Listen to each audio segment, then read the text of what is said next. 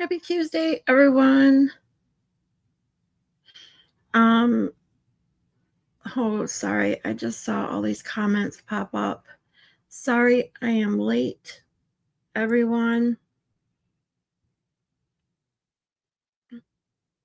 Hey, I don't know who's here now and who was here earlier, but looks like Jeannie Lynn was here, Crazy Sammy, Shelly, Terry, Nefarious, Akasha. Yeah, I changed times. Sorry.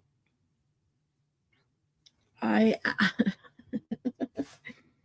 I got a phone call that I didn't expect, and I knew it was going to take longer than a couple minutes. And I didn't want to say, oh, I'll probably be on in like 15 minutes, and it'd be even longer than that. So I figured, let me give myself an hour just in case.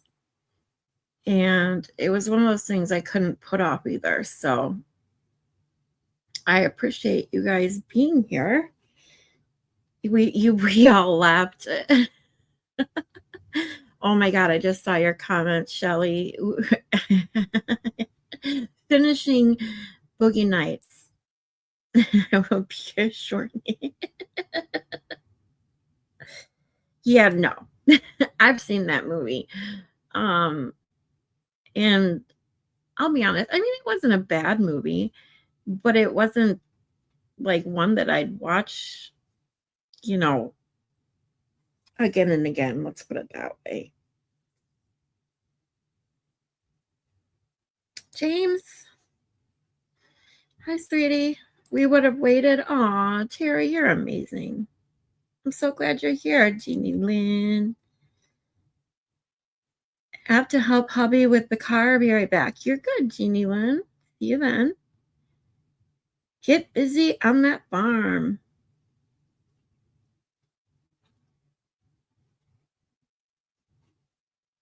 All brake lines. Ugh. All the issues you're having with your cars, Jeannie Lynn. I'm so sorry. Nothing worse than car problems. And then to have it happen to more than one of your cars at the same time, like that blows. Yeah, boogie nights. They wanted to make sure. I don't know what something's wrong with my screen. Hold on, let me do this.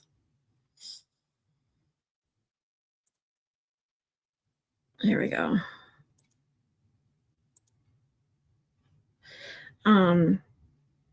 How's everybody doing this wonderful Tuesday? It's really nice out again today. Just rainy and gloomy, but the weather's nice.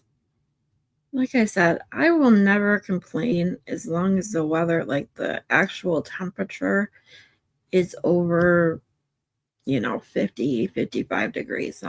I'm perfectly happy. Even when it's rainy, as long as I can have my windows open, I'm happy.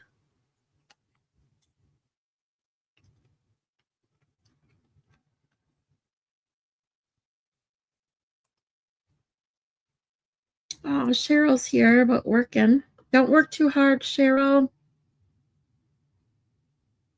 Oh, Nefarious has to drive. Be careful driving. Have you on the cell? I will be home in 1 hour. All right. Well, you be careful on the road, okay? How is the weather with everybody? Is it everybody else rainy or sunny or what you got?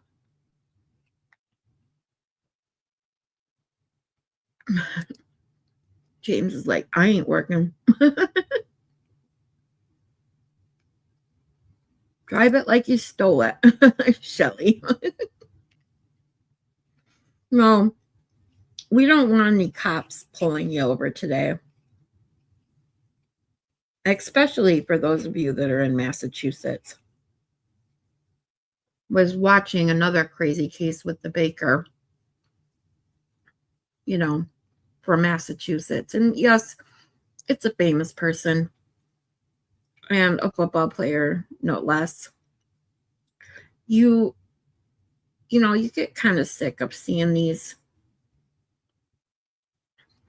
in court. And because a lot of times it's true, and you get to see the evidence again. It's sad. But then when you get a case in court where the witness is just so obviously lying, in my opinion. If you guys, any of you guys are watching the Stephen Diggs trial, that girl is wow. That's all I can say is wow.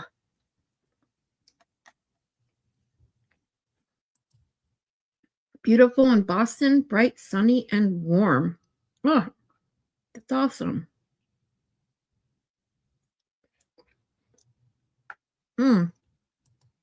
Akasha says, I'm going to complain because it is going to be nice for the most of the week until Saturday and Sunday, where the weather once again is going to suck balls, sack, and I'm pissy about it. Hey, I'd be pissy about it too. Cheryl says it's perfect day, 74. And that's it. That's in Massachusetts.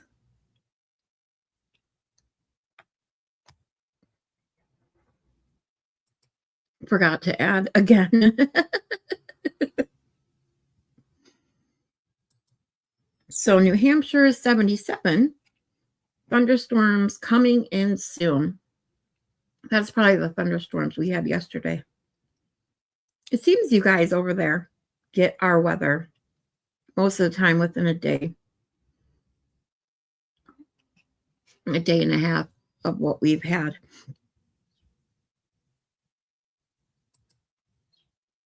Yep, watched some of it. She was a hostile witness, that's for sure.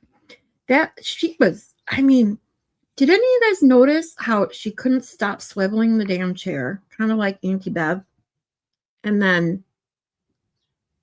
the rolling into her lips, the smiling at like the most improper times is, I think, what got me even more than the rolling in of the lips.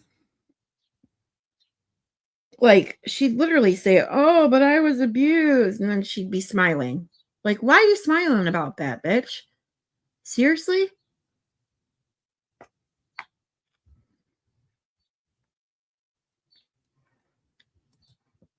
Oh, Terry, you're watching it? She's a moron. Yep. Totally agree.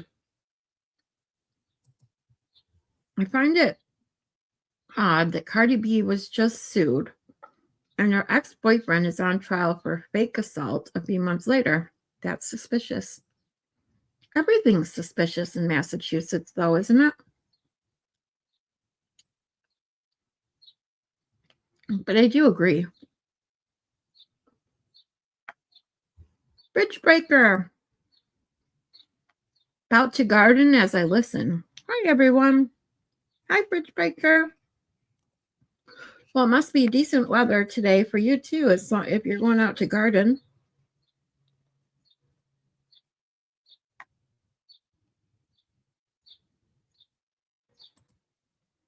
Scott! I saw that you did put in one of my links at my scheduled time, but I don't know if I said hi to you, so I wanted to make sure I said hi, Scott. Hope you guys you're having a great day too. You're supposed to say that's suspicious in a Cardi B voice. Duh.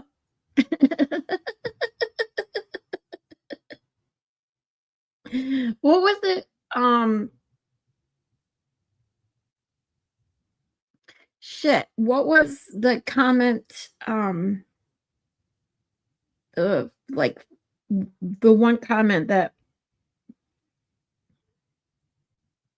oh my god, that hello, that's it. When she's like, hello,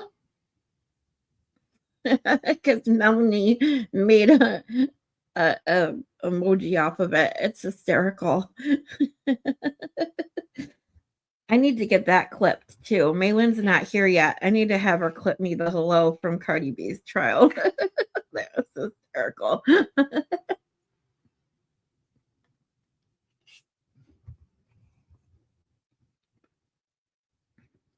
I don't remember how she said that's suspicious. But I do remember the trial or the hello, where she's like, hello? Hello? It was hilarious. I did ask Sparkly last night if she saw that Disney movie. Oh my God, you're joking.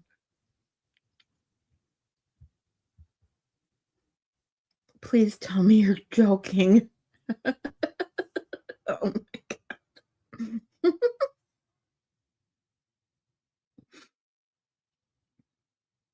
Now I have to know if, oh my God, what did she say? Because now I have to know. Like, did she be like, oh, I never saw that Disney movie. Let's look it up. Oh, shit. That would not be good.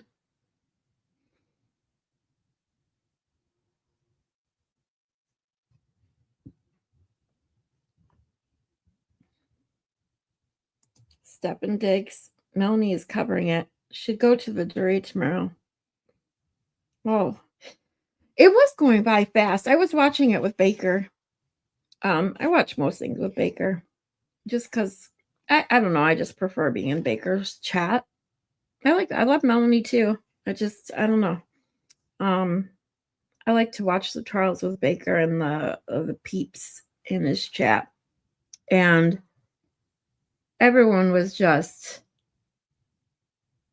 having a ball, kind of making fun of, I think, almost everyone.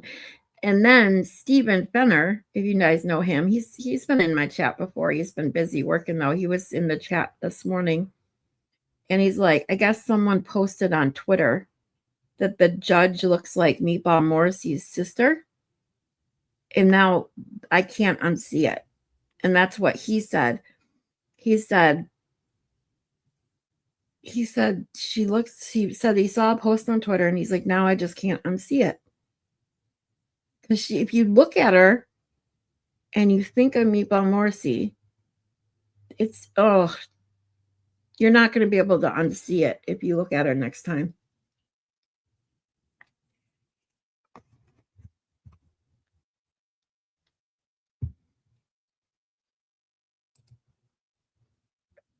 You posted it on Discord?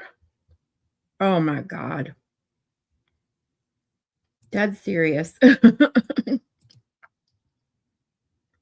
That's weird. That's suspicious. I can't think of her tone of voice though. A lot of times I can hear things like that in my head, and I can kind of, just like when I make comments and made Maylin get that a clip for me, like, I'll kick your ass.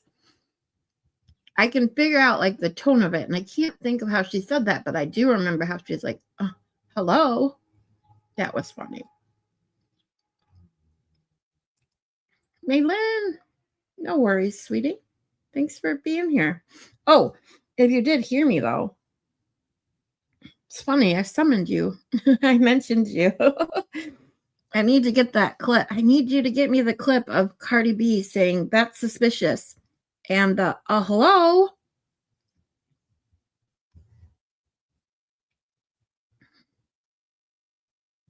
This ADA needs a ham sandwich.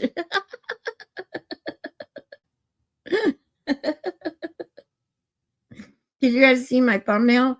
I used ChatGPT today to make my thumbnail.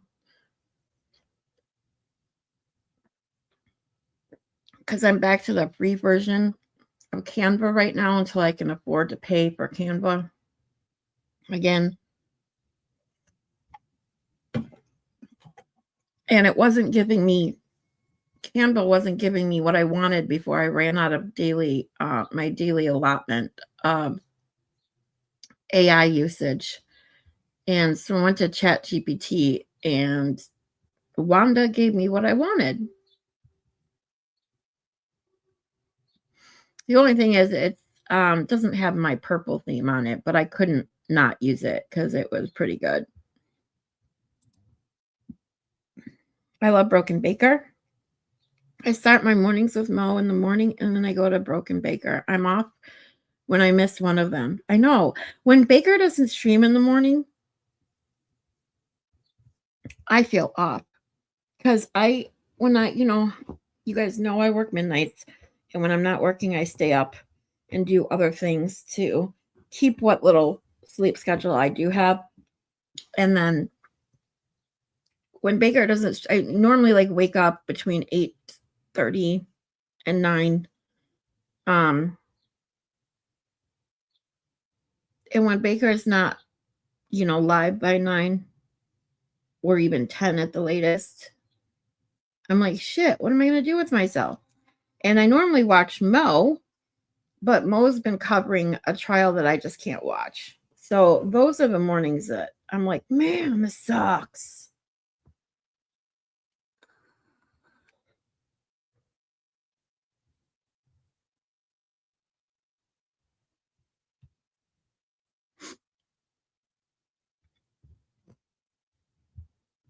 I like watching Nick Rekieta for laughs. He's great. Yeah, it's funny. I didn't realize when people were talking about Rekieta, it was actually Kazi G that brought him up, and I was like, "Oh, who's that?" I didn't realize that I had already watched him before several times. So when I went and looked at it, I was like, "I gotta check this out." I was like, "I know who he is." I used to, well, not used to. I would catch his in my algorithm now and then and watch a replay of his. He is funny.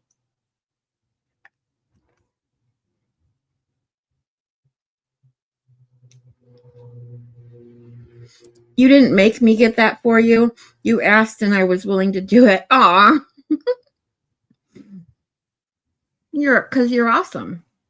You're superwoman. So I'm going to make you. I'm going to force you, as Will says, to get me the clip of Cardi B saying, "That's suspicious." And a hello.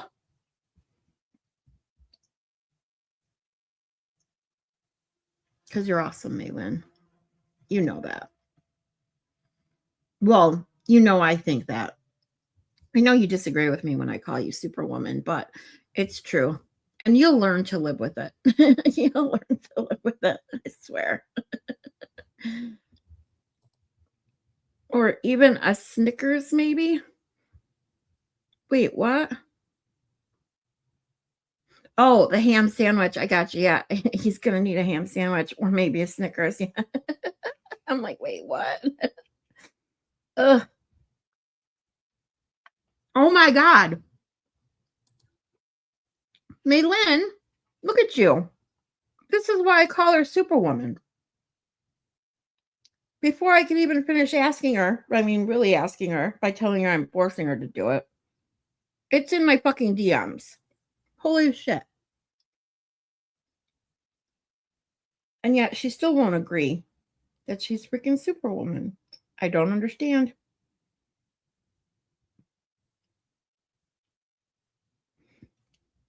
Oh my God. You are awesome. Well, when we get into Rentschler's testimony, I'm gonna make those. I have to email them to myself and get them downloaded to my StreamYard because now I got lots of good clips now. I'm all excited.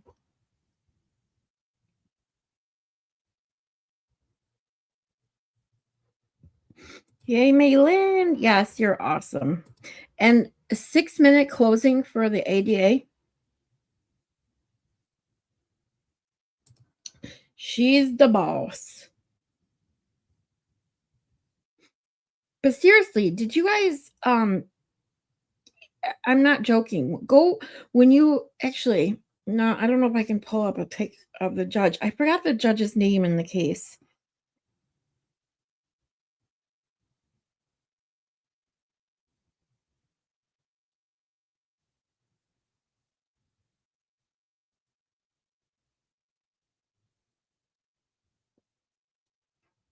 Oh shoot. Hold on a second.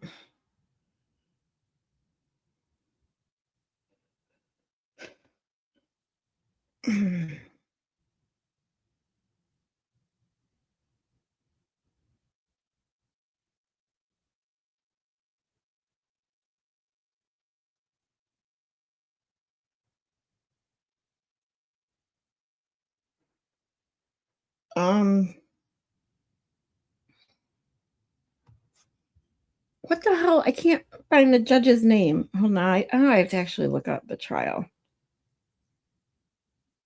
Okay, Stephen Diggs.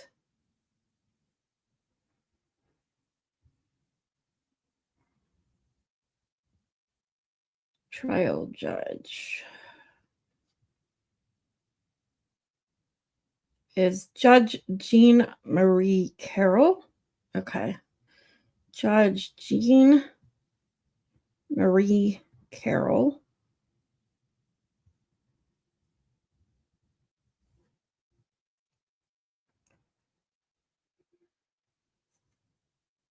Oh my God, there's already funny pics of it from this one. This is the pic. Hold on. Okay, I'm going to share this one. This is the one. If you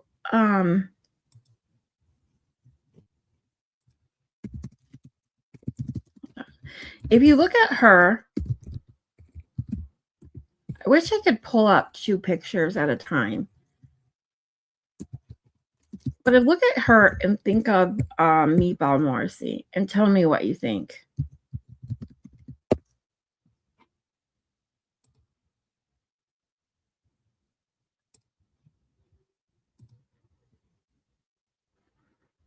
Oh, this one right here, this picture right here. Tell me that she doesn't look like,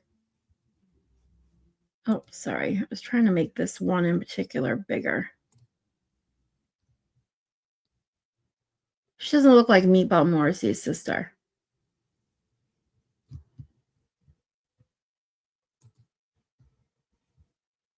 How do I make this just the picture bigger? I don't know if I can. But seriously, she looks just like Meatball Morrissey's sister, in my opinion.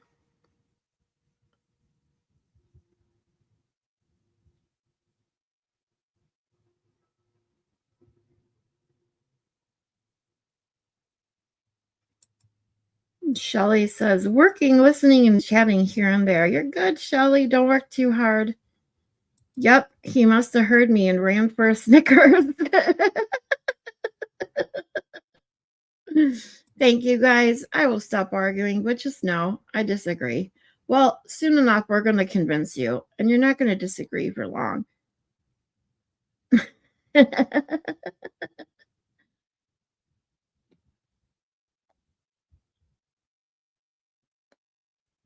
BS on the stalking. I will stop arguing about being Superwoman. That is it. Yeah, we know.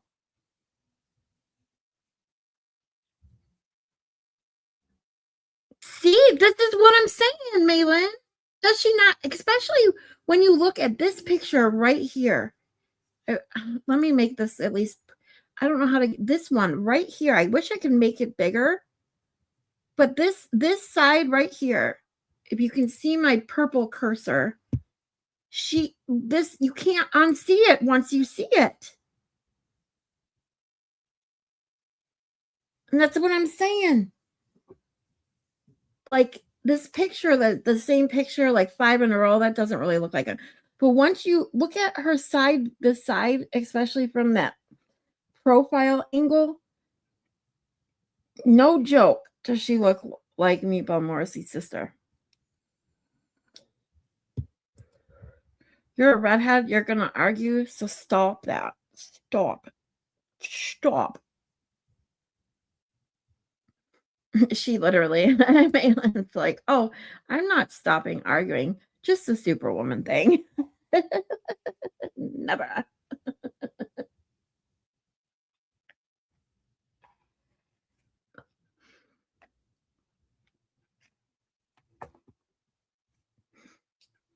I wanted to see what you guys thought of it because, like, once Steven pointed that out to me, I'm like, yes, I can't unsee it. So now, every time I see, when I was watching and with Baker when they were switching when they would like because most of the time they don't have the camera on her, but look at like this one too. I wish I could. Why can't I make these bigger? Let me see if let's see if I save it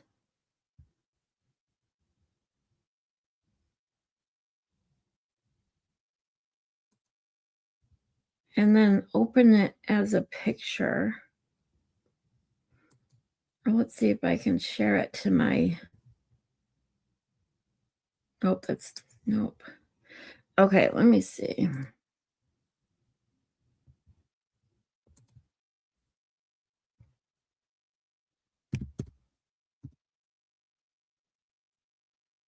Pictures.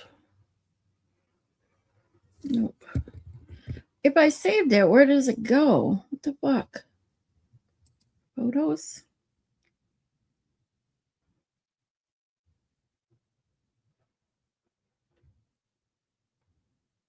Nope.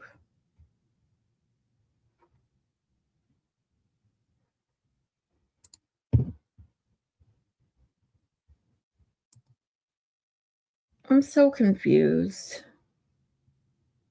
Either way, I think you guys get my drift. You guys can see it. Because I mean, it's just nuts. You looking at her profile, you just can't miss it. That she looks just like it. She looks just like me, Bill Morrissey. Oh, and Maylin, didn't I make you? I made you a I made you my only um mod. What'd you call it? The um.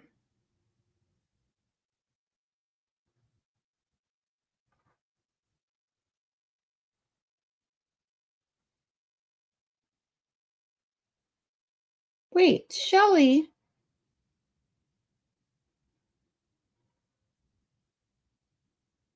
How did you lose your wrench, Shelly? Oh no. How Shelly, how did you lose your wrench between earlier? I didn't take your wrench. What the hell?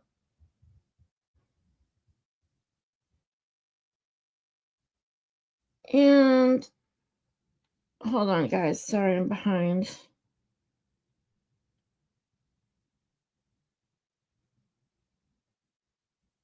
So, Malin, I made you a managing mod.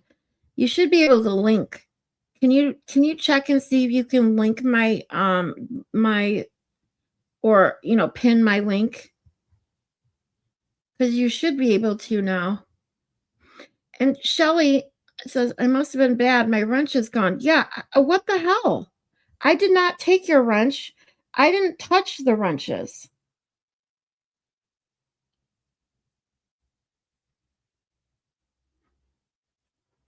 I'm literally confused as all hell. You had your wrench 5 minutes ago. What the hell? Hold on, Shelly. Well, first of all, let me do this.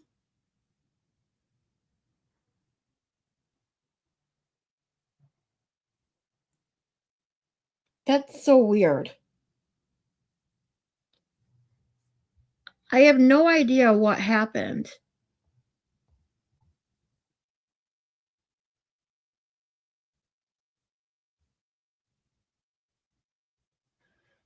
Because, Shelly, when you say Maylin at 2:39, you have your wrench.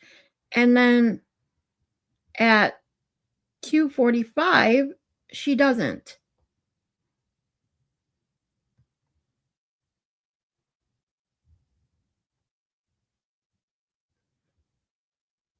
The only people that can yank her wrench was me and Maylin now. I didn't unwrench her. This is why I'm so fucking confused. How the fuck did this happen?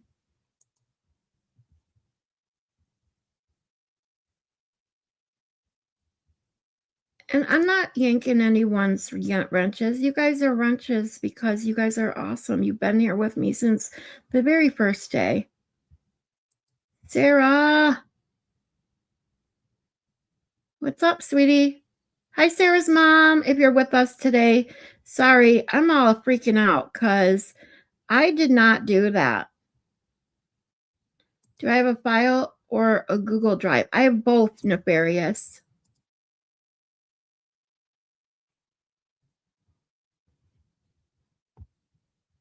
What the hell is, and StreamYard is fucking up today so bad.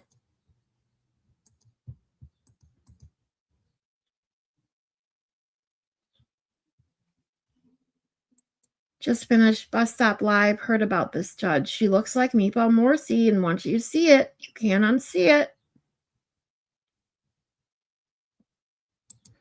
It didn't add any extra things for me. That's so weird because you should, as a managing mod,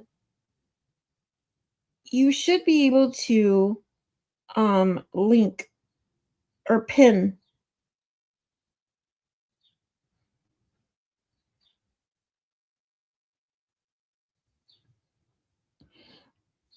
And YouTube, seriously though, like YouTube has been seriously wonky, as you guys know, for a long time. StreamYard has been going crazy.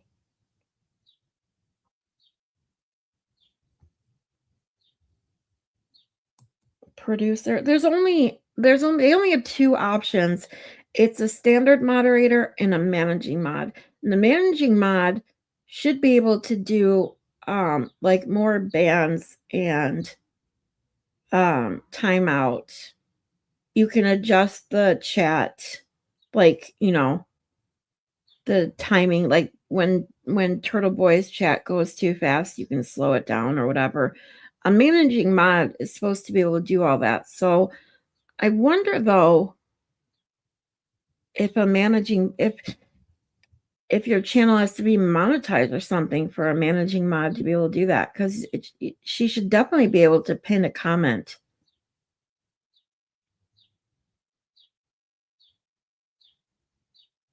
Must have been my Boogie Nights comment before you came in. No, if you look back through the chat, if you can get it, I don't know if you can scroll back that far. You had your wrench at 2:30 or 2:40. So you were chatting in the beginning right after I went live, and you had your wrench. And then I noticed it before I saw your comment. I noticed it on my phone. And as I was going to check and pin the link, I was like, what the fuck?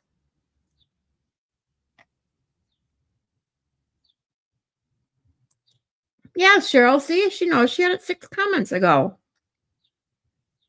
Give Shelly a ruler. I have tried. It doesn't work for me. That's so weird. And like I said, StreamYard is really whacked out today, too, which sucks. James says, I don't need a wrench. A screwdriver with vodka and orange juice will suffice. Aw. That's right, James. You had a wrench until you had to change. Didn't you? Until you had to change YouTube. When your YouTube went crazy.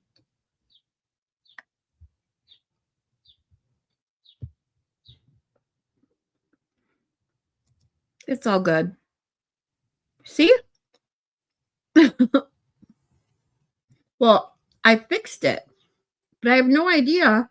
I have to go in and make you a mod again. But how the hell you weren't one? I have no idea. None. How that happened.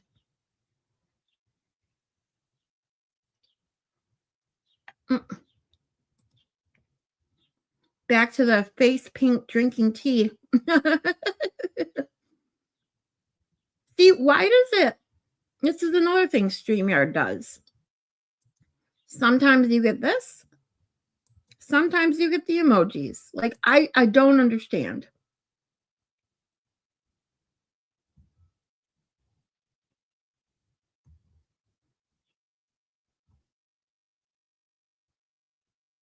Can't do anything more than the standard mods still. YouTube is being so weird. Seriously, they got to get their shit together.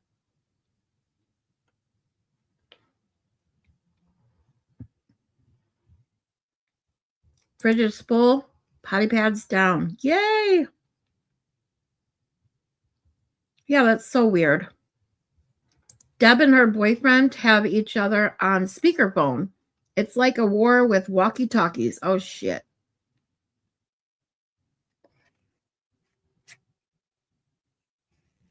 That's not good.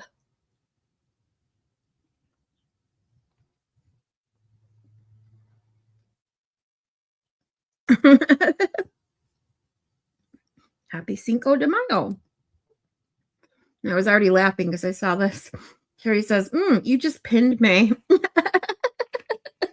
Yes, May. Do you want to go study with me?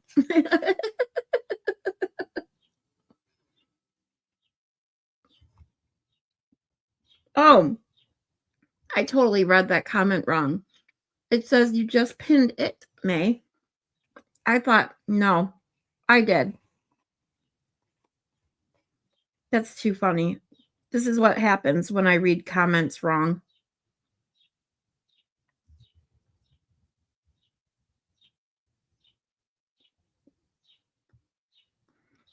Brought cheese for the chat fridge and Terry. Yay, we love cheese.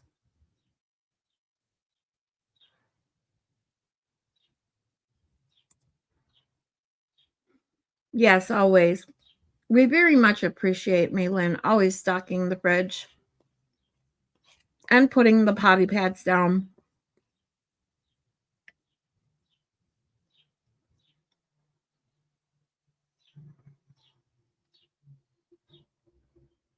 No worries.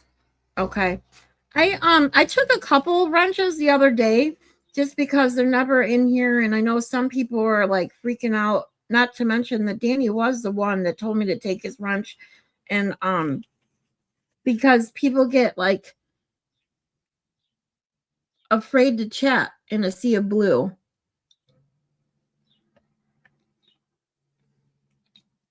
So I took some that aren't here every day. I just left the people that have been here with me every day since the beginning because you guys are awesome.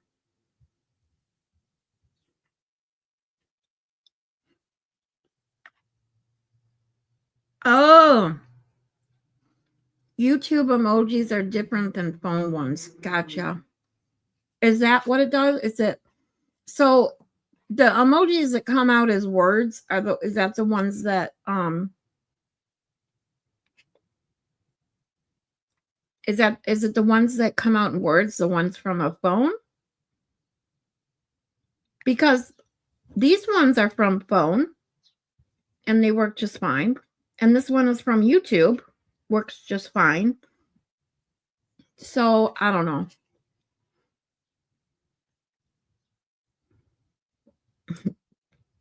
I have to ask my husband.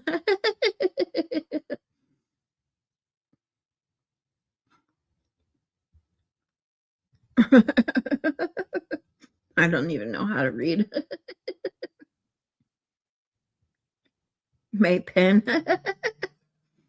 Instead of Maylin, you're Maypin. No.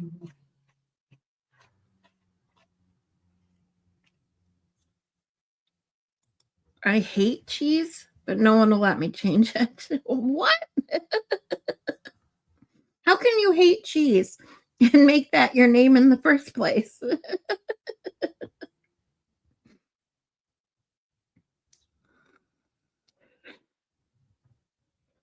Sparkly heart emoji. Yeah, I know you wrote that because there's no there's no semicolons and colons and whatever else that's in between those.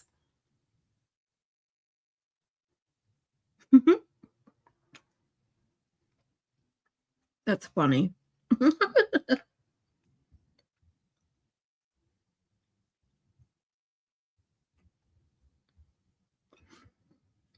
You know what? You said just a guess, but you know what I was thinking too? The one, who is it that made the who is it that it's always Sarah, I think, that comes out like this.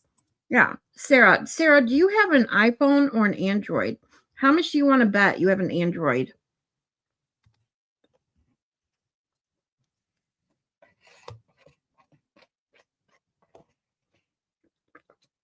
Because Android, they have different emojis, some of them, than than iPhone. Oh, you have an iPhone? Hmm. What the? Ooh, cottage cheese. That's one thing I don't like because it tastes too much like milk.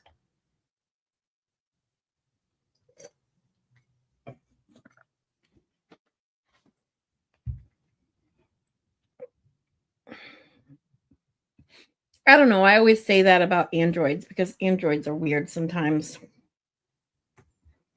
Because it's always from Sarah's phone that I get the no emoji, get words instead of the actual emoji in StreamYard. So I was just guessing. See? Look, face pink drinking tea.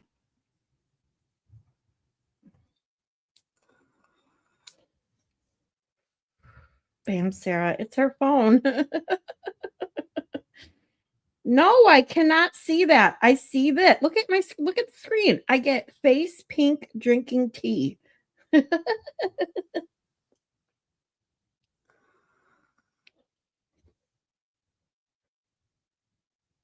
Is that from your phone or from YouTube?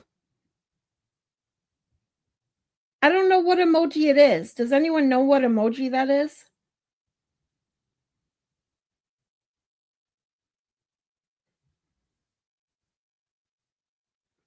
That's what I mean. Is it a YouTube emoji or a phone emoji? Sarah bad. Yeah, someone else sent that same emoji. Let me see if it comes up the same. I'm just curious now.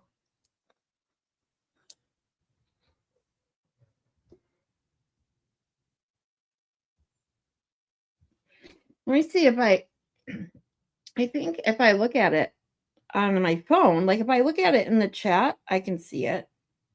I think. Let me go to it.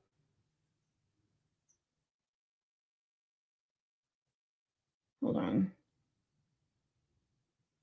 Yeah, I can see it on my phone. I just can't see it. It's a YouTube emoji? What the fuck? Nope, look at Shelly. It's not your phone. It's YouTube and StreamYard then. It's that emoji. Look. See?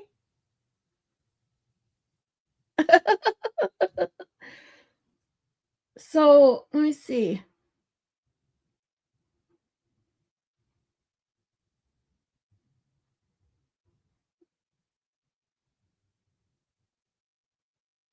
I'm trying to find it in the YouTube emojis. Which one is it? Let me see. Oh, this one. Okay.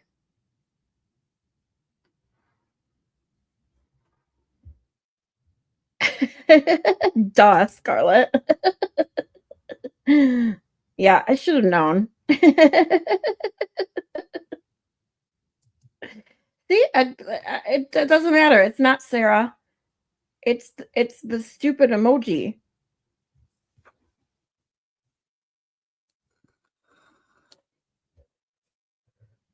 For whatever reason, StreamYard can't process that emoji.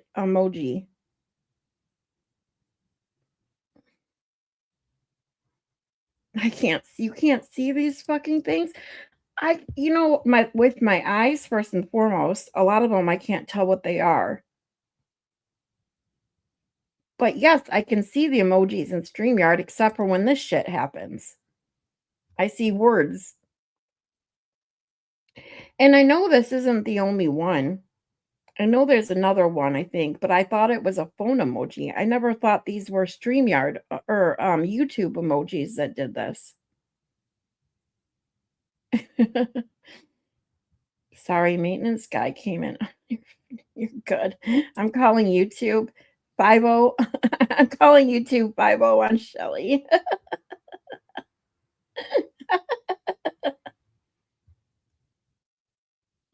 Shelly, you better watch out. Do you need goggles to see?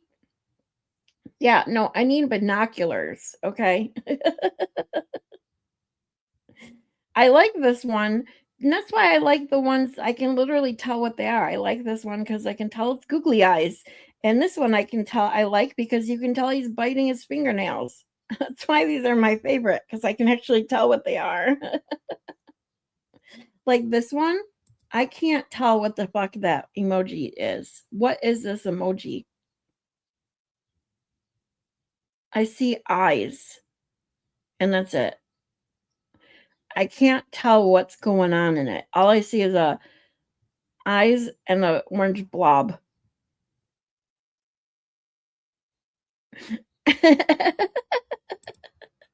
Sarah.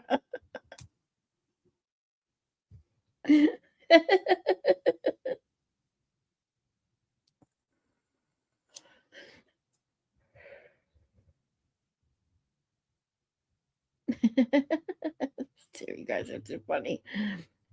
I literally am going to have that stuck in my head now. See, what the fuck is that? Oh, is that a...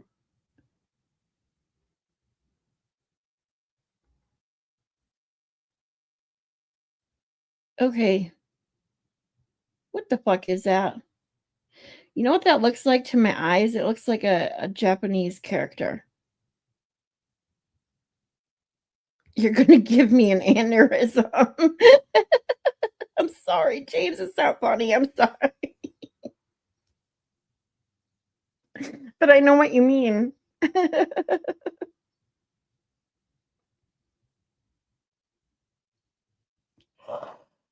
Whew. Sorry. Hopefully I don't start yawning like crazy now. Running. Oh, that's what that is? Oh my God. I really need to go see the eye doctor really bad.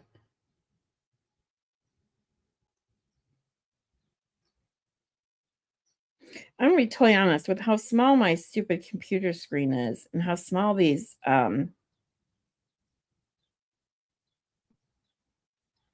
emojis are. I don't even know if wearing my glasses would help. I gotta start wearing my glasses. I can't help. I'm just still I've never gotten used to wearing my glasses all the time. I need to, but even my glasses, even when I wear my glasses, half the time I can't see this shit.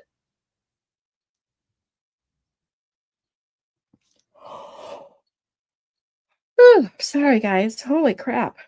Stop the yawning. All right. So now that we've had our daily chat for now, thank you guys. I love you guys. We have wonderful chats every day. We are going to get back into Rentschler's testimony here. We left off yesterday in his direct. We have just under 3 hours of testimony. So I'm going to set it as normal, 1.25 speed. If at all it's ever too fast, please let me know. If you guys need a palate cleanser, let me know, and we'll take one. So here we go. Provided from the autopsy in hospital with Mr. O'Keefe's right arm fully extended. Again, those are the only photographs we have. What about the photograph in the middle and to the far right? In the middle and the far right, what I did was actually take that arm and then rotate the forearm to put it in a position that it would be in, as demonstrated by the paint test, with the arm at approximately 90 degrees. What was the import of this undertaking? Well, if you look at the paint test and the way the arm's at 90 degrees and having the car come and essentially contact and push the arm out of the way, that's going to give you or tell you the directionality or the direction of the abrasions. Because if you have your arm at a right angle, and the vehicle comes and pushes and slides against it on that forearm, you would expect those abrasions to be horizontal, to be in line with that forearm. Are they? They're not. You can see some of them are vertical, some of them are angled, some of them it's hard to tell what the directionality is. But if your arm, again, is being struck and pushed this way, as it's pushed and as the car goes by, if this would occur in this manner, you would expect those abrasions to be horizontal in the direction that the vehicle is actually traveling. When you say horizontal, do you mean horizontal from the elbow to the wrist? Correct, or parallel, yes, with the forearm. Can we go to slide 26, please? This is yet again the same video that we saw earlier. That is correct. This is the paint test video, yes. And what has to happen in order for the paint in this test to reach the upper forearm? Well, in this case, to reach the upper forearm, there has to be contact between the forearm and the taillight cover. Can we go to the next slide, please? What is this slide showing? Again, this shows, you can see on the right, I added arrows to kind of show the directionality of the different abrasions. And on the forearm, they simply do not line up with the type of kinematics or the type of motion shown in the paint test. Again, of the arm getting pushed out of the way and the car traveling past. If there were going to be abrasions from the fractured glass as it moves along, again, it would be lengthwise parallel to the forearm. If the arm was positioned as it was indicated in the paint test done by Aperture, would you expect to see this pattern of injuries on Mr. O'Keefe's arm if, in fact, it contacted the taillight and if, in fact, it was abraded based on the taillight? You would not. You can't get, for instance, horizontal abrasions on the upper arm and somehow get vertical and angled abrasions on the forearm. The kinematics don't work out to actually produce those types of injuries. Can we go to the next slide, please? What are we looking at in this slide? So again, this is the paint transfer test, and it demonstrates there were no measurements taken. So we don't know the exact size or location of that paint or the lacerations. And you can see the photograph on the right basically shows that after doing the test, a picture of the right arm was put next to it and basically eyeballed to say it's the same. Well, it's only approximately the same area. So I'm going to strike that. So next question. Do you see any measurements, any tape measures, any laser measuring equipment, anything like that in that right photograph? Nothing, no types of measurements whatsoever. Can we go to the next slide, please? This is on the left, the same video that we've seen several times, correct? That's correct. What are we looking at on the photograph on the right? So on the right, it is the video of this test taken from the side of the vehicle. Did you notice anything of note in this angle of the paint transfer test? I did. I slowed this video down. And so as you can see, as it starts out, and you'll see the vehicle starts to slowly back.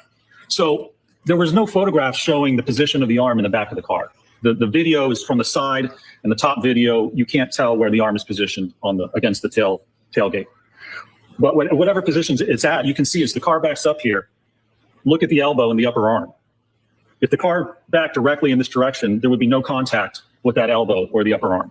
And remember, this test is to show where the paint would transfer and if that correlates to the lacerations. You mean, before you start the video, when you say there would be no contact with the elbow or the upper arm, you mean the biceps area and from the elbow up? That's correct. Is that based on the photograph on the right and the positioning of the surrogate?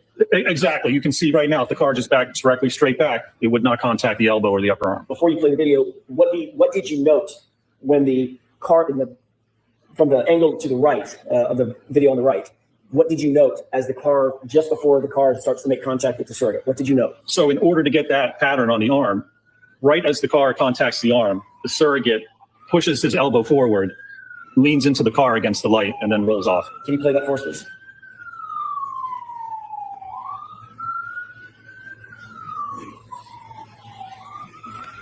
Did you see what you were describing in that video? I did, and I can slow it down. So you can see, even at this point, as the car approaches, it would not contact the elbow or the biceps. So as it comes in, watch the elbow all of a sudden shoot in. Surrogate turns his arm in and then leans against the light cover. So this is not indicative of someone standing there and having a car back into their arm. In order to get that pattern of paint on the arm, someone would have to stand there, and as the car approached and contacted their arm, they would have to actually push their arm forward and lean into it to get that paint pattern. Is that, in your view, proper scientific testing? Sustained. Let's move to the next slide, please. What is this? And so this is that same event, and you can see I slowed it down even more just so you can see the actual movement of the elbow and the upper arm to get that that pattern.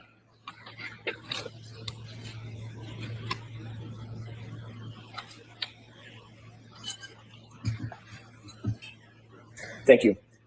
Can we move to the next slide, please? This is slide 30. And let's go to 31.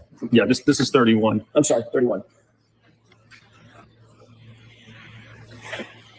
What conclusions or opinions did you reach or could you reach after reviewing the totality of the results of the paint transfer test? The paint transfer test, all it can show is the approximate of where the arm was covered in paint as the surrogate jammed his elbow in and rolled against the taillight cover. So it tells us nothing about what may have actually occurred, how the lacerations were actually, or the abrasions were produced. It doesn't talk about the kinematics of the arm to actually cause those abrasions. All it does is just say, under this specific condition, if someone was to stand there and then shoot your elbow forward and lean in, you would get paint on this part, this approximate part of the arm, because we don't even have any measurements for it. That's the only thing that test demonstrates, and that's the only test Hey, sweetie. that was conducted to look at the interaction between the arm and the Lexus in this case. Did you reach any opinions and conclusions regarding whether the physical evidence is consistent or inconsistent with the injuries to Mr. O'Keefe's right arm? I did, yes. And what are what's the basis? The basis is looking at the number of lacerations or the number of abrasions on the arm, as well as the orientation and direction of those abrasions. And they don't correspond to how the arm would interact with the vehicle if it was at a right angle and struck by the rear of that vehicle. Do you hold that opinion to a reasonable degree of scientific certainty, Doctor? I do, yes, sir. Can we move to the next slide, please? Did any of the testing that you saw in terms of the paint transfer test or any other testing that you saw included in the Aperture report and the Aperture PowerPoint presentation indicate that there was any consistency or any results that were consistent with Mr. O'Keefe's right arm being struck by the taillight, causing 36 plus abrasions to his right arm while wearing the shirt, the sweatshirt with 9 holes in it? That's sustained. You have to ask that differently, Mr. Johnson. Did you determine, based on the testing by Aperture, whether or not it was consistent, that paint transfer test was consistent with Mr. O'Keefe's arm being damaged by the taillight at speed? I did. Okay, then what does that mean? That does not represent that at all. The evidence from that test, again, it's only puts paint on the arm.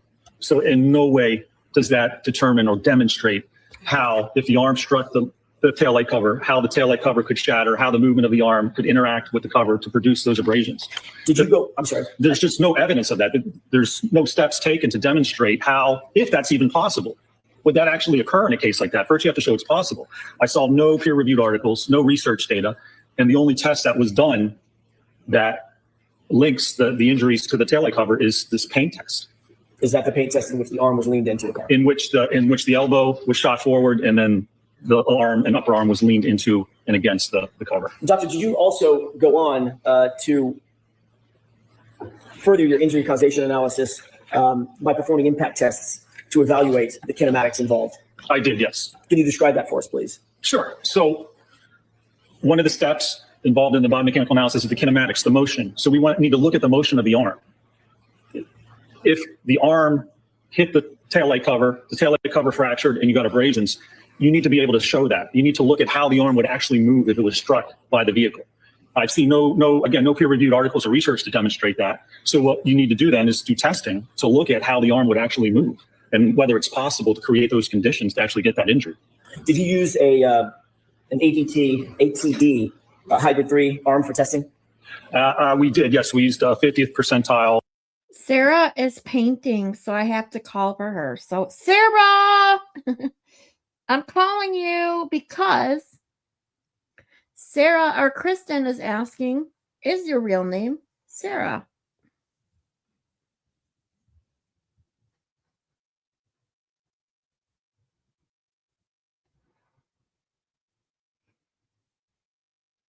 We have to give her a minute to get back to the... See? There she is. Should have also said hi. Me? Yes, you. And there she is. She says, oh, it's Sarah. There you go. It's Sarah Ugg. male ATD hybrid 3 arm. Is the use of that hybrid 3 arm accepted in your industry in terms of testing? Yes, it certainly is. As I said yesterday, it's the gold standard for testing. And the arm itself is used just for that very purpose. In fact, there's a number of studies. They use the 50th percentile arm to look at airbag deployment. One of the issues with airbags for the driver is it comes out of the hub of the steering wheel. So if you're steering and you're turning your car and you hit something and the airbag goes off, what happens? It blows right into your forearm, and it can actually cause fractures. We see that quite often. So they perform testing with the 50th percentile arm to look at the forces and acceleration on the arm as airbags go off. Very similar to if your hand was hit by the back of the arm was hit by the back of the car and propelled forward. That's very similar to having an airbag deploy. Actually, this would probably be more severe. An airbag's almost like a giant pillow enveloping the arm, and here we have an SUV actually contacting the rear of your arm. Can we go to the next slide, please? Sure. This is 35. Let's see. Here's 35. There we go. Thank you. What's depicted here? So this was testing done at 15 miles an hour.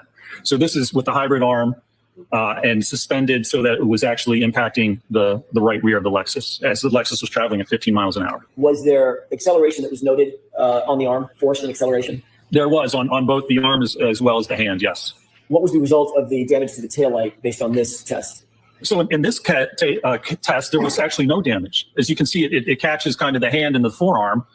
And if you want to describe it as kind of a glancing blow, there was not enough force at 15 miles an hour on this glancing blow to actually fracture the taillight.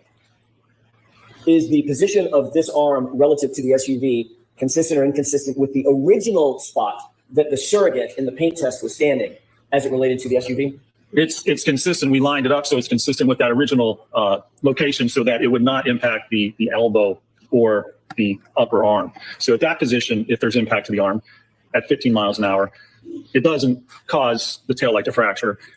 And it's also important to look at the kinematics. If you look at the acceleration data below, that hand and arm is accelerated. The hand's accelerated up to the speed of the vehicle in about 2 to 4 milliseconds. How long does it take to blink your eye? 250 milliseconds. It takes a quarter of a second to blink your eye. So this occurs if your hand's hit at 15 miles an hour by a car, it's going to be accelerated up to the speed of the car about 50 times faster than you can blink. Can we go to the next slide, please? And what are we looking at in this? So this is lab testing at 17 miles an hour. So the housing and the cover was basically propelled into the forearm of the dummy at 17 miles an hour. What was the acceleration that was noted on the arm? So when you look at the arm, the acceleration here is almost 300 Gs. What does that mean to us? So 300 Gs. If you look at weight, if you say the weight of the arm is 10 pounds, 300 Gs means there's 3,000 pounds of force acting on that arm. Is that enough to break a bone? It's more than enough to break a bone. Is that enough to to tear ligaments? Absolutely, yes. What about the bones in the hand? Are those stronger or the same resistance as the bones in the forearm? Or are they more delicate? No, the bones in the hand are, as you can imagine, much weaker because they're much smaller. When you look at the carpal bones, the metacarpal bones, the metacarpal interphalangeal joint, which is basically your knuckles, they are much smaller and it takes much less force to fracture your hand bones compared to your ulnar radius. Let's go to the next slide, please. What are we looking at in this slide? So this is a 24 mile an hour impact with the arm of the dummy contacting the rear, again, tail light. And it shows you the motion, the dummy suspended, shows you the motion of the dummy and, again, the force and acceleration. Now, that right video I put in because that's real-time video. We've been showing the low speed, but look on the right. This is the actual speed of 24 miles an hour. That's what it looks like if you have your hand out and it's struck by an SUV.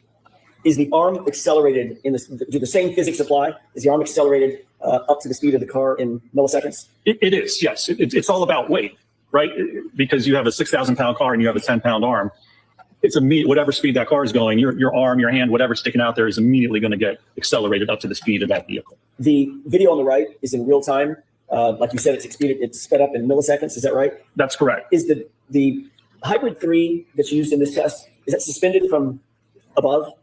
The dummy in this test is suspended from above, yes, like a pendulum, barely touching the ground. Is the dummy connected to the ground in any way? No, it's just its feet are barely touching. What would happen if there were forces applied to that dummy that went perpendicular to the travel of the vehicle? What would happen to the dummy? The dummy would swing out like a pendulum in that direction. Based on your review of the test that was done, the 24 mile an hour test, were there forces on that dummy that were perpendicular to the car such that the dummy would swing out or be forced out or be propelled out away from the car? No, there were no forces from the testing, and it's simple physics. Your center of mass of your body is basically your umbilicus or your belly button. So in order to move the body, you have to apply a force at that part of the body. If your arm's struck, it's not going to move your body appreciably. All it's going to do, your arm's like a moment arm, it's going to spin you around. Could there be some motion forward or backward if you take a step? Possibly. But the center of mass of your body isn't going to move. You have to get struck by the vehicle to have the body actually move in a specific direction. Can we go to the next slide, please? What is this showing? So this is a slow-mo of the overhead from the real time. It was a GoPro that was recording that real-time video, and this is a slow motion of that video. I'd like to ask you a couple of questions. As you see the vehicle contact the arm, what happens to the arm as it's being contacted in those? Tell Shadowbat we said hi back. Shadowbat put in, his way of saying hello. Milliseconds where it's being accelerated up to 24 miles an hour? Well, the arm's accelerated up and pushed away from the body. So whatever part of your arm or body is contacting the car, that's going to be pushed forward away from the rest of your body. So not only is it loading the arm with an impact force as it strikes the arm in the hand, but then it's actually stressing the joints too. It's like imagine having a car come and 3,000 pounds of force pulling your arm forward at the elbow, at the shoulder joint. It's putting a lot of force and pressure on that appendage. What's the G-force for the 24-mile-an-hour impact? G-force, let me see Can exactly. you pause that video for a second? Sure. Because I want to ask you a couple of questions about it. Let me see exactly what that G-force was. Do you need to refer to something? Yes, my report. With the court's permission? Yes. Thank you. So at 24 miles an hour for the arm, the acceleration is 302 Gs, and for the hand, it's about 435 Gs. Does that translate to 4? James, Shadowbat is Malin's kitty cat. Over 4,000 pounds of pressure? Well, for the arm, it's close to 3,000 if you say a 10-pound weight, and for the hand, that can be anywhere from 800 to about 1,600 pounds of force acting just on the hand itself. Understood. Can you back this up a couple of frames? Sure. Pause it where I ask you. What's happening physically to the arm, to the right arm at the point of impact? So there is a force on the hand, on the forearm, where it contacts. Now, your arm just isn't going to hit and the force be distributed evenly across the entire part of the arm. That's not how your arm is actually articulated. Even if it was, again, that's similar to an airbag deployment, where at these levels you would get fractures.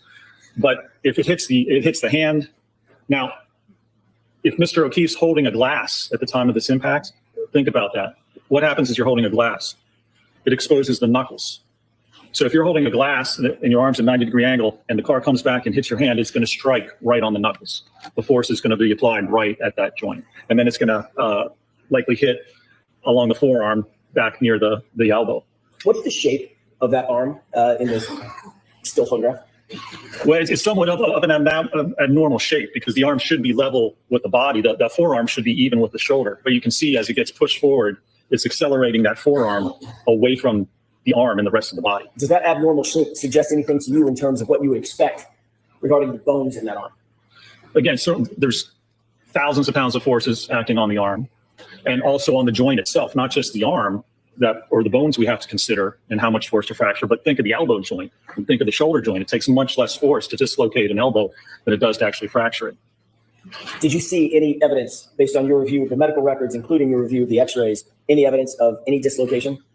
There was no evidence or indication or diagnosis of any dislocations or fractures to the arm at all. Fractures or broken bones at all? Correct, nothing.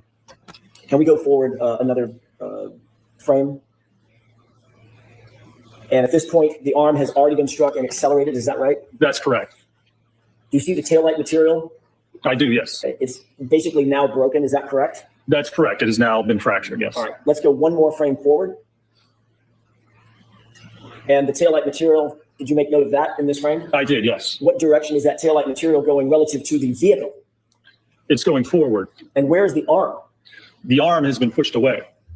Now, you have to remember, as that arm, if it contacts and fractures the taillight, it's not exposed to the fractured pieces that still exist on the taillight itself, because those pieces that fracture haven't gone anywhere because they're against the arm itself. And then as the arm moves away, the pieces then move with the vehicle. are the taillight pieces upon fracture moving at the same speed as the arm upon contact? That's correct. Yes. Is that a matter of physics? That is a matter of physics. Is Yes. there any possible way for the broken pieces of taillight to out accelerate the arm upon contact when the arm's being deflected away from the vehicle? It is not. I don't believe it's physically possible. That was not demonstrated in our testing, and I've never seen that demonstrated in any peer-reviewed articles. Now, you can see here again also the light and the fragments are being propelled forward. So you also have to consider where Mr. O'Keefe was found. He was found in the yard about 10 or 20 feet from the road. There was no exact measurements. But if you look at the motion of the taillight, it's going forward. Now, if Mr. O'Keefe has to move diagonally to the top left of that corner, and if he's not hit with the center of mass, he can't get to where he ends up before the taillight fragments have already gone forward and been deposited on the ground. Average running speed is like 4 to 6 miles an hour. Even if this SUV is going 10 miles an hour, it shattered, the lights fracture, they're dispersed on the ground, and then Mr. O'Keefe somehow ends up to his point of rest. But you wouldn't find the fragments on him because they've already been pushed forward, come to rest, before he even has a chance to get to where they find him. Let's go to the next slide, please. What is this slide showing? So this is just frames taken from that actual video showing the interaction from the top left, then you go down to the bottom left, and then the top right and the bottom right just shows you the progression of the contact and the movement of the arm. Is the bottom left frame the same frame that you stalled on just a second ago at my request, showing the deformation of his right arm? That's correct, yes. Thank you. Next slide, please. And is that just a close-up of the same? That's just a close-up of the same, yes. Okay, next slide. And is that a final close-up of the arm after it's been deflected out of the way? That's correct, yes. Does this also illustrate what you just described in terms of the trajectory of the broken taillight fragments? It does, yes, sir. Do you see any defect at all in the right sleeve of that hood? There's no defect in that right sleeve of the dummy. Was the dummy's sleeve examined following this test? Closely examined up close rather than just photographed? It was examined and photographed, yes, sir. Was there any defect in that right sleeve at all? No defects at all were noted in that sleeve. No. Next slide, please. What are we seeing here? This shows some of the photographs taken of the sleeve and the arm to show that there's no defects whatsoever, and it shows the damage to the Lexus. And again, at 24 miles an hour, not only do you get damage to the taillight on the fender there, but you also get damage to the taillight on the liftgate. Was there any damage on the taillight of the liftgate in the subject SUV? There was not, no. Next slide, please. What are we looking at in this video? And so this was 29 miles an hour with a suspended hybrid 3 arm. Was the arm in the relative orientation that you saw depicted in the paint transfer test by Aperture? It was, and in fact, in this one, there's actually contact. We moved it in so that you would get contact with the elbow and the upper arm as well. So it's in the position after Dr. Welcher moves his elbow in and rolls his shoulder into the taillight cover. We evaluated that position with this test. And do you see any damage to the liftgate taillight based on this test? There's extensive damage at this speed, yes. What about the damage to what damage would you expect? I get to see Sarah. If anyone wants to see the doors that Sarah's painting, there's a picture in my Discord. She's working hard. But we can always yell for Sarah if we need her. Moni G!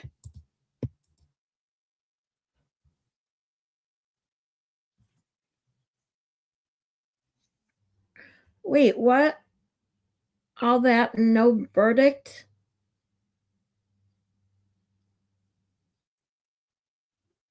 Is the trial over?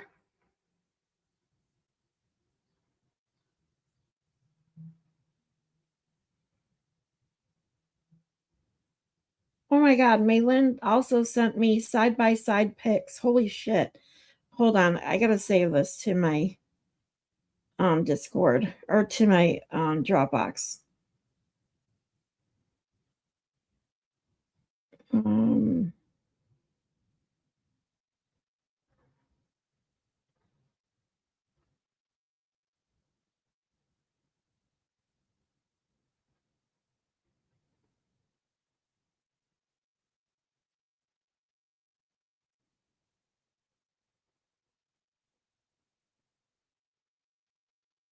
Save to Dropbox. There we go. When things actually work the way they're supposed to, it's so nice.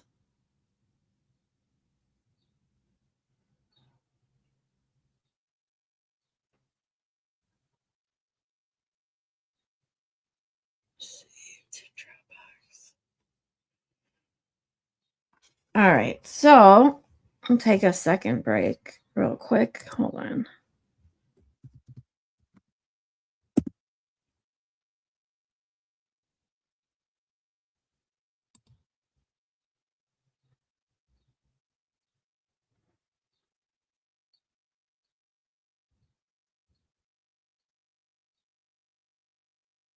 Oh yeah, that trial is crazy. Stefan Diggs, the vomit, the vomit wealth of Massachusetts is a joke. That's for sure. Oh my God. Okay, so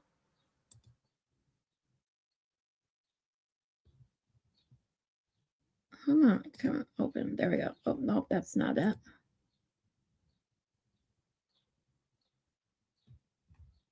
Where did this stop? Oh, there it is. Okay.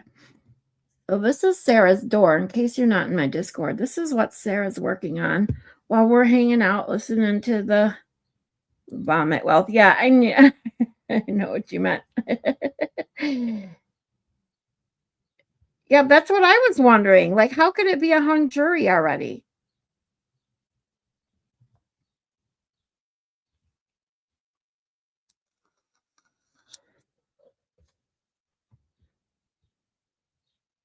We did hear from James. Was it James? Someone let us know, or Terry said it was a 6-minute closing argument, which is super quick.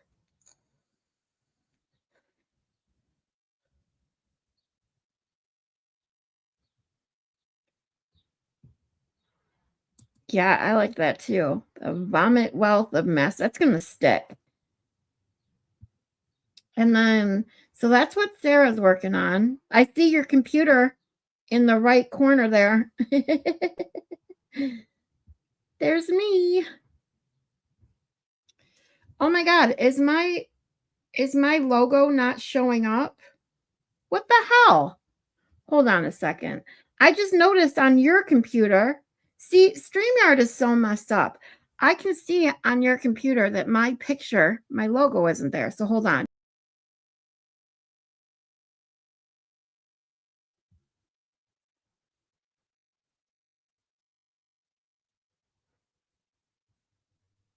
It's still not there. Hold on. Hold on. I'll be right back.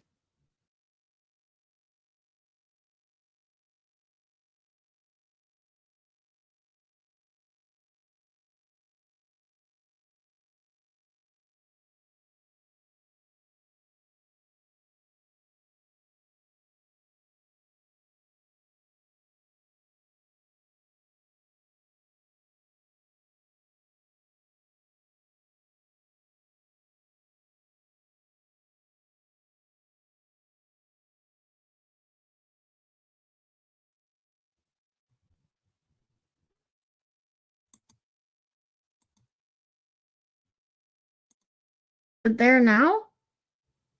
It's there now. StreamYard is so wonky. Baker said StreamYard was acting up. So it's not just mine. So weird.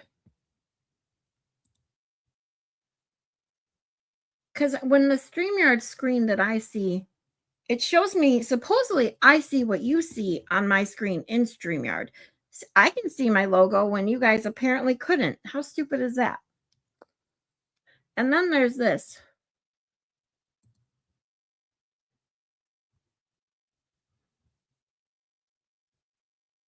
Tell me these two people don't look like brother and sister.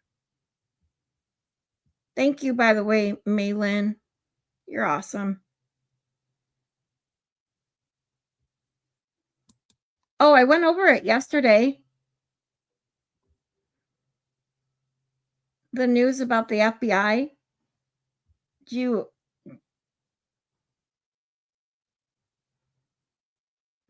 It was just basically confirming a source in the FBI confirmed that the investigation into John O'Keefe is open and active, and that they felt the FBI has said, or their source from the FBI confirmed that they felt there was no evidence to support Karen Reed going to trial, even before the end of trial 2. They felt she was not guilty.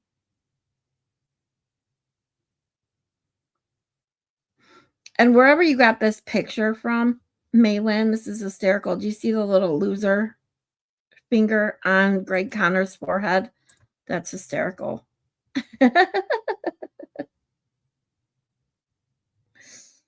Thanks, Scott. If anyone, yes, you guys, this is I'm very bad at grifting. You guys do know this. I'm actually going to be editing my Gibson Go to include some stuff that's come up. Medically speaking, I don't want to go into it today because it'll just lead to probably some tears, and I don't want to do that today. We're going to just watch our trial, have some laughs and great conversation. But I have some things coming up that I could truly use some support if anyone is able. I have my PayPal and Buy Me a Coffee links. That's another thing. I just realized my PayPal QR code is missing. What the hell? StreamYard is all fucked up. There we go. My PayPal's link is pinned at the bottom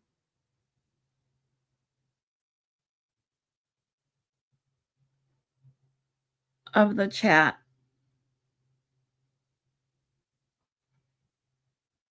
I could truly help or truly use a little bit of help right now.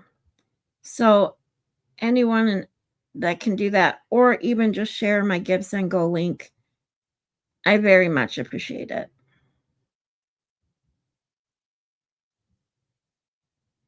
Oh, sorry. It must have been when I dipped out. Yeah, it's okay. I mean, it just basically said what we all kind of knew. I mean, those of you that know and follow, true crime, know that the FBI don't just close cases, especially without a resolution. It may not necessarily be active, but it's always open. But their source confirmed that it was open and active, which doesn't help, the McAlberts / House defendants and all their bullshit claims and lawsuits. So it's good news.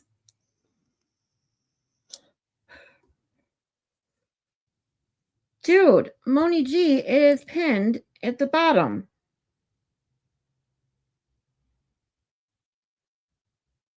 Do you see Maylin's comment that just doesn't leave at the bottom? It says TC Maylin to support, and then like my phone, because I have my my font extremely large. It's like at 145% or whatever, the biggest I can make it for YouTube. So I can actually see shit. It only says to support, and then it says ... Oh yeah, you guys were telling her already before I did. It's at the bottom, Moni. Oh, the scroll on the screen. No, at the bottom of the chat, silly. I'm not gonna cry, James. I'm doing good. You guys give me every reason not to cry just by hanging out with me. I mean that. Yes, it's pinned at the bottom. Okay, Moni G, is it pinned at the top of your chat? If you're on a phone, for some reason, another YouTube wonky thing, if you're on a phone, it's pinned at the bottom.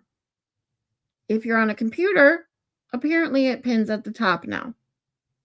At least so I've heard.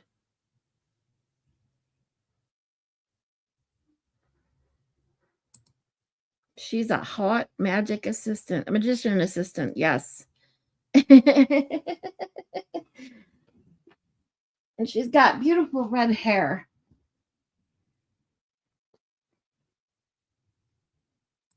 Morrissey is wearing sneakers. Does Morrissey wear does Morrissey wear Velcro too? Moni G says it's not there. I was just bitching about it in Baker's chat. What? Okay, I'm gonna share this. Okay, hold on.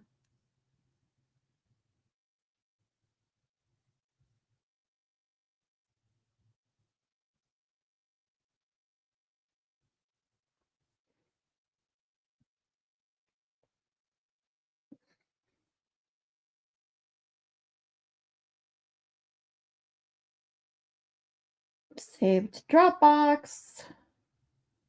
Dude, my Dropbox is already almost full. Holy crap. Okay, hold on. Let me show you this. Okay.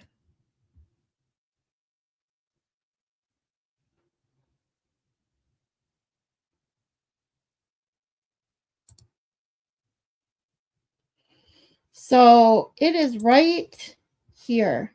Oh, you can't see my can you see it? You can't see my purple. Why is it that my purple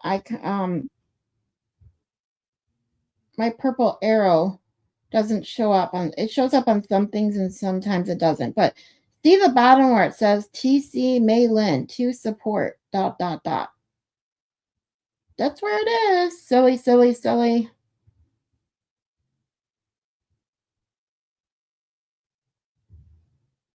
Aw, you're gonna make me blush, says Maylin.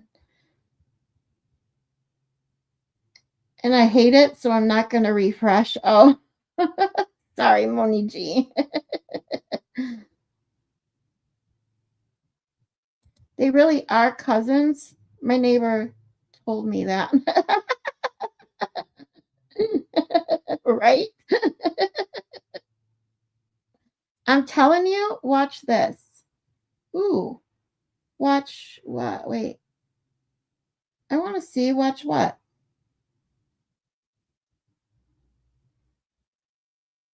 Oh, James.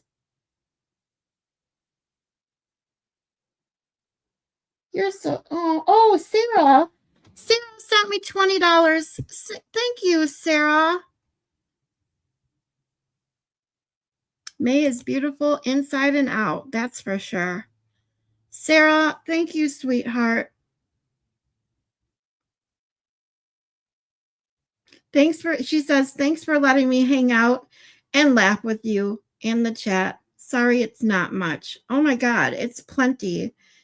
You have no idea how much, even the $20 goes such a long way. You have no, thank you, thank you, thank you. See what I mean when I talk about you guys being so amazing?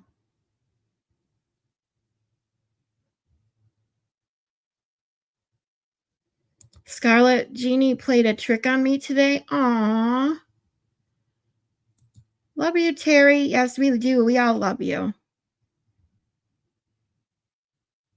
I know what an effing pinned comment is. I'm glad you all can see it, but it's not there for me.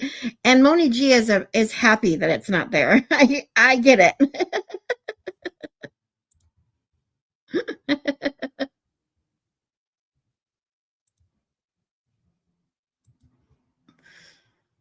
Yes, Sarah is awesome. Oh, shit. See? Hold on. I gotta go back in and out of YouTube's. I lost the sound. I don't know why even when I have them in separate tab or separate windows, when I change windows and go back to back, like if I go back too many times, I lose the audio. It's weird. We're gonna look at Morrissey. We're gonna look at Morrissey one more time. He's got gym shoes.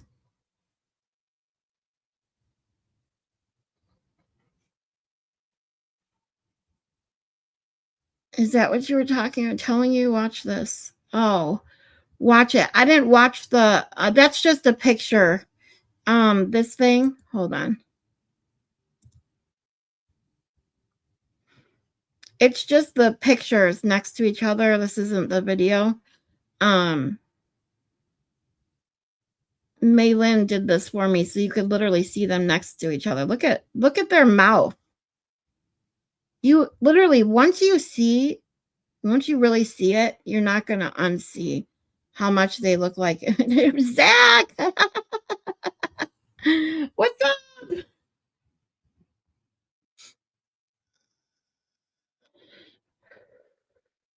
Me and Zach have been having some fun conversations in Baker's chat.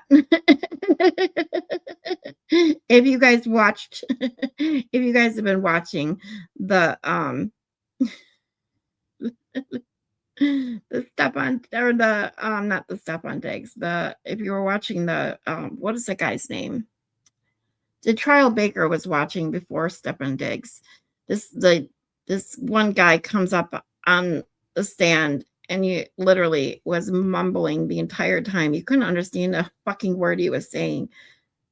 So Zach and I were just going back and forth in Baker's chat, putting a bunch of nonsense. I was having so much fun with it. Zach attack. Uh-oh. It says, oh man, Zach's here. Yeah, you guys are amazing. I love you guys. I have some stuff. You guys know that I've had medical stuff going on. And I've just had some other issues come up that's going to cost me more money than I would like. And when my daily fuck you, Boost Mobile, which put me in this awful position. Some stuff's come up for next month that's not going to be easy for me mentally, physically, or financially. So, that's for another day. So everything is a big help right now. Maylin's going to be leaving in a few, waiting on my husband to get home to take me to the store. We'll have fun buying stuff for the seniors. You guys should have fun. Terry, my buddy. Zach's been with you all day. Uh-oh, Jeannie's like, what trick? LOL. Oh, she knows what she knows.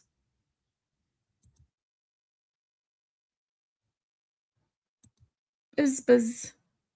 He's stalking you. Yes, we love you, Sarah.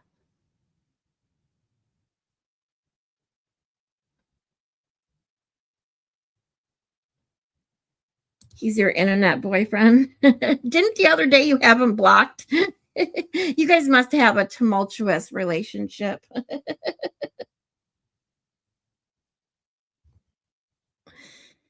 Kristen sent in a super chat just to say Zach sucks after all the niceness I peeped on her. Aww. See? That was sweet, Zach.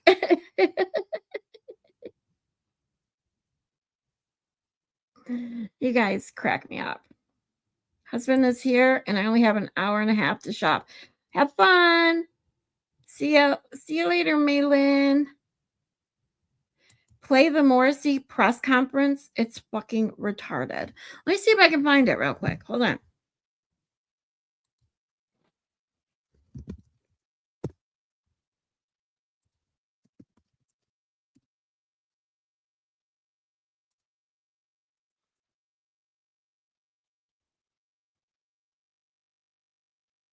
Nope, that's hold on. That's the that's the wrong one. Let's see.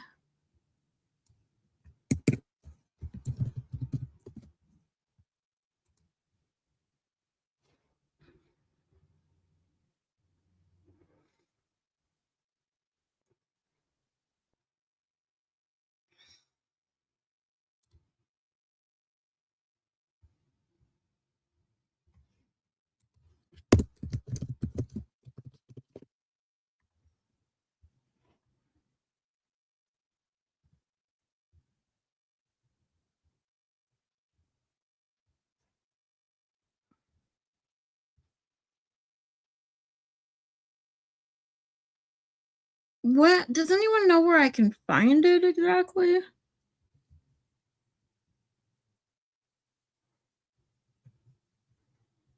Sarah called the cops on me. And we heard the sirens, remember?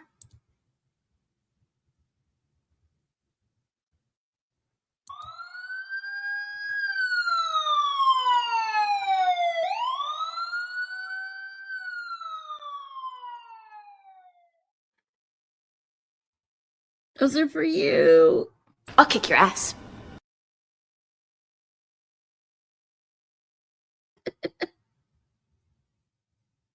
We love you, Shelly. Uh-oh. Moni says, oh, damn it. I had a call. Now the pinned comment is there. They do look like siblings, don't they? It's crazy. I know. Jeannie Lynn says that. Oh, gosh, they do look like siblings. I'm telling you, once you look at their expression and their mouth, that those pictures especially, you're just not going to be able to unsee it.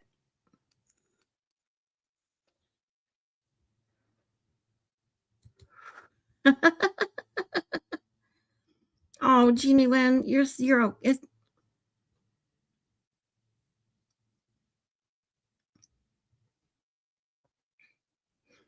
we'll talk.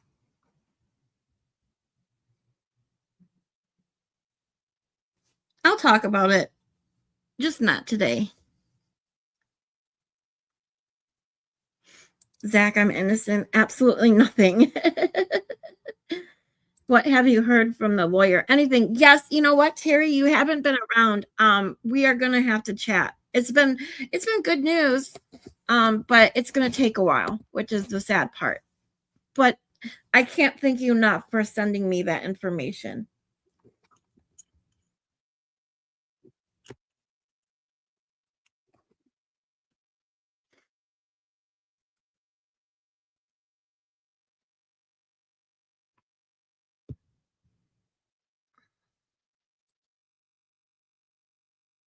They need to talk to you, Sarah. Yes, not the hostage video, the press conference. Oh, it's about Brian Walsh. That's the one. Okay, hold on. That's right. I forgot. I put Karen Reed. So let me put Brian Walsh. That's the one. I forgot it was.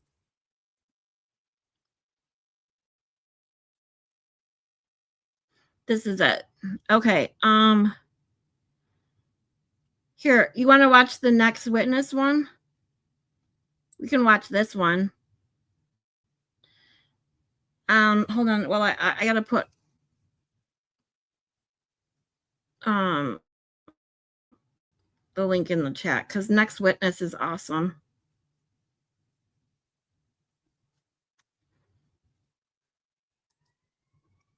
Oh, you guys hear the sirens?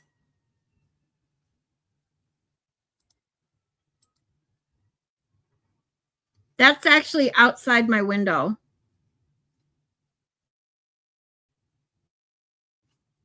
Fuck, I'm out, says Shelly.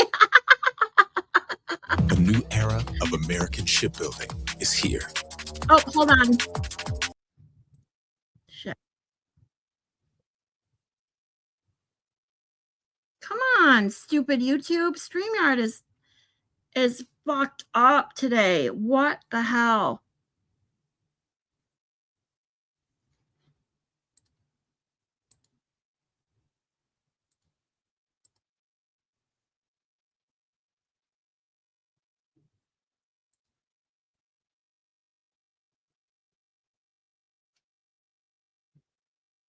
So this is a press conference about Brian Walsh where Morrissey is like, you'll just see. If you haven't seen the conference itself, it's really good, but watching next witness about it is even better. Here we go. And he needs to go. Thank you, Cheryl.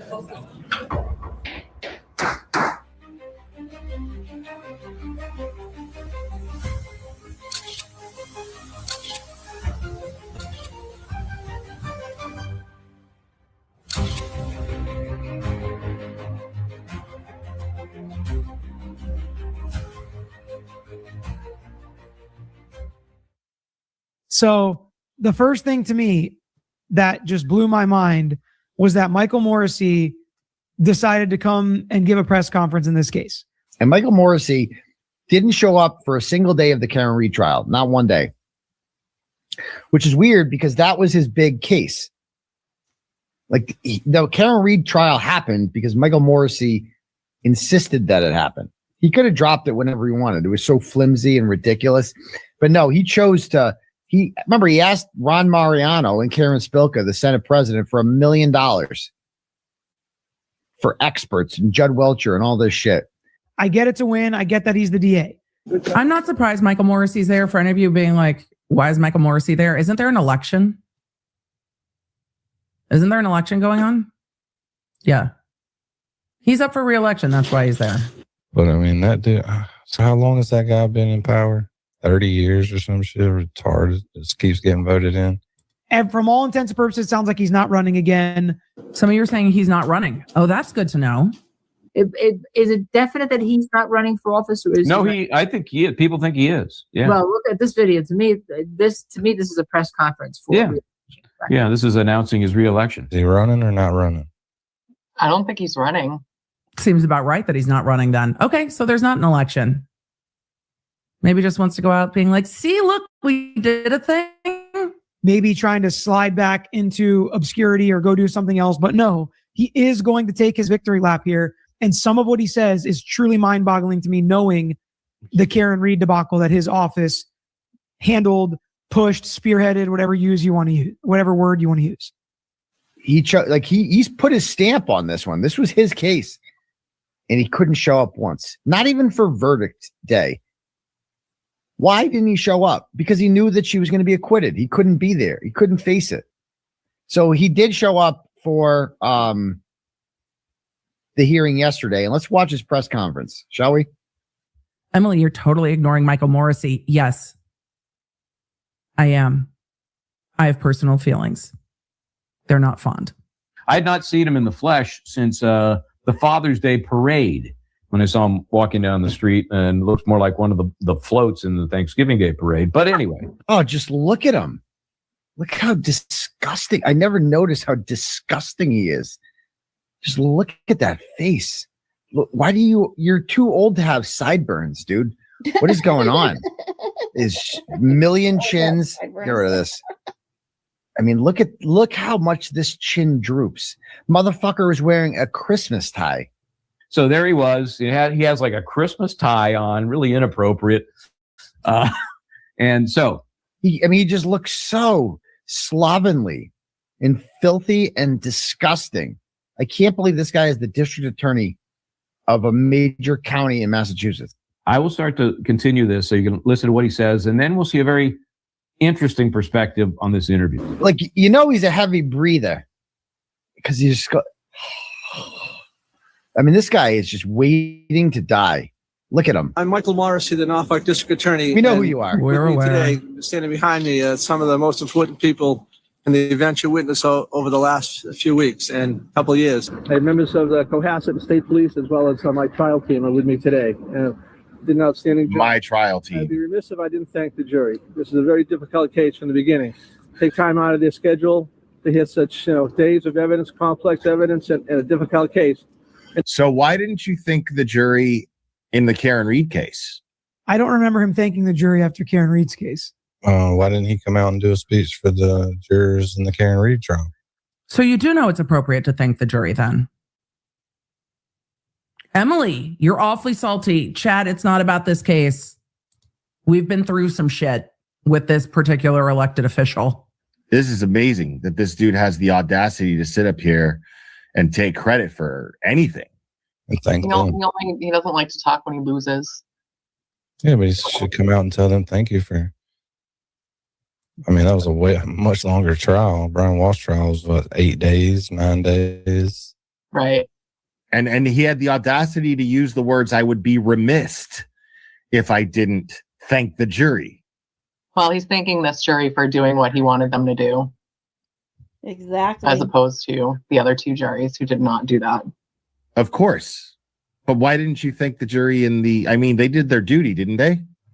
Or do you feel that the jury did not do their duty in the Karen Reed case? Is that what you're telling the world right now? Because that is what you're telling the world, whether you like it or not. Yes, well, Meatball. that's exactly what So he's for telling those them. of you that are new to my channel for just this case, my saltiness has nothing to do with this case.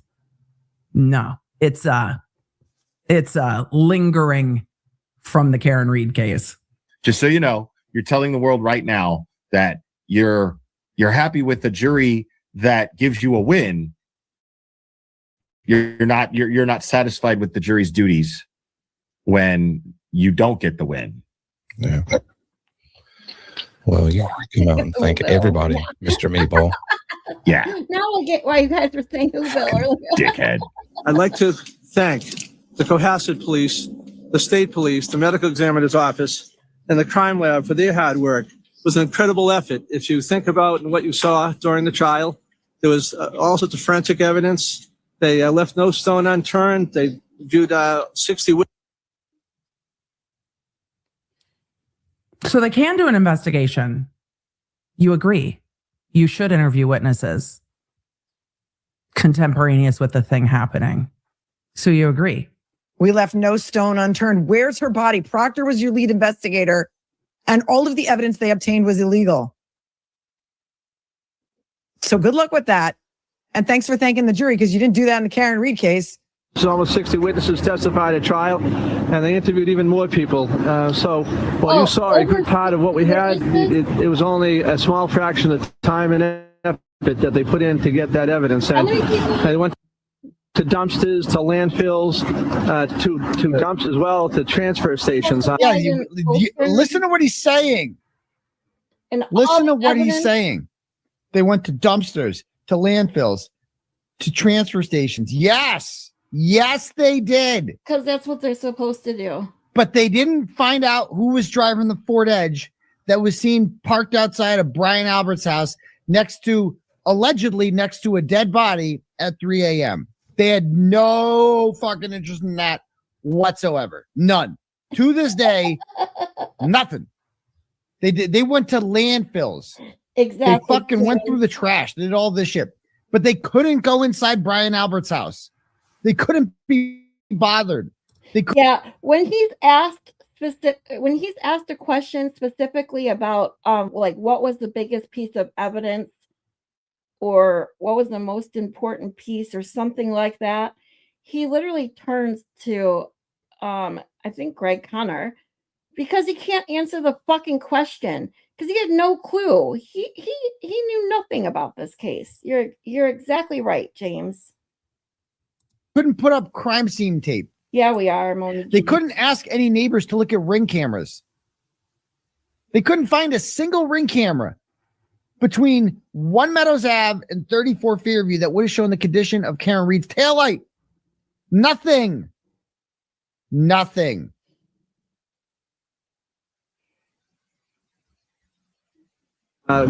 Department stores, lumber stores, CVS, just to gather all this evidence, which was critical in this case, and that effort should not be forgotten, and how hard it was. For without those tools and the evidence that they provided us, that the trial. And it shouldn't be forgotten how much shit you didn't do in the Karen Reed case.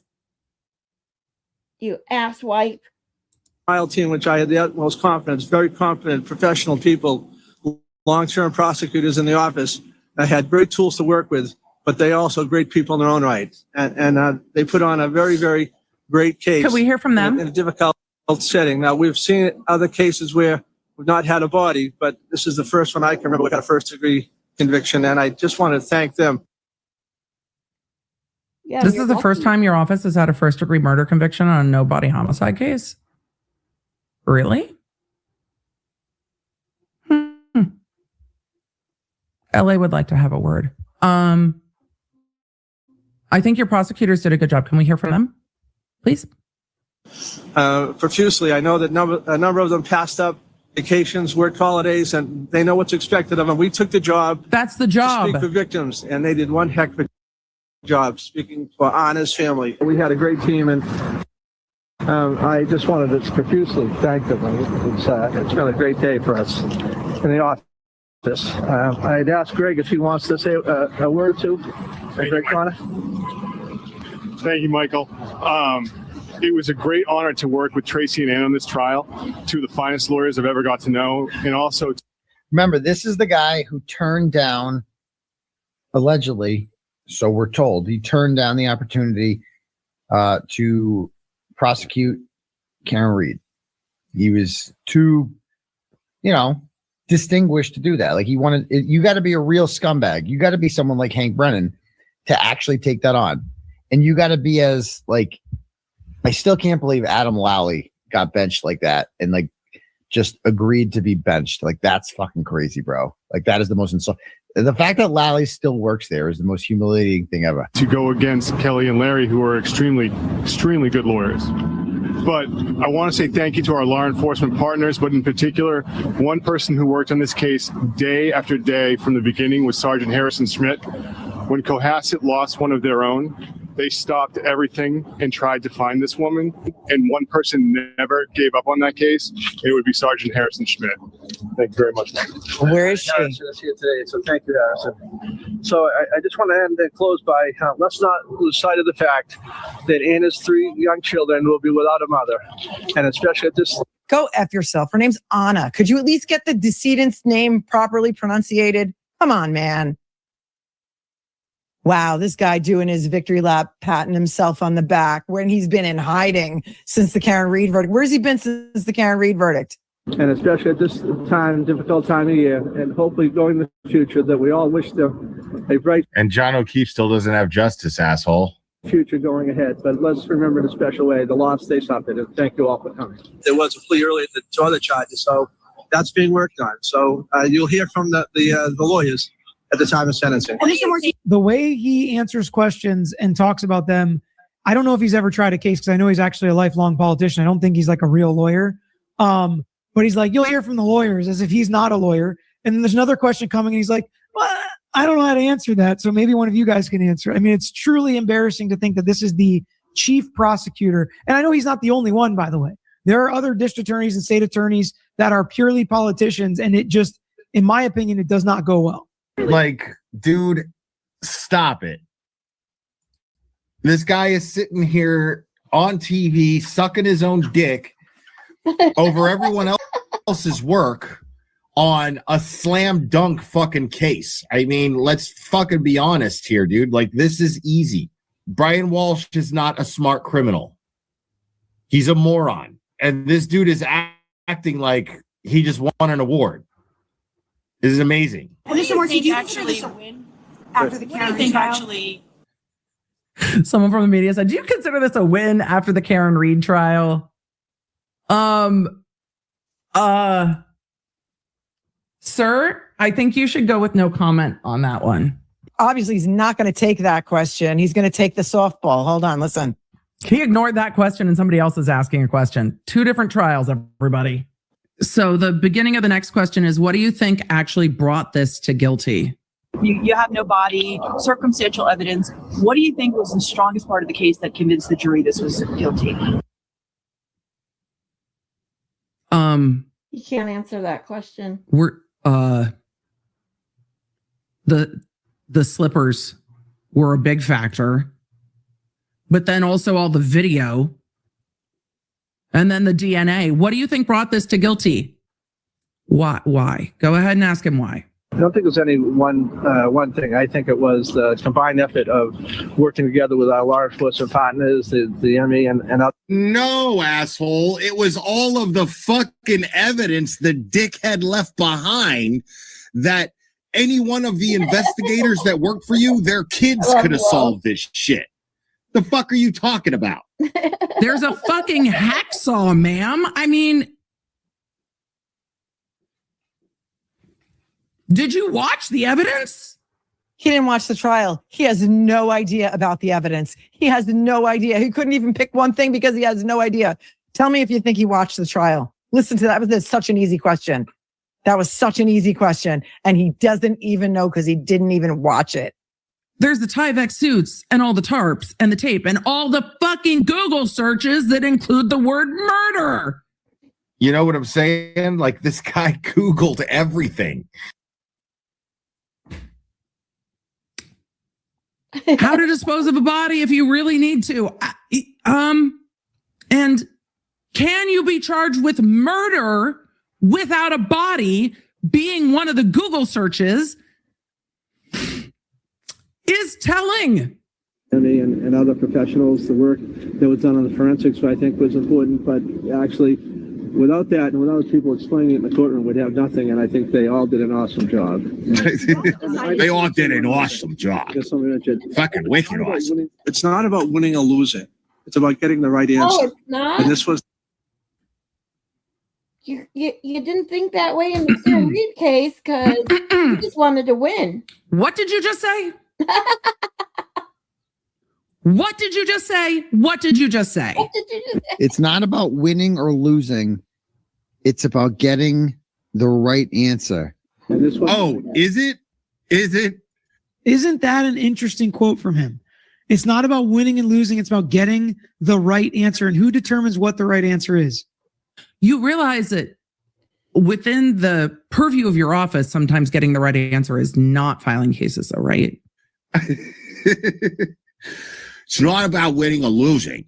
It's about getting the right answer. Me too. Except when it comes to the Karen Reed, John O'Keefe case. Especially when she Exactly. Except it wasn't that way when it came to Karen Reed. When it came to Karen Reed, it was all about winning or losing to you people. I love it. Because we don't care about the right answers when our friends are involved in the case. You didn't care about the right answer with her. You just wanted to win. You wanted the victory of convicting her. You weren't even remotely the audacity to say something like that. We don't want people asking our friends questions, and we're going to lock up anybody who does ask questions. And this was the right answer. And so we don't look at cases as a wins or losses. We look at getting justice for someone. Oh, yeah. Sure. That fact. Are you still going to try and get justice for John O'Keefe? Are you still going to try and find the murderer who murdered John O'Keefe? It's about getting the answers, right? Don't you want that answer? Are you still? Are you going to answer that? Or are you going to try and find out who murdered John O'Keefe? Are you still investigating? Are you going to charge Matthew Farwell with any state crimes? No. Marcy? Walsh pled guilty to 2 charges ahead of time, right when jury selection was about to start. Did that change the way you approached this case and your attorneys? Obviously, they had been looking at 3 different. He's like, he really barely knows what's going on in this case. Yeah. It's just really obvious. This dude has no fucking idea how to answer it for one reason and one reason alone. Because he wants credit for other people's work that he has no idea of what it consists of. This is fascinating. Watch this. Watch this shit right here. His scoff was like, you expect me to know that answer? Hold on, let me get the real lawyers. He was like, oh, fuck, I got no fucking idea. You want to come over here and help me out, bail me out of this, make me look good, please? Because I fucking have no fucking idea what she's talking about. Like she's asking me how you did your job. How'd you do your job? Change the way you approach this case and your attorneys. Obviously, they had been looking at 3 different charges. Now it was 1 murder charge. Yeah, come on up here and get hit right from the case was always going to be presented in the same way. The evidence was the evidence, and we wanted to make sure the jury had all of it. Right. That makes sense to me. The change of plea was an interesting dynamic, but when it came down to it, we wanted to make sure the jury had all the facts. Right. What do you think? That is a political, simple answer that doesn't really say anything. He's like, we were always going to try it the same way. It was interesting when they did the change of plea, but we just wanted to give the jury all the facts. That's a political answer. I'm calling it political, but it's a lawyerly political answer where it really doesn't say a whole lot, but it answers the question well enough. I was going to say, it's the right answer. Exactly. It is. Over the past couple of years, a lot has been made of your office and the handling of different cases. Do you hope what happened here today restores some of that perceived lack of faith the public has? Oh, perceived lack of trust. So again, he's like, over the last couple of years, your office has handled some cases. And, do you think this victory has helped with the perceived lack of faith that people may have in the community in your office? What do you think he's talking about?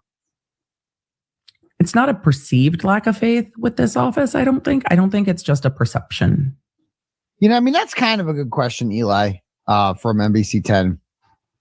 But I think a better question would have been, Yeah, the investigators did a great job in this case. You praised them. How come they didn't do anything like that in the Reed case? And why do you still employ people who oversaw such a shitty investigation?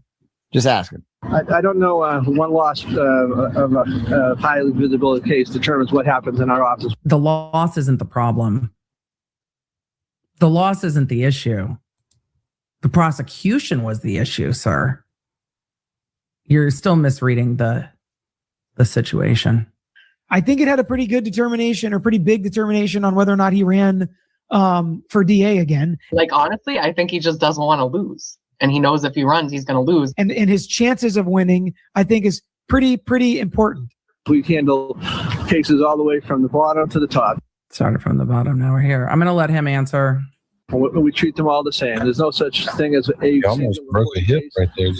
They treat them all the same, except for some of them, they bring a special prosecutor out that they pay hundreds of thousands of dollars in addition to what they pay all of their assistant district attorneys in their office to try a case a second time after they couldn't get a conviction the first time. So I'm not so sure they treat every case exactly the same. It's not that he spent millions to frame Karen. It's that he spent millions to protect the McAlberts. That's what happened. That is not deniable. That is a fact. So I think that sometimes you don't like what a jury has to say, but that's our system of justice. And this is why you need Turtle Boy there. Again, this is why they don't like me, because I actually ask tough questions of these people. Real uncomfortable questions. That's what I would ask him. But it's like, if I was there, this is the guy who's choosing to indict me. This is the guy, we've read his emails. He was like obsessed with me. It's like, would he charge me with witness intimidation if I asked him a tough question? If it causes him emotional harm? He might. That you present a case to a jury and you have to abide by, at least I do. I took a constitutional oath. So I would just say today, I clearly am much happier with the outcome today, and I'm very happy. He's like, I'm a lot happier with the result today. Happier than what? Yeah. He's like, whoops, I didn't mean to say it that way. What did you think about that? Sometimes we don't agree with the jury, but I'm much happier about the outcome today. Well, again, he's a politician. Minimize the Reed verdict. Try to, push it aside, forget about it. And look, he showed up for the verdict because he knew they were going to win. Okay, let's not see this for anything other than it was. That man couldn't be located from his undisclosed location during the Karen Reed case, rightfully so, because that was always going to end in a spectacular failure. But if you don't go to the verdict, you don't have to answer the difficult questions after. And again, he's just trying to maximize his good exposure from this case and minimize the Karen Reed exposure. Yeah, exactly. So a lot has been made of you personally, obviously, over the last couple of years. We haven't really had a chance to hear from you. He's like, we haven't had a chance to hear from you. Like, we really wanted to after the Karen Reed trial, but we didn't have that chance. And listen to his comment here. How have you been doing, and what does this say today? Well, it's that now it's a district attorney, that if I speak out that I interfere with an individual's right to a fair trial, then that obviously weighs heavily upon me. So He literally has some fucking nerve to say what he just said. If for some reason you have not seen this interview, I'm going to rewind. Listen to what this fucking says. What did he say? To a fair. Now it's a district attorney, that if I speak out that I interfere with an individual's right to a fair trial, then that obviously weighs heavily upon me. So If he speaks out, it weighs heavily on him. Like he did in the hostage video. He made that ridiculous statement defending the McAlberts, and yet has the nerve to say that bullshit. I'm not muted, Sarah. That was me. I was like, I'm not muted. I swear. You're good, Sarah.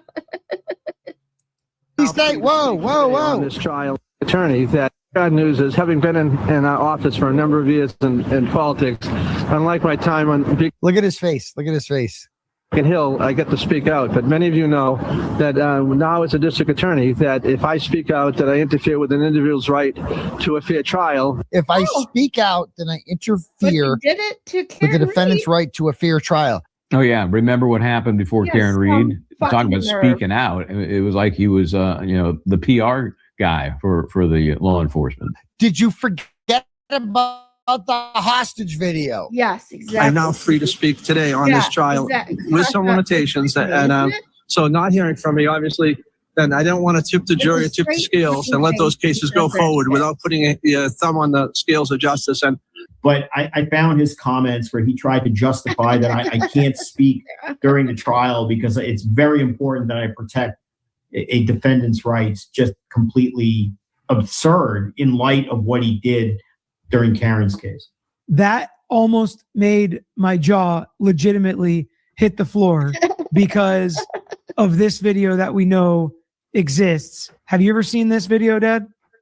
No, I don't think so. He came out in the middle of the Karen Reed prosecution in August of 2023 or whatever it was, and gave what everybody colloquially calls, that hostage video. I seem to remember something that we like to call a hostage video. Remember that? Where he literally defended the credibility of the witnesses. I'm sorry. Can we talk about your hostage video from August of 2023? Where you spoke out and you said that all of the witnesses were telling the truth. You vouched for all of them. And you said none of them committed murder except for Karen Reed. Where you called Karen Reed guilty, practically? He doesn't speak out about cases. He spoke out about Karen Reed, said she was guilty before she was Just tried. outrageous. Yeah, outrageous. He smeared Karen Reed. He talked about the evidence. I mean, it was a Rule 3.6 violation checklist. If you watch that August 2023, I think there were about 10 or 11 separate violations. And talked about Colin Albert had nothing to do with it, and Michael Proctor never went to 34 Fairview, and how all of the innocent witnesses were being harassed because Karen Reed's defense team came up with some ridiculous theories that weren't true. You weren't too concerned about your constitutional oath to defend a defendant's right to a fair trial then, were you? That didn't seem to bother. I mean, is this guy for real? Are we living in the Matrix? Like, what is going on right now? That the same man who just gave that quote, which I would agree with, by the way. I agree with the quote that he gave in the presser. Okay. But to know that that's the same guy that made this video before the Karen Reed trial literally almost made me fall out of my chair. I cannot believe the lack of self-awareness. I took the job to speak for victims, and we focus on victims. And do you now? I'm going to continue to do through my tenure. So I just want to thank you all. It weighs heavily on you. It weighs heavily on you when you did it weigh heavily on you when you released that 2023 August statement? Did it weigh heavily on you then? Is it weighing heavily on you now? I just want to thank you all. I know this is a long period of time and have to come to the courthouse, and we do have some calls to make and try to reach out to some other family members and some other people, but thank you all. Dude, you spent millions of Massachusetts taxpayer dollars, millions, to railroad an innocent woman. I mean, he is as unethical as they come from my perspective as a district attorney. He had no problem speaking out when it was Karen Reed. Did he reach out to the Reed family to apologize about that? No. Wow. My mouth was open the whole time. I think I caught, if I was outside, I'd be catching flies.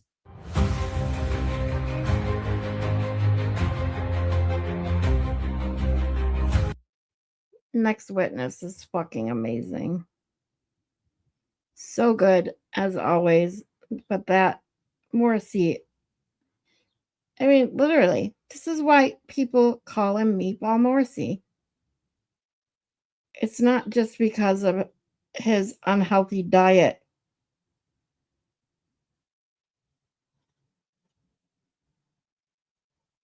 It's because he's just stupid.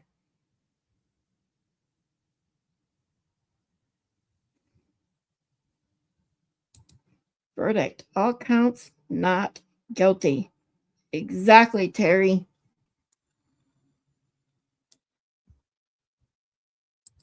YouTube keeps blocking my comments. What?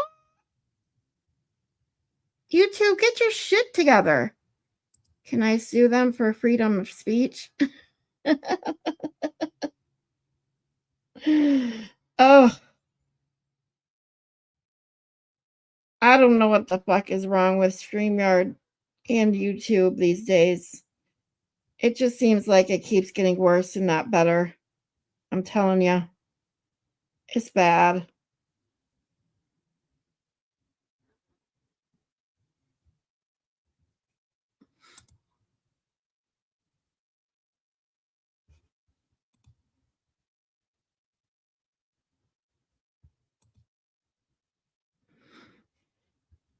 All right, so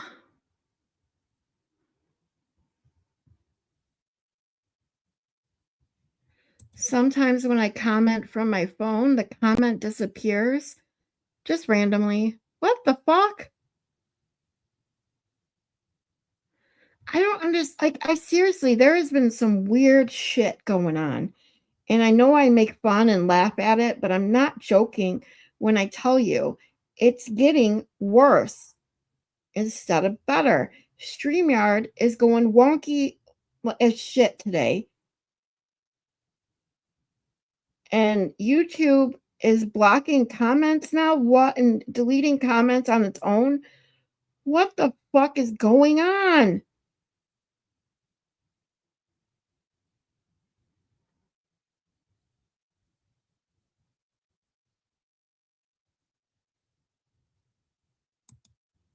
Any word on Tanner Fuckface Horner? I haven't heard anything. Has anyone else? I have my TV on and I'm using my phone and it didn't show up on the TV. What the hell?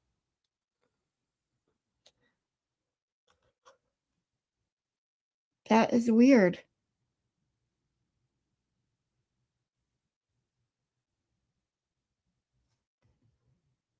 I see. So Nefarious, the last comment I see from you before the one you just wrote that said YouTube keeps blocking my comments was way back here that says that was a funny question. You made comments in between that? Costa says, yep, that's been going on for months. Exactly. It's been nuts. Tanner got the DP. Thanks, Terry.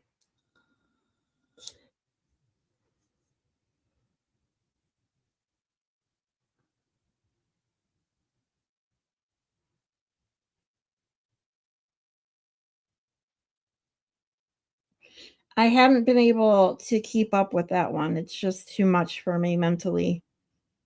But I'm glad to hear that. If anyone deserved it, he did. I go back and forth from my computer to my phone. That is why after 5 p.m. it always sounds like I'm having a stroke.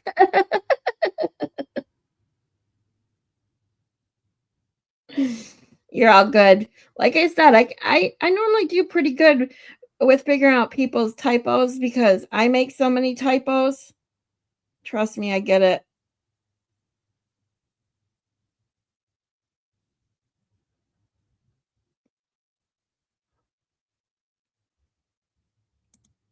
Furious says, thanks, Terry. All right, guys, let's get back into Dr. Rentschler. Here we go. Expect to see to the arm itself at this speed and in its orientation? Yeah, at this speed, I mean, we're talking 4,000 pounds of force on the forearm, and with the hands, 1,400 to probably 3,000 pounds. I mean, well above levels where you would get fractures. Next slide, please. What are we looking at in this slide, these two photos? This was the final test that was conducted in using a dummy, and it was impacted at 29 miles an hour. And this was a center of mass impact. Why was it important, Dr. Rentschler, why was it important to do a center of mass test? Because if we have an auto pedestrian impact and you want to see where the pedestrian ends up, you have to evaluate how they were impacted by the car. In order to have the pedestrian move any substantial difference, it has to be hit at the center of mass. Again, it has to be hit at that belly button area to propel the body in a certain direction, depending on the speed and direction. If there's no center of mass impact, how does someone get to the point of rest? You can't correlate a side swipe where the arm gets contacted and say, if someone ends up 20 feet away, there's no way to correlate that arm impact caused them to somehow move 20 feet away. It wouldn't be as a result of the actual incident. It wouldn't be a result of the impact pushing their body in that direction. From a physics standpoint, is it reasonable to believe that your arm could be struck, just your arm could be struck as it's out in front of your body, and you could be propelled backward, say 7, 8, 10, 12 feet as a result of that strike? No, it's not reasonable. That's not physically possible. And you look at the arm itself, and we're looking at talking about the injuries and the abrasions compared to fractures. So if Mr. O'Keefe's arm was hit at 24, 29 miles an hour, what this suggests, and there were only abrasions, what this would suggest is that if the taillight doesn't cover or fracture, you can have your arm hit at 24 miles an hour and you wouldn't have any injuries at all, which from a biomechanical standpoint doesn't make sense. If the claim is that the fractured taillight's the only thing. So I'm sustaining the objection to that. I'm going to strike that portion, Mr. Jackson. Let's go to the next slide. What are we looking at in this video? So here's the video showing that strike at 29 miles an hour with the center of mass impact to the dummy. What's the import of this particular test? Why was this important, and what did you conclude following this impact test, the center mass impact test? There's a couple of reasons. It shows there was extensive damage to the rear of that Lexus. So if you had a center of mass hit, you would have damage to the liftgate, to the fender, to the sheet metal. You would have substantially more damage than what we had in this case. And secondly, which I believe is just as important, it shows the post-impact trajectory of the dummy. So again, if you're struck on the corner by the Lexus, the dummy goes straight back in line with the vehicle. There's no force and no direction to actually cause that dummy to move off into the side of the vehicle. So you can't be hit center of mass with a vehicle going straight back and somehow end up 10 or 20 feet to the side of where the vehicle is traveling. So in this circumstance, would you expect the taillight material to be distributed straight back in the same center line as the vehicle is traveling? Yes, absolutely. Would you also expect the body to be struck and move in the same center line as the vehicle? Sustain this. Sure. What about the body? What directionality would you expect on a center mass hit? The body's going to move in the direction that the vehicle is moving. That main direction, that main force moving straight back, the body is going to move primarily straight back. Did you reach an opinion or conclusion regarding whether the right arm kinematics are consistent with fracturing the taillight cover and sustaining the abrasions that you saw on John O'Keefe's arm? I did, yes. What is that opinion? My opinion that it is not consistent with contacting and fracturing the taillight cover. Do you hold that opinion to a reasonable degree of scientific certainty? I do, yes, sir. Can we move to the next slide, please? And I think that's just a moment on. Sure. On what do you base your opinion that you just told the jurors? That looking at the kinematics of the arm, it's inconsistent with the evidence we have, with the actual abrasions to the arm, the evidence on the sweatshirt, and that at these speeds, you would likely expect fractures, certainly to the hand, and likely to the ulna and the radius and the forearm, if your hand or arm was struck by the rear of the SUV. Can we move to slide 48, please? What are we looking at in this slide? This was a study where they used an impactor and they contacted the dorsal or top part of cadaver hands. And they looked at the force that was exerted and they looked at how many fractures were produced as a result of that. Did you review scientific literature regarding hand injuries under this sort of impact loading? Is this representative of that? It is, yes. Next slide, please. What is this?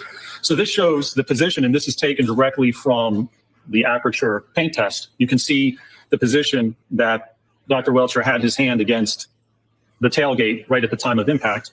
And you can see that corresponds, the contact areas correspond to the areas of the hand that were actually tested in this case. Next slide, please. What is this showing? So this shows the forces produced during the test as well as the forces produced during our testing. And maybe the next slide here actually better. If you look at the knuckles, which are the blue middle region, and then the metacarpal bones, which are the lower one.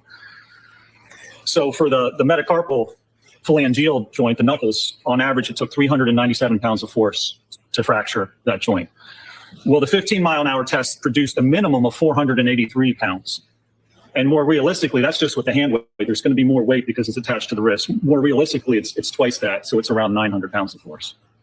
But what these tests show is that the force produced on the hand, as represented by the PowerPoint from Aperture, even at 15 miles an hour and likely below that, you would expect to get fracture of the hand bones, of the knuckles, metacarpal interphalangeal joints, and the metacarpal bones if you contacted the rear of that vehicle at that speed. Did you see any indication in the x-rays you saw or the medical records that you reviewed that Mr. O'Keefe's hand was damaged in such a way that you would expect? There were no indications whatsoever of that, no, sir. Next slide, please. What are we looking at in this slide? This was a test where they actually looked at the force on the elbow. So this is a direct longitudinal force against the elbow. Now, there's no indication of exactly the paint test has the arm horizontal, but there's no indication, there's evidence of whether maybe it would be angled or if it's straight horizontal. But even if your arm's angled a little bit at the point of impact, the forces, again, on the right are what we determined from our testing, and those are minimum. Again, that's just with the forearm. If you include the entire arm, it's about twice that. So even at 10 miles an hour, you're going to have 600 to 1,200 pounds of force acting on the arm. Is that enough to break it? That's enough. If you strike the elbow, that's more than enough to actually fracture the different bones of the elbow. If an arm was hit at that speed with those forces, would you expect the x-rays to show no trauma, no broken bones, no fractures, no hairline fractures? I would not expect that, no, sir. Next slide, please. What are we looking at in terms of this slide? So these are just more articles that I referenced, and they look at impact force on the forearm, so the ulna and the radius. It takes, just to have a transverse blow right against the bone, it takes about 1,100 to 1,200 pounds of force to cause a fracture. We're at that level already at a 10-mile-an-hour impact. What about a 24-mile-an-hour impact? 24, we're at 1,400 to 2,800 pounds of force. Did you see any trauma on John O'Keefe's arm that was suggestive of an impact of that nature, of that size, of that force? There was no trauma. There were no fractures. There wasn't even an indication on the arm of where it would have contacted the vehicle. So if there's fracture at the taillight, there's going to be a force at that point on the arm where it actually contacts the taillight and causes that, right? There's going to be a force riser to cause that damage. There was no bruising. There was no lacerations. There was nothing at the alleged point of contact which would indicate an impact that produces thousands of pounds of force on the arm. No evidence of it whatsoever. You just mentioned this in your answer, but I want to ask a little bit further. We've talked a lot about bone fractures and ligament damage, et cetera. What about bruising? In any of these tests, would you expect to see bruising, at least bruising, all over the arm at the points of contact? Absolutely. Bruising occurs when the blood vessels just below the skin are ruptured, and it causes blood to flow into the arm. Was there any indication that John O'Keefe suffered even a minimum amount of bruising on his arm at all? No indication of any amount of bruising whatsoever on the forearm. Next slide, please. And let's go to the next slide. I think we want to jump to slide 50. What slide are we on? Is that 53? This is 55. Let's go to the next slide. There we go. That's what I'm looking for. What are you looking at here? So this again is from the paint test, and it shows, even as the arm gets pushed in, the vehicle's not in line with the center of mass with Dr. Welcher here. So it's not a center of mass impact. And this is important because we've just looked at the arm, and we've looked at the kinematics and the force and whether that's consistent with what happened and the injuries. The next step is to look at what happens if the arm gets hit. How does Mr. O'Keefe end up where he does in the yard? So that's post-impact movement or trajectory of the body. You have to evaluate that if you want to link all these events. If you want to link the head injury to contact with the car, you have to know what happened in between. You have to know the details. And so the next part was to evaluate that. Is there any indication in any of the testing that you did or any of the review of the medical records medical records of John O'Keefe, including the autopsy records, all of the autopsy records, the x-rays, and the hospital records, any indication that John O'Keefe was struck center of mass? None whatsoever. No indication at all that he was struck center of mass. Do you have an opinion or conclusion to a reasonable degree of scientific certainty about whether he was struck center of mass? I do. And what is that opinion? I don't believe that he was. The evidence indicates that he was not. If he was struck center of mass, imagine that. You're getting hit at the pelvis. You're getting hit on the thigh. You're getting hit at the knee. And then the body's being propelled forward. Your arm would get pushed into your body, into your ribs, into your torso. You would have very significant and substantial loading to your body, initially the right side of your body, as that impact occurred. And there's no evidence whatsoever that occurred. Switching to a glancing blow, a blow of just the arm, not the center of mass, but just the arm. Do you hold an opinion and a conclusion as to whether or not a glancing blow or a blow to the arm only would propel Mr. O'Keefe 7, 8, or 10 feet perpendicular to the line of travel of the vehicle? I do. What is that? It would not be possible. Our testing demonstrates that. The peer-reviewed articles demonstrate that. I've seen no evidence anywhere in this case that would suggest or even indicate that if you get a glancing blow or a side swipe blow, that somehow would produce enough force to push you 8 to 10 feet into the yard. I don't believe it's possible. I've seen no research that would indicate that would occur. Do you hold that opinion to a reasonable degree of scientific certainty? I do, yes. Can we move to the next slide, please? And let's go to the next slide. Let's keep going. Okay. What are we looking at in this slide? So this slide, it's a paper that describes how to evaluate vehicle pedestrian impacts and how someone moves in the projection of that body. Did you seek to analyze a fulsome understanding of whether it's possible that Mr. O'Keefe was hit on his lower extremities? I did, yes. Why did you do that? Why was that important? Well, because with automobile pedestrian impacts, the lower extremity, your legs, your ankles, your knees, that's the most injured part of the body during auto-ped impacts. So if he's going to be impacted at that speed, especially center of mass, there's likely going to be injuries to his leg, to his knee. The bumper lines up with the knee. That's one of the most commonly injured parts. As the bumper pushes into the knee, fractures the tibia, the fibula, or damages the knee joint. Did John O'Keefe suffer any injuries to his lower extremities suggestive of a vehicle impact? No, I believe the only injury was a 0.5 centimeter abrasion on the outside of the right knee. Could Mr. O'Keefe have suffered a 0.5 centimeter abrasion on the outside of his right knee by being struck by an SUV at 24 miles an hour? I don't believe so. I don't see how those kinematics would work. Do you have an opinion as to whether or not that injury was from being struck by an SUV at 24 miles an hour or somewhere around 24 miles an hour? I do. What is that opinion? I do not believe that injury is consistent with being struck by an SUV at approximately 24 miles an hour. Do you hold that opinion to a reasonable degree of scientific certainty? I do, yes. Did Mr. O'Keefe suffer any other injuries to his legs or his lower extremities other than that small, how big was it? How many centimeters? 0.5 centimeter abrasion. That small 0.5 centimeter abrasion. Did he suffer any other injuries to his lower extremities indicative of being struck by a vehicle? I don't believe so, no. Let's go to the next slide. Taking a look at the photograph on the right, concentrating on that for a second. How did that SUV get in that condition?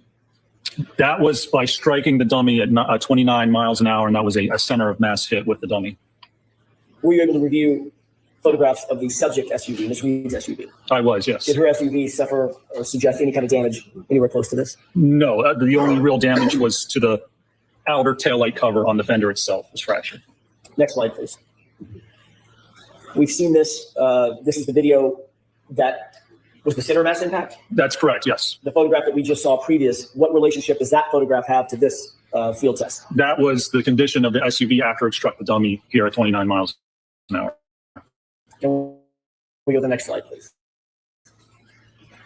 What are we looking at in this series of diagrams? So this is some more recent testing that was done, and this test compared impacts between a small sedan and an SUV, and it's looking at damage or injury to the legs as a result of this type of impact. And these impacts are actually conducted at a speed of 24.7 miles an hour. They used cadavers, people who donated their bodies to science, set up the cadavers and struck them at just about 24 miles per hour. Did this support your opinion and conclusion concerning the lower extremities of Mr. O'Keefe and the possibility that he's hit by an SUV at speed? It does. If I can go to the next slide, it actually. So this shows you for the SUV, it's the last column on the page there. The last 3 columns are the injuries associated with the SUV strikes. There's fractures to the pelvis, left knee injury to the ACL, the MCL, fracture of the tibia and fibula. There's extensive damage to the legs of all 3 of the cadaver subjects that were struck at 24 miles an hour with an SUV. Did Mr. O'Keefe show any signs of any of these injuries? He did not, no. Next slide, please. Is this, what are these photographs and diagrams on the right? So this was taken from the PowerPoint from Aperture. And so it shows that the medical diagram shows the 1.5 centimeter abrasion. And if you look at the picture on the left of the surrogate, you can see, so the bumper would line up from the knee all the way up to the pelvis.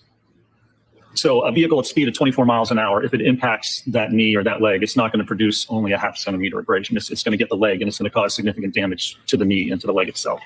When you say from the knee to the pelvis, are you talking about the width of the height of the bumper itself being from the knee to the pelvis? I am, yes. Would that be the contact area that you expect if there was a glancing blow to the knee and hip? That's correct. You can see on that picture there where that bumper, the rear corner of that bumper, where the bottom reflector is, it extends from the knee all the way up to the pelvis. Can we go to the next slide, please? What are these diagrams? Again, these are just reports, peer-reviewed articles demonstrating that auto pedestrian impacts result in lower extremity injuries and fractures. Did you review all of these peer-reviewed articles that you've told the jurors about, these academic articles, in furtherance of coming to your opinions and conclusions? I did, yes. Did you see any reference in the Aperture report that you reviewed and the PowerPoint slides that you reviewed that the concomitant peer-reviewed articles were sought in the paint transfer test? No. Or cited? There was only one article that was cited in that report with respect to automobile pedestrian impacts. Did it have anything to do with paint transfer test? It did not. No. Next slide, please. Talking says. And let's keep moving until we get to the, yes, there we go. What is that slide? So this is the opinions that were offered in the Aperture report. And if you look at the top, number 4, it says the totality of the evidence is consistent with the right rear corner of the Reed Lexus, again, impacting John O'Keefe and Mr. O'Keefe striking the rear posterior aspect of his head on the frozen ground. And when you look below that, it basically has the references or the support for that one conclusion. I'll see you both at sidebar for a minute. Sidebar. This is ruining my case. Dr. Rentschler, can we move to slide? Yeah, just a moment, Your Honor. 70, Mr. Jackson. Thank you. I wish my eyes were better. Thank you. Okay, what are we looking at in slide? This is slide 7. Yes. What are we looking at in slide 70, Dr. Rentschler? So this was the one article that was referenced in the Aperture report with respect to automobile pedestrian impacts. And there was a chart from there that was referenced in the PowerPoint that indicates the head's the most commonly injured body region in pedestrian impacts. And what significance did that reference have in your analysis? Well, that's not accurate. This article was written in 1979. And the first modern SUV, the Jeep Cherokee, wasn't manufactured until 1984. So this is an article that's 46 years old that doesn't actually relate to this type of an impact. And that's the only peer-reviewed reference with respect to automobile pedestrian impacts that was cited in the entire Aperture report. Can we move to slide 71? Do you recognize what's depicted in this slide? I do, yes. What is depicted here?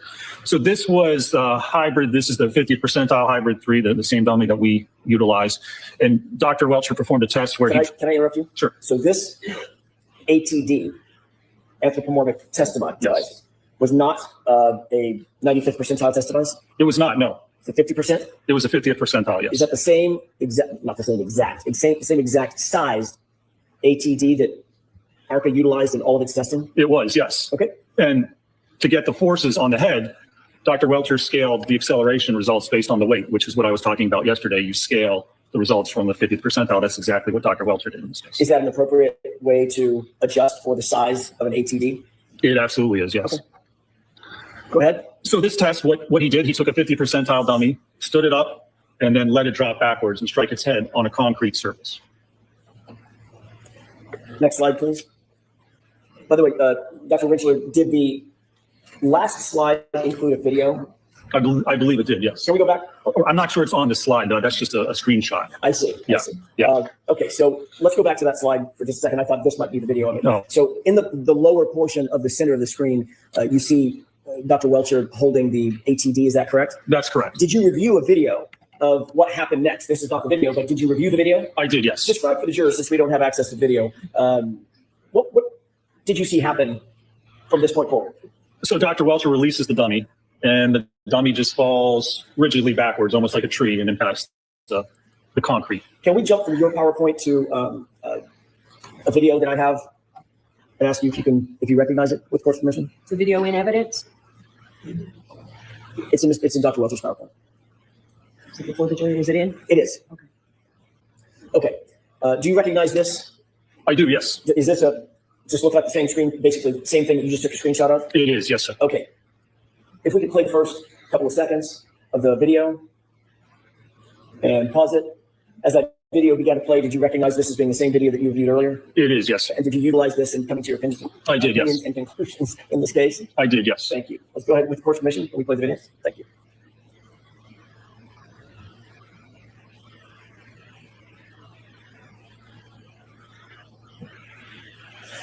What did you see? Describe what you saw in this video. So this is a passive rearward fall of the ATV dummy. So just releasing and let it fall. Obviously, it's a dummy. There's no musculature. There's no response to that dummy. So this is what would happen if a rigid individual just fell backwards onto a concrete surface. Can we see it one more time, please? I want to ask you one other question. I'm going to ask you to take note, doctor, of the impact location. Did you see that? I did, yes. That what kind of surface is that floor, if you could tell? That, I believe it indicates it's a concrete surface, concrete floor. Did you notice that the falling backward like that, the dummy slid across the floor or was propelled across the floor or anything like that? It did not. It just dropped and angled backwards and hit directly on the floor. Okay, let's go to the next slide. I'm sorry, if we could revert back to your PowerPoint. And if you could pull up slide, I think it's 72. Why did you include this video one more time in your PowerPoint here? Because again, this is the pain test, which indicates the position, at least that Dr. Welcher had himself at to get the impact with the taillight cover. And notice, again, so it's not a center of mass hit. It hits his arm and then he slides by. So if that were to occur, he would rotate or move to the left. So if Mr. O'Keefe did that and somehow ends up falling backwards, rigid directly onto his head, he's going to have to rotate at least 270 degrees and then stop and then fall directly backwards onto his head. There's no explanation of the kinematics. Sustain is to the end of that. I'll strike the end. Do the kinematics support what you just suggested? Okay. Sustain is to full. What do the kinematics support? I'm going to see you at side buff. Bye, bye.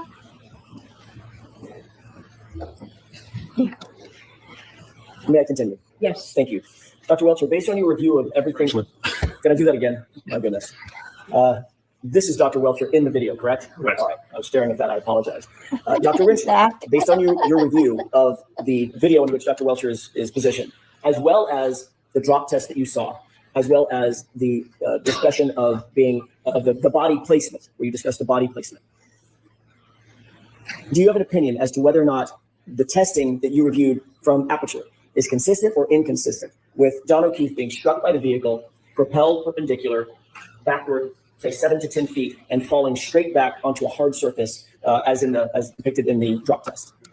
The testing is inconsistent with those types of kinematics or that type of scenario. On what do you base that opinion, sir? That's based on the testing that was performed, the evidence available in this case, and the kinematics of how somebody would move post-impact after being struck by an SUV. Do you hold that opinion to a reasonable degree of scientific certainty? I do, yes. Can we go to the next slide, please? May I have just a moment, Your Honor? Yes.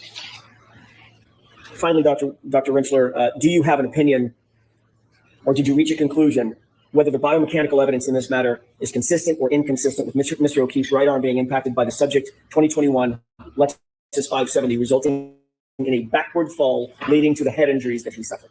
I did, yes. And what is that opinion?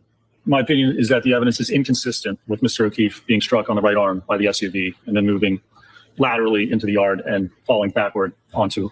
And do you hold that opinion to a reasonable degree of scientific certainty? I do, yes, sir. Thank you. That's all I have. Okay. So now we'll take our break, folks. We'll see you in about 20 minutes. Please rise from the jury. Okay, see how excited she gets when there's a break? I told you, watch her behavior. All right, Mr. Brennan. Right before and after breaks. It's G-rated in here, Zach. He snores. Dr. Rentschler, facts matter, don't they? They do, yes, sir. You said it many, many times. Facts matter. Isn't that correct? It was details, but facts matter too. Do We're details about matter, to talk doctor? over They do. ham sandwiches for quite a long time. If you want to prove that something happened a certain way, they're critical, yes, sir. When you were talking to the jury and giving opinions about where Mr. O'Keefe might have fell or not fell, you were discussing where Mr. O'Keefe was Yep, lying on the break side of the yard, time. weren't you? Where he came to rest? Came to rest. Well, approximately, we don't know the exact position, but yes. You said 10 to 20 feet, didn't you? I believe so, yes. You said that 3 times, 10 to 20 feet.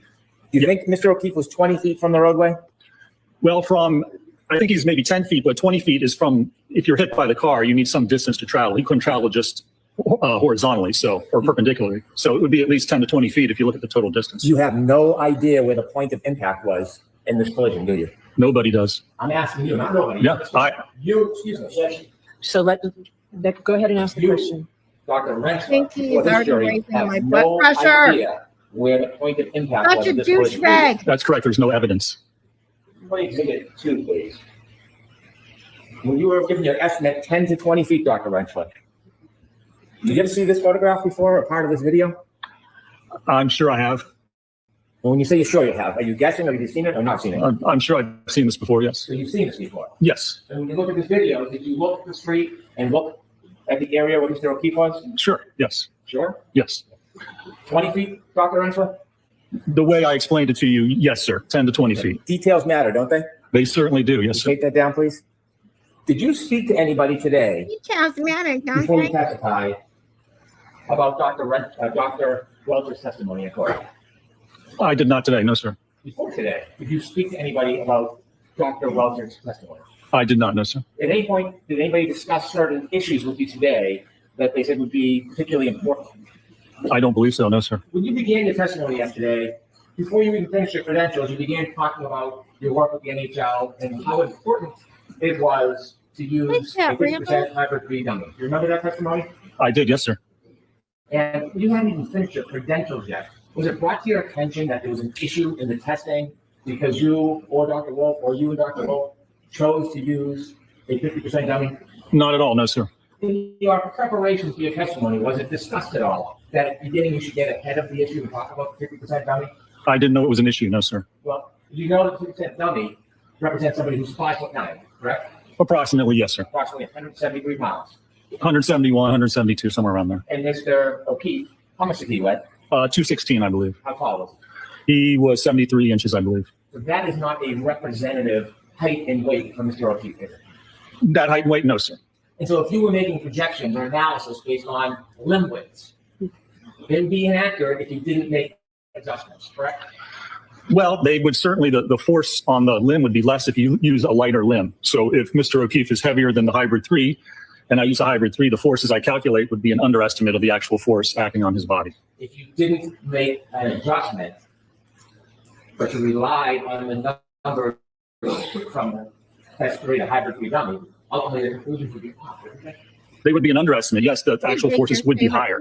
And so did you make any conclusions, or did you know that when Dr. Wolf did his tests using the hybrid 3 dummy, he didn't make any adjustments? What do you mean? What adjustments would he make? You get the acceleration, but the acceleration is not going to change, and that's what we utilize. Then you can scale the weight of the body, but I'm not sure what he would have made adjustments for. When you looked at the ratio of force and mass, if you use a lighter weight, the mass changes, doesn't it? If you use a light, sure, yes. And that changes the force equation, doesn't it? That can, yes. Oh, shit. And so when you were discussing yesterday at the beginning of your Oh, we testimony already about emptied our the fridge. Do you have 50% it? dummy, had that issue been raised with you? No, sir, it did not. You had testified before, hadn't you? In this case? Yes. Yes, sir. And you knew there was a sequestration order? Prior? Yes. Yeah, I didn't discuss the case with anyone, no, sir. What? You didn't discuss with anybody, you said?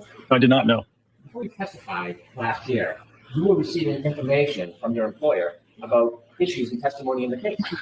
The party that retained us told us things. I didn't break any sequestration. They were the ones in contact with the court. So it was my assumption that whatever they were telling me was allowed by the court. They were the client. I didn't discuss anything with them or tell them anything, but yes, they told us certain things. Before you testified under oath last year, you were getting updates from your employer about details of this case, weren't you?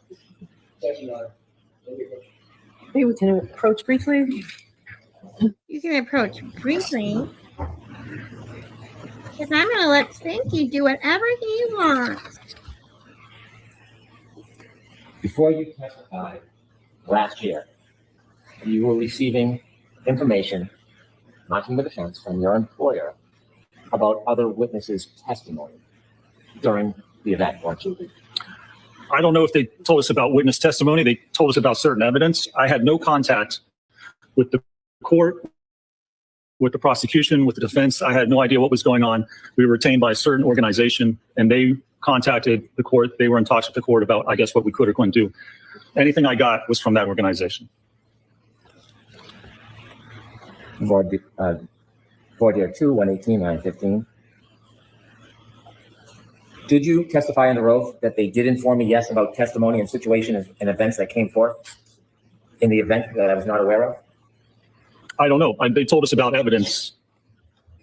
I don't know if it was specific to who testified to what, but they told us certain things, certainly, yes. What I just said to you, are those your words, sir? I have no idea. I mean, if that's what's in the record, I assume it is.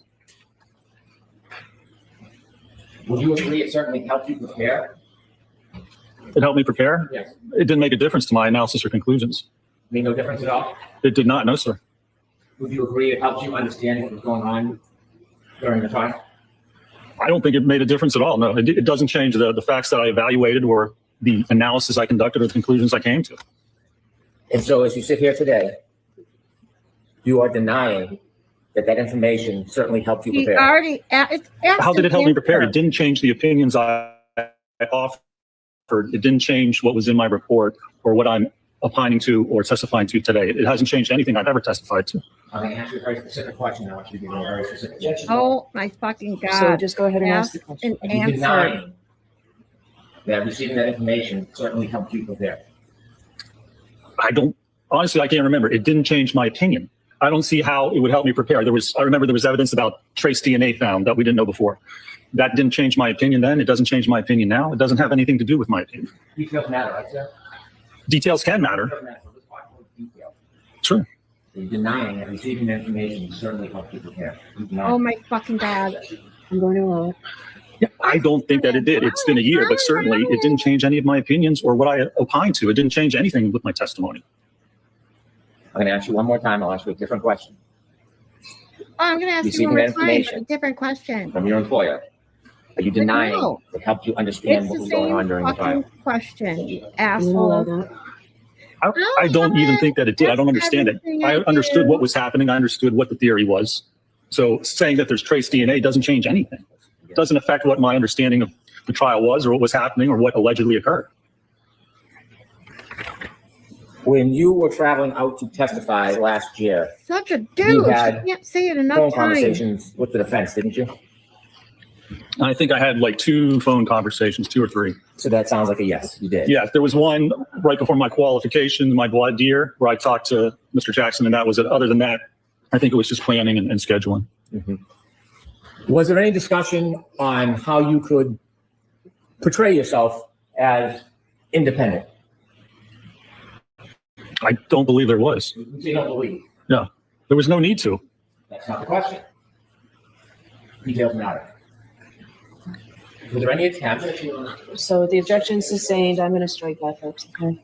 Yeah, I'm going to strike it, Questions, but I want to do Was it there any 100 more attempt in your times conversations to portray yourself as independent? because I can't control my courtroom. No, I don't think so because there was no need to because it was Do independent. whatever he wants. Did they offer to give you transportation assistance getting here? They provided a ride to and from the airport, yes. Here we go. Did you tell the defense that you prefer to take an Uber so that it would appear independent to a jury? No, because I didn't take an Uber. I took the ride. If I wanted to appear independent, then I would have taken an Uber. We had a conversation about that you were thinking about taking an Uber. It didn't even cross my mind, sir. And then after you testified, did you stay independent? What do you mean independent? Did you have any bias in you? Any bias? Bias, yes. What do you mean? Did I have any bias? Well, after you testified, where did you go?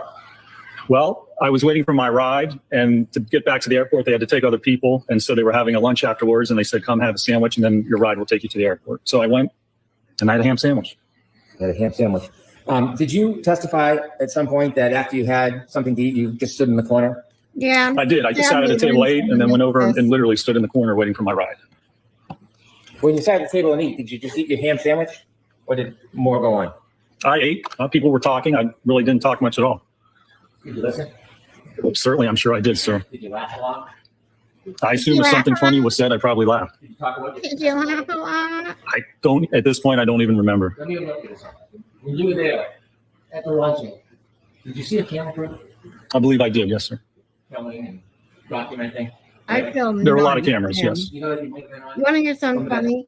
I normally feel secondhand embarrassment for anyone, almost anyone, because I'm an empath. I feel those feelings, even when I shouldn't. But Spanky, I feel nothing but literal hatred for this man. He's a piece of shit. That's fine. I could care less. So do you think maybe you were talking about the case and your answers and laughing it up a little bit? I have no idea. Possibly. You were involved in conversations with the defense attorneys, were you? What do you mean conversation, sir? I had just gotten done testifying. I was having lunch. Whatever was spoken about at the table, I'm sure I heard. You know what a conversation is when someone speaks to you and you answer. You know what a So did you have conversation conversations with some of these folks? I can't remember conversations I had last week, let alone a year ago. So I probably did, but I have no clue what we would have talked about. Do you remember accolades you might have been receiving because you had given certain answers to the then prosecutor on the case and laughing about the answers? I have no idea. I can't remember last week what I had for lunch last Tuesday. How would I remember a conversation from over a year ago? Do you remember when you were having conversations with some of these folks and you were laughing about when the prosecutor asked you about other evidence like DNA? You had a response that the physics doesn't change. I don't specifically remember that, no, sir. How long were you at the table eating your ham sandwich with the folks there enjoying the event? How long do you think that went on for? I honestly don't know. 10 minutes? How long does it take you to eat a ham sandwich? 10 minutes?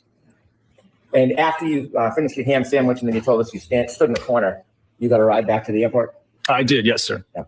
After you got back to the airport, ultimately your company billed the defense for your time preparing and traveling and testifying? I believe they did. You wrote your bills down, didn't you? You wrote the time down? Well, I don't know who gets billed to it. I think it was actually, I wrote my time down and it was the same time code for the original employer that we had. I'm not involved in billing. I don't know who the bill goes out to. I just put my time in and do my work. Do you know that the defense paid it? I have no idea if they paid it or not. Right, Katie? I agree. I assume Market does. I'm not involved in that. I don't do any part of the financials. I just do my job. You keep your billing? I enter my billing every week, yes. You know how much you've been paid so far in this case? I haven't been paid anything. I'm a salaried employee for ARCA. I have no idea how much ARCA has been paid. It's because he's such a douche. I have no idea. I'm not involved in the financials, sir. Bye, You have no Barbara. idea how much time, how much compensation your company's going to get for the work that you've done and continue to do in this case. You have no idea. Yeah, it's not my concern. It's not my department, so I don't. Is that's a no? That's the no, sir. Now, when you communicated with the defense, did you text? Didn't Fucking you? moron. When? At any point. There were some texts, yes. And at some point, there was a court order for you to bring a copy of your text? I believe so, yes. Well, when you say you believe so, details matter. No. Do you know whether there was a court order Do for you you to bring a know? text? I believe there was, yes. Okay, details matter because I complied with whatever I had. With whatever I want. I don't believe so. What happened? Well, there were like 2 text messages about where I could get my ride and what time. And so after that day, like I do many times, I'd probably erase those texts. Wouldn't say probably. Did you delete the text? Nobody puts the ham sandwich in the corner. Again, I had like 2 texts about scheduling, and I'm sure I deleted them like sometime around that time, like I do with most texts. Did you ever use Signal? I did not, no, sir. Why not? I have no need to. Why would you have a need to? I'm gonna allow it. I wouldn't have a need to. That's why I said I don't use it. He just What's said Signal he for? doesn't use it. It's for, I think, for encrypted messages. Do any of your colleagues use Signal to have conversations with their clients? I'm gonna allow that you're aware. I have no idea what my fellow employees or cohorts do. One of your fellow employees is a gentleman by the name of Dr. Wolf. Yeah. You worked very closely with him on this case, didn't you? I've worked with him on this case, yes, sir. And working with him on this case, were you aware of his habits, of whether or not he uses encrypted apps like Signal? I'm gonna allow it. I'm not aware of Dr. Wolf's habits. Oh, wow. Everything Spanky wants. When you worked on this case, when you began, you worked with a gentleman by the name of Mr. Klein, But Scott Klein is another engineer at ARCA that worked on the case, correct? and you worked with Dr. Wolf. That's correct, yes. You worked as a group? Well, I mean, we all worked on the project together. I'm located in the Pittsburgh office, and Mr. Klein and Dr. Wolf are in the Philadelphia office. So we didn't physically work together, but we worked on the same project, obviously. When you first began your testimony yesterday, you said that you were restrained in what you could do. Do you remember that testimony? I do, yes. And when you said you were restrained, you attempting like a preemptive strike? Sarah, hold on. You want to ask any questions about that? Sustain. Let me ask it this way. Were the rules different regarding your initial investigation for you as opposed to Dr. Wolf? I don't know that they were. I don't believe they were. Did Dr. Wolf have free reign to do whatever he wanted? Sustain. Yeah, email or Discord? Were you given free reign to do whatever testing you wanted? I don't believe we were, no. You though, were you? was I. Yeah. So you give him free reign to do whatever testing you wanted. I mean, there was budgets and we had to stay within certain values. So I wouldn't say I was given free reign because I couldn't do whatever I wanted. Did anybody tell you what tests you could or couldn't do?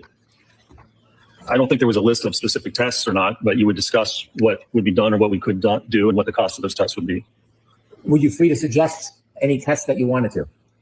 I'm assuming I could suggest whatever I wanted to. Sure. Were any of your suggestions denied? Yay, Maylin's back. I can't remember. I don't know that they were. I mean, what we were constrained is what the client wanted to know. And so we tailored our tests to do that and tried to keep the budget and the cost of what we did in our analysis down for that very purpose. Could you have suggested crash tests? Probably could have suggested whatever I want. Did you suggest crash tests? Honestly, I don't know. I mean, it might have been brought up, but pretty sure that would not have been within the budget. So I want you to be detailed. I don't want you to guess. So without that, Fucking go ahead and juice. discuss the question, please. Did you suggest doing crash tests last year? I can't remember. We obviously didn't, but I don't know if that was brought up or not. Do you, since your memory is difficult? Sustained. Okay. All right, this is the perfect time since Maylin missed the sandwich. It was a shitty dry church lady ham sandwich. Like, come the fuck on. Zombie sandwiches. Hey, Jen Fox. Let me pull up this short. I do know this one. I've seen it a couple times. Hold on. Of Aiden going over the ham sandwich.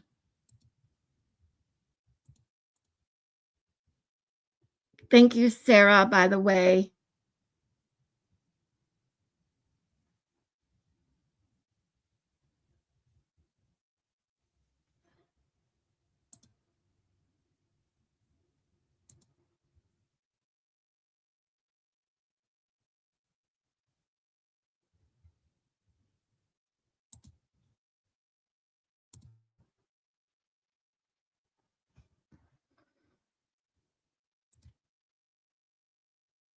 Waiting for my ride, and to get back to the airport, they had to take other people. And so they were having a lunch afterwards, and they said, come have a sandwich, and then your ride will take you to the airport. So I went, and I had a ham sandwich.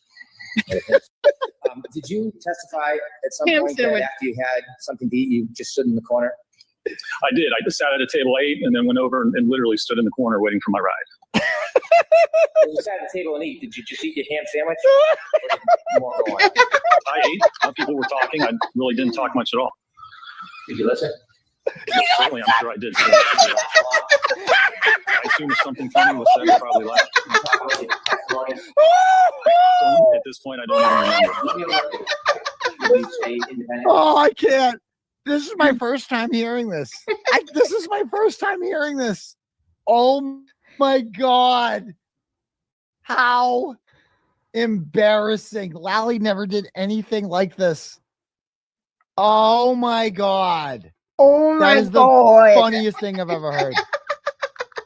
Wow. Did they teach that one in law school? Waiting for my ride, and to get back to the airport, they had to take other people. Oh, too good. TV always makes me laugh. Too good. Let's take our a palate cleanser break since we're here. We're gonna watch one of our favorites. Oh, yep, the turtle.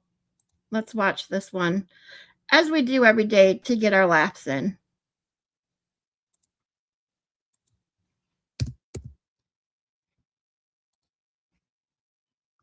This one never gets old. I'm sorry. Especially after, I think it was James or Terry pointed out that this is Raggedy Andy, not Raggedy Ann. What the fuck is this thing?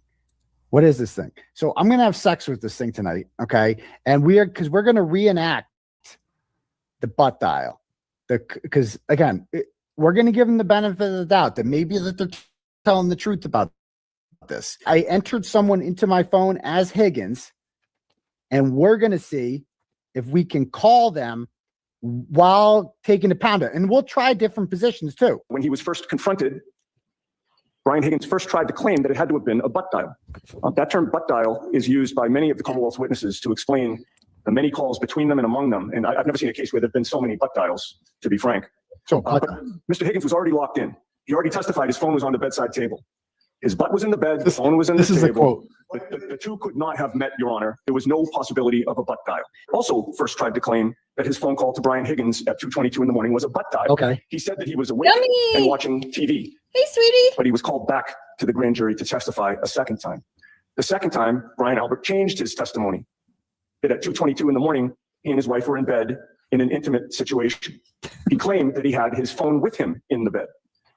So now he's claiming that it was during that intimate situation with his wife that he supposedly butt dialed Brian Higgins. Okay. He had no explanation, however, for how his phone picked up when Higgins called him back 17 seconds later. He had no explanation for the 22-second phone conversation that followed. And it's worth noting that Higgins testified he never heard any intimate noises on the other end of the line either. Well, in fairness, Brian Albert doesn't seem like the kind of guy that can make a woman come, but that's different. That's not a different story. Is there any truth to this? I don't know. So like, okay, so this is Nicole Albert. All right. And it's like, okay, so we've been drinking all day and, you know, we've been married for 30 whatever years and you probably have mistresses on the side or whatever. And we're swinging, but you need to fuck me right now, Brian.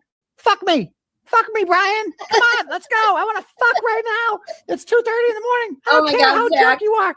Get your dick up and let's fucking go. Fuck me. Okay, sorry. Okay. So, well, let me just check my phone over here. Okay. So then Nicole's going to come and I guess the phone here. Okay. So then he's going to start off missionary. So he's, yeah, fuck me. Yeah. Okay. And then the phone is on Nicole's ass. Yeah, giving it to her. Good. Yeah, good. Yeah, you like that. Yeah, fucking fugitive unit. Yeah, you like that. You saw me on Boston Confidential, didn't you? You like that, huh? You like that, huh? And then okay, so let's see if I could call Higgins here. Let's see what happens. Right, let's go. Yeah. Dude, I can't even get to the passcode part. I can't even get to the passcode part. Yeah, you like that? Oh, you're a naughty girl, aren't you? You're a naughty girl. Yeah, you like that, huh? Huh? Yeah, I bet you do. Bet you fucking do. I can't even get to the passcode verse, and then she's gonna ride me this time. This can't be the first one. So now she's gonna jump on me, and all right, we're gonna go like this. So the phone's on the butt. Yeah, yeah, you like that? I'm in the gang unit. Yeah, I got a bald head. I shaved my head. You like that? You like that? Oh yeah, Brian. Oh yeah, it's so hot. And I don't know. Okay. Terry, never did Didn't that work. with them. Didn't call Higgins. Okay, now could Siri do it? So we'll do it like this. All right. Oh yeah, Brian. Siri, call Higgins. Siri, call Higgins. That's investigative Didn't work. journalism. Actually, it did. That worked. That worked. Diet. So I entered someone as Higgins in my phone. That actually worked. Maybe Siri did it. I don't know. This is investigative journalism here. Love it.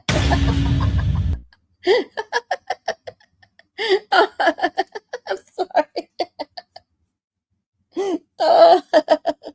It's too good. Sarah's like, I saved you a coconut water. I'd rather have the diet Fresca.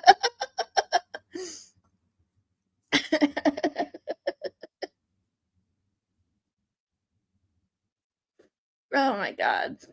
Sorry, now I'm tearing up because it's so fucking funny. Every time I watch this, I think about TV saying, and we have been drinking all day. Had whiskey prick.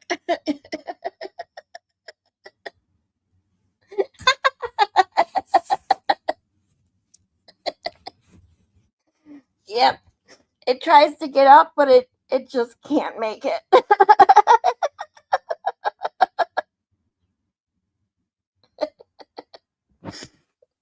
Okay, he says, it's Cinco de Mayo. I need a margarita.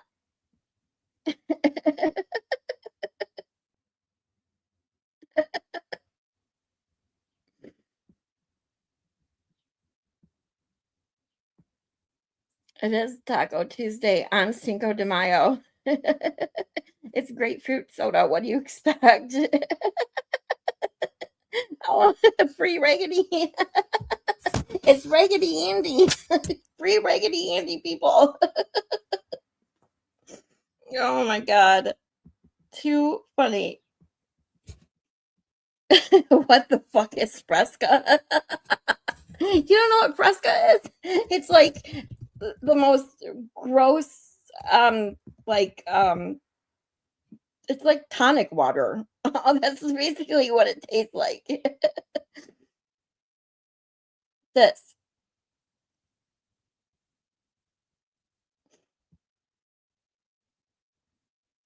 So it says caffeine free, zero sugar, sparkling citrus soda with a grapefruit flavor. So it's like tonic water with like a little bit of grapefruit fruit flavor, if you want to call it that.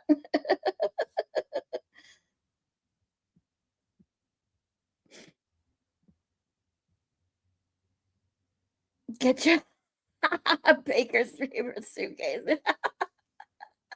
Get it up. Let's go.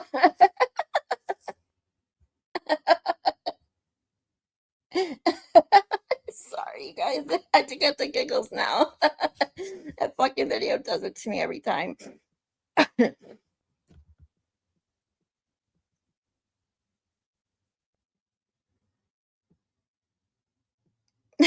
getting a Fresco as soon as I post bail. You need to Venmo me. Ugh. It's like Diet Sprite with grapefruit juice flavor. Yeah. You didn't even know they still make Fresca, says James. Oh yeah. They've made them into well, as you can see, they made them into alcoholic drinks now. Just pop the top and you got a vodka and Fresca.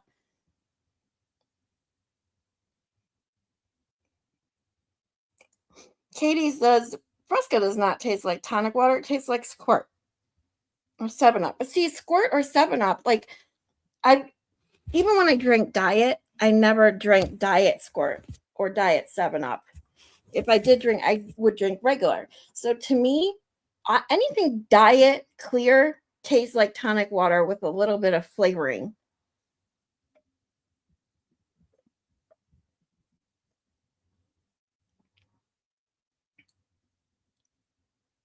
Yeah, it's pop. It's pop. Not it's not Coke, it's pop. It shouldn't be called pop though. You're right, Akasha.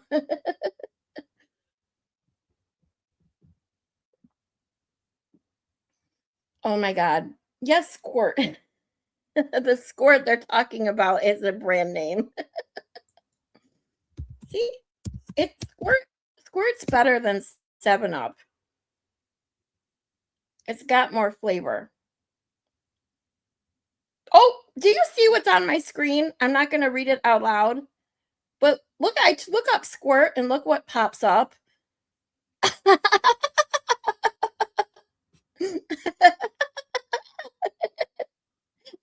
We put in Squirt, and the second thing that pops up, look what's on my screen.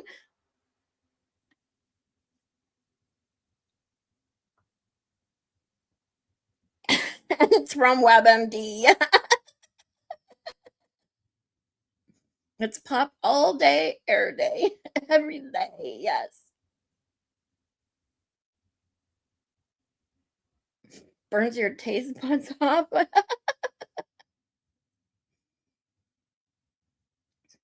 See, I know with the Southern thing, it's weird to call every pop Coke because if someone asks me, or if you ask a Michigander, or basically anyone from Michigan, Midwest almost, we call it pop, okay? If you ask me what kind of Coke I want, I'd be like, regular. Like, what the fuck do you mean? What kind of Coke do I want? Regular. Regular Coke.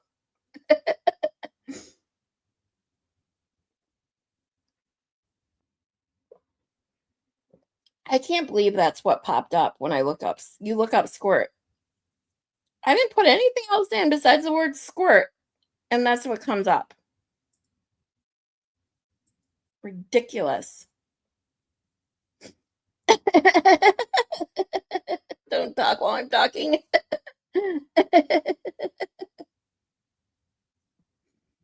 It's gross. It's just peeing. Oh my God. I'm a germaphobe. Whiz. See, Katie D gets it. She says, when I'm down south, nothing confuses me more at restaurants when they say that. I'm like, what? I want a Diet Coke. What kind? I'm like, that kind. Exactly. This is what I'm saying.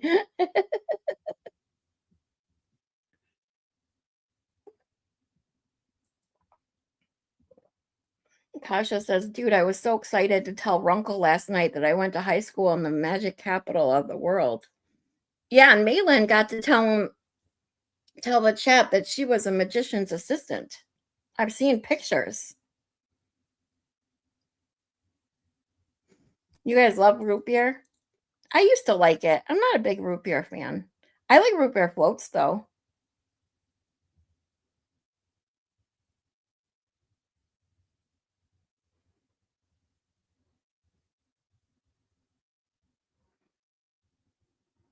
I forgot that other people aren't used to a town called Colon. I think he thinks I was bullshitting him. Aw. No, sad. Oh, we don't want you sad. We want you happy. That's why we laugh.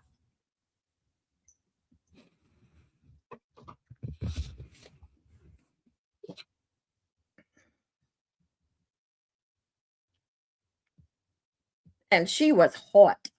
What? I almost got it. I was it's funny. I was talking to my friend the other day and I was saying she got me what? I almost got it. What? I don't have to do the hot. What? I almost got it. I can almost say it now without slowing down. You'll DM me a pic and oh, okay. Did Maylin get sawed in half? I don't think they did that one, but I can't be sure.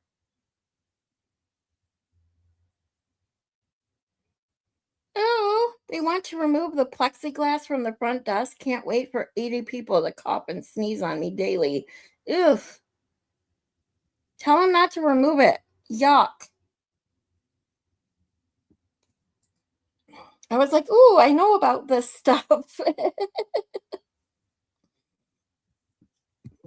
Yeah, I think a lot of times people, there are people out there that just start BSing just so they can be part of the conversation. So maybe streamers don't take the people who are mean what they say seriously. You know what I mean? I do. I almost got it. What? I can't really do the H part, but what? I almost got it. Oh, what? Oh, you did do it? You get sawed in half, but a different style. I have to see that. My ex-husband's family came from Amish. His grandparents on both sides were Amish and hopped the fence when they got married. I have been to weddings and funerals and things.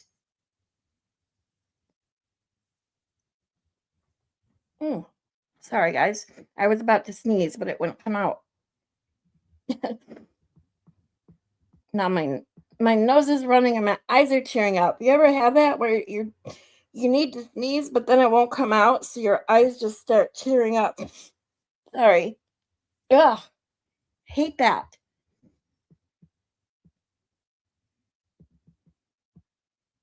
He says, well, if he looked it up at all, he knows, and he better say sorry.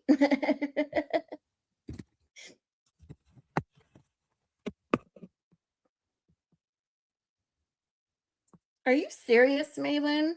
Malin says, I didn't know the Amish still existed until I was 35. What? Well, then again, I guess if you've never been anywhere to see them, I guess maybe that's possible. We used to go to Pennsylvania all the time. we used to, like I said, we used to go to Denver every summer, and then my grandma's other extended family was all, because my grandma grew up in Rossiter, Pennsylvania. If any of you know where that is, we used to go to Hershey. Oh, it's fun there when I was a kid. I used to love going there. And because my brother used to go to skateboarding camp in Pennsylvania. And there's a lot of Amish places that you will see in the boonies in Pennsylvania. So that's what KDD, do you know how long it took me to say that? I've been working on that basically for 2.5 months. And a friend of mine told me how, I'll explain it to you one day. Forget about the H, and it'll kind of just come out. Just do the ought. Because that's, every time I try to pronounce the H, my lips don't move like that either. Like, try to pronounce AWT, ought, and then it works. At least a little bit.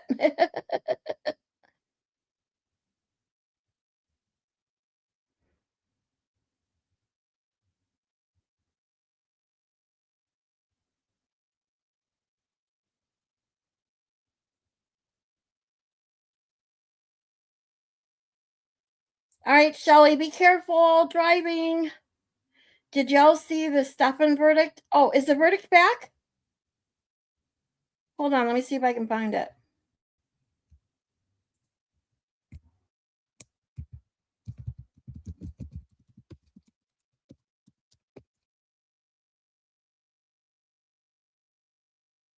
Ooh, it did come back. You guys want to watch the verdict? All right, let's watch the verdict. Hold on.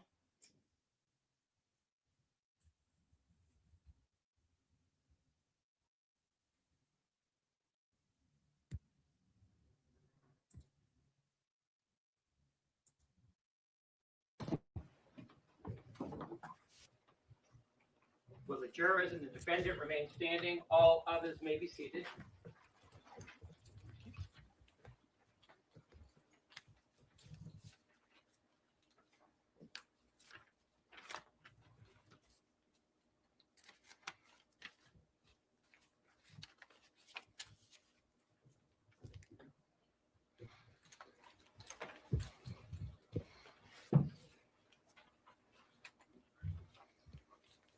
Madam Forelady, has your jury agreed upon a verdict? Yes. On count 1, strangulation or suffocation, what is your verdict? Guilty or not guilty? Not guilty. On count 2, the charge of assault and battery, what is your verdict? Guilty or not guilty? Not guilty. Yay! Madam Forelady, members of the jury, hearken to your verdict as the court has recorded it. Upon your oath, you say that the defendant is not guilty of the count of strangulation or suffocation and not guilty of the count of assault and battery. So say you, Madam Forelady? Yes. So say all members of the jury. Yes. All right, thank you. Jurors, please be seated for a moment. So I see you guys already posted it, even though I said we could watch it, but you guys already knew not guilty on all counts. I think that we all saw that coming, considering the ridiculousness of the complainant.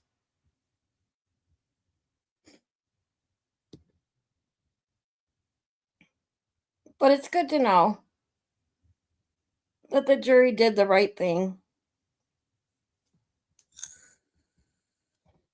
All right, let me catch up here. Yes, Shelly, drive safe. You have precious cargo in tow. Yep. Maylin grew up everywhere. Dad was in the Navy. 2015, moved to Ohio, and that was when I met my first Amish person. Aw, see, Terry says, see, we are related. My dad was too.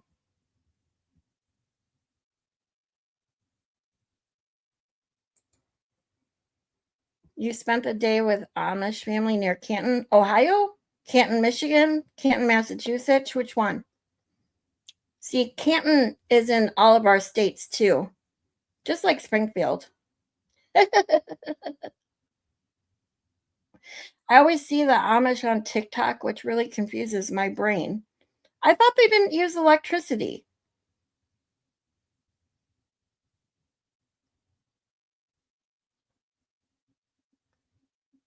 So I would get why that would confuse your brain, because it confuses mine.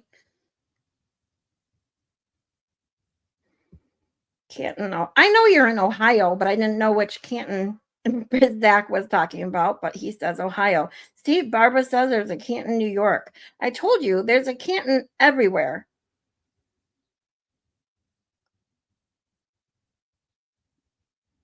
Canton is like 10-15 minutes from where I'm at, Canton, Michigan.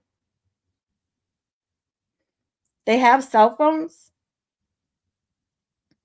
How do they have cell phones if they don't use electricities? Yes, you do. You need to charge it, like you need to charge the phone.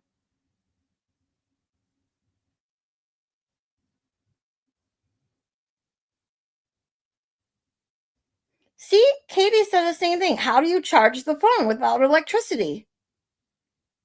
And speakers and lights in their buggies? Okay, see, I'm so confused.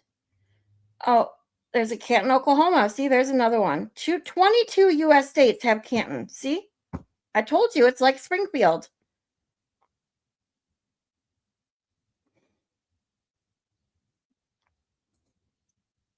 This family had no electric in their home, but he was a cabinet maker and had it in his shop. That's where he charged his cell phone. Huh.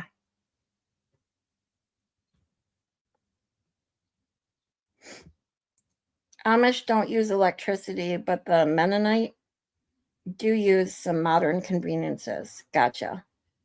Oh, they're not the old order Amish here. Got you.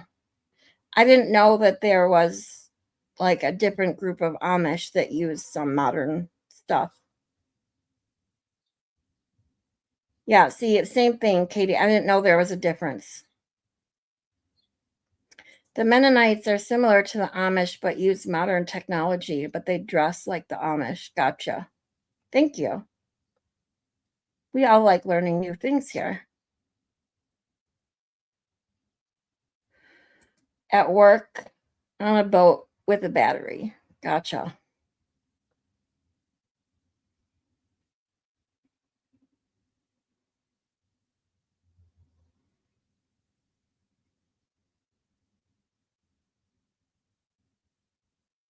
Mennonites use electricity. Wow. You guys know so much stuff that I don't.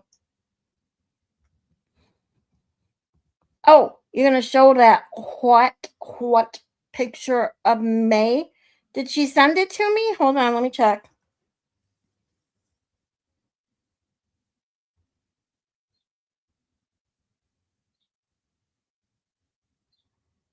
Yes, she did. Hold on.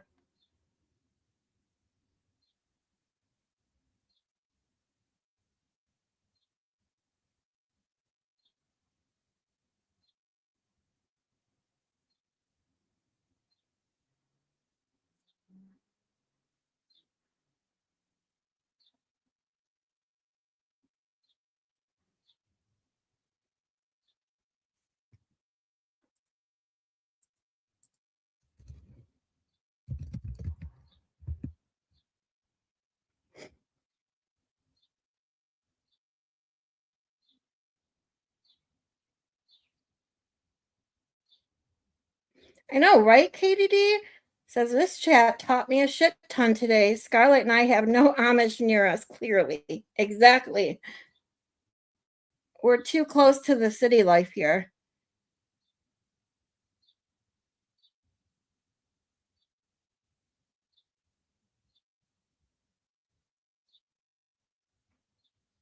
Learn Weird Al's Amish Paradise. You'll learn all you need to know. All right, so here's Maylin.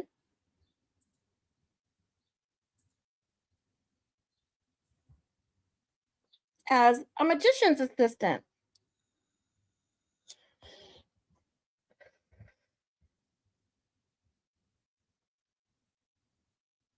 Look how tiny you are.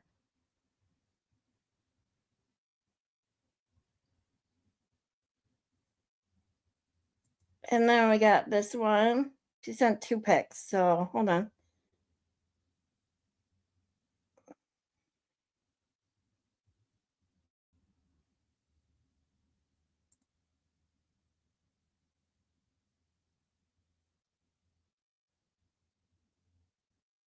That must have been so much fun.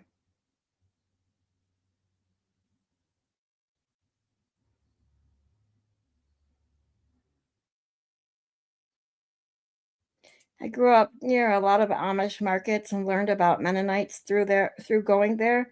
My mom always got furniture there and food. Yeah, we just don't have them here, at least in Southeast Michigan. So,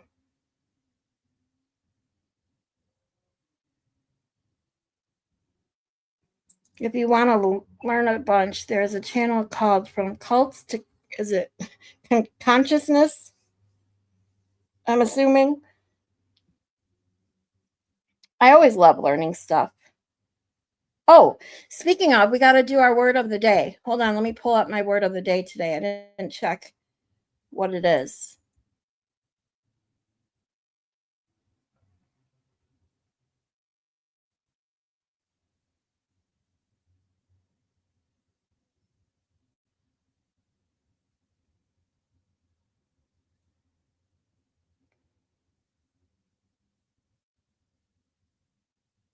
Okay, so word of the day is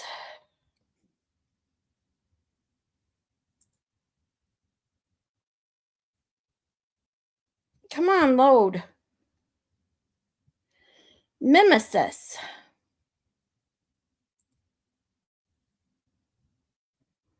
Word of the day is mimesis. Means imitation, mimicry.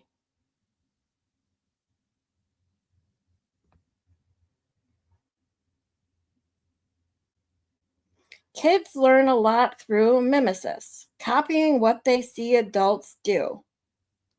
Social media can feel like endless mimesis, with everyone copying the same trends. The stick bug's mimesis works best when it stays completely still among branches.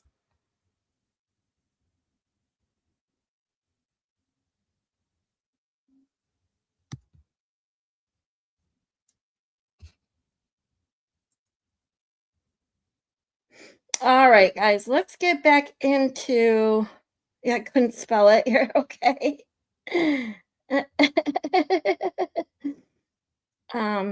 Shalise is amazing at cults and consciousness. I have followed her from almost the start. I haven't heard of that one. I'm going to have to check it out.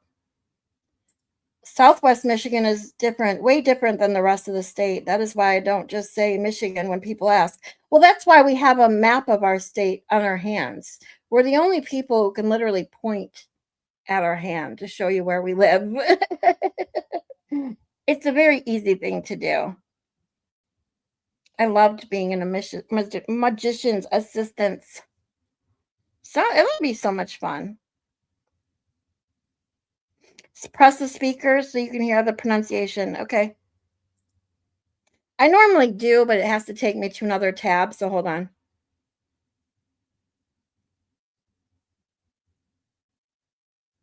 Did I pronounce it wrong? Is it mimesis? Hold on. Mimesis. Hold on.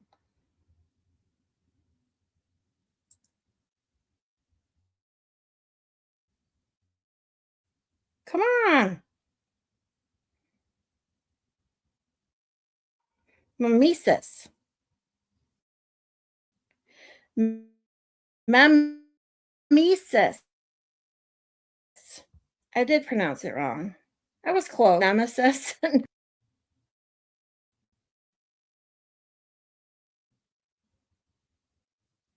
Oh, Oh, Zach is ogling Malin's legs. Oh, and Terry was too. Oh.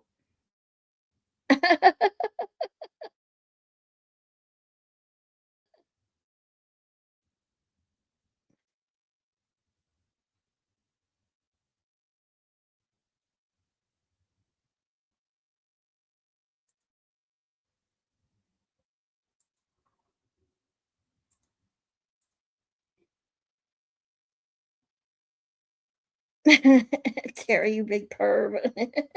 You guys are making me blush. Aw. Look at that little hottie. Aw. By the way, I went through a bunch of pictures the other day. If you guys were here with me when Kazi G was on with me and we were going over pictures, he was showing us fun pictures from when he was little. I have a bunch of pictures I pulled out. I just got to scan them into my computer. Maybe I'll share them when I have a day after we watch closing statements. There's a day we're going to go over some stuff.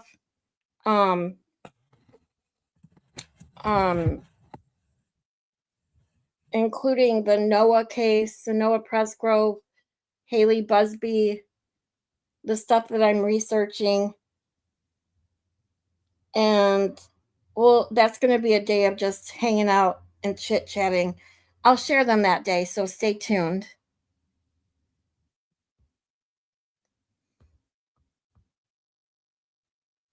Maylin is hot and wicked smart.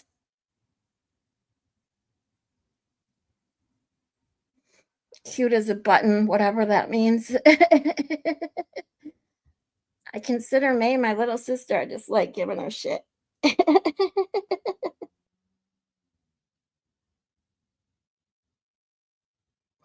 All right, you guys, I need to take a quick break. So before we get back into Rentschler, we're going to have one more break. So if anyone needs a pee break, please go. Otherwise, enjoy a little tune. Bear with me while I pull it up. Because, Spanky elevates my blood pressure immediately upon hearing his voice. So we always just need a little. Oops. We always just need a little release after listening to him or before listening to him, however you want to put it. All right, so here we go.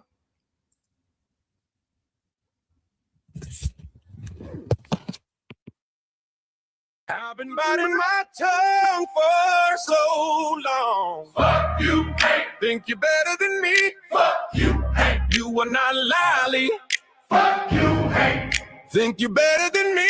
Fuck you, Hank. But why don't we see? I'm a basic kind of guy. I really don't need a flaunt. Smoking 6 packs a day and I'm happy as a hog. All I do is mumble. Do I really need any lungs? The trial 1 jury was just like me. They were hung. Trial 2 came around and you wanna bench me? Not 1 guilty vote was embarrassing to see. Need to remind you that my jury was 9-3. Take your little OUI and get about the scene. Fuck you, Hank, Hank. Think you're better than me? Fuck you, Hank. You are not lolly. Fuck you, Hank. Think you're better than me? Fuck you, Hank. Well, why don't we see?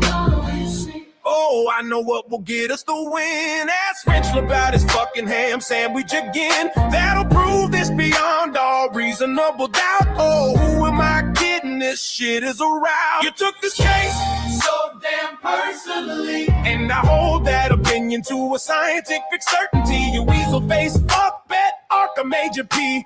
Even with all the help you got from Beverly, standing ovation. What a robust cross. Psych. Your nerdy ass looks so fucking lost. Just think, $500,000 was all it cost to get our asses kicked in the fucking law. Fuck you, hey, hey. Think you're better than me? Fuck you, hey. You are not lolly. Fuck you, hey. Think you're better than me? Fuck you, hey. all we see. Hey, how'd that case with the middle school teacher go? I hear you're taking more L's than the Commonwealth. Hey! Waiting for your response, Becky. Yeah.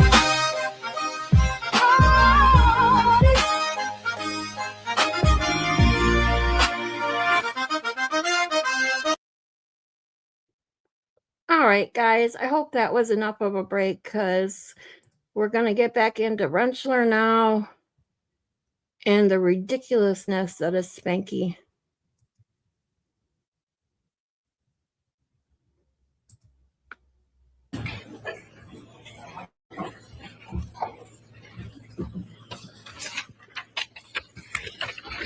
To remember things, you write them down. That's one of the ways you can do it, sure. Do you do it? Oh, shit. Do you write down things so you don't You forget? write down things? Depends what it is.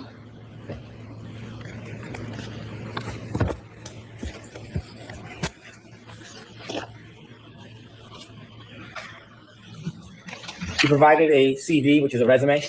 That's correct, yes. Resume outlines your education. Yes, sir. Areas of specialty. Correct. And And then it highlights your accomplishments as far as the when focus his own witness of your lied. specialty or the focus of your profession, what you like or what you do a lot, right? Some of it, yes, sir. So, for example, you have a number of publications that are peer reviewed. Correct. And peer review publications mean that you've written something that's been evaluated and considered by other experts in the industry and have been adopted or recognized, correct? Well, that it's been published, yes, sir. You have a long list of peer-reviewed articles dating back to 2003. Is that correct? Yeah, as I said yesterday, most of my peer-reviewed articles are all written when I was in graduate school. Correct. Have you had any peer-reviewed articles since 2003? Probably not. No. And your peer-reviewed articles, 2003, deal with the evaluation of selected electric-powered wheelchairs. That was one of them. Yes, sir. The next one, intelligent walkers for the elderly. Correct. Comparison of fatigue life for 3 types of manual wheelchairs. Yes, sir. Evaluation of a push-room activated power-assisted wheelchair. Correct. Displacement between the seating surface and hybrid testing dummy during transitions with a variable configuration wheelchair. The hybrid 3, yes, sir. Assessment of manual wheelchair ride. Correct. I was looking at forces and accelerations on the body. Yeah. Fatigue life of 2 manual wheelchair cross-brace designs. Yes, sir. Evaluation of selected ultralight manual wheelchairs. Yes, sir.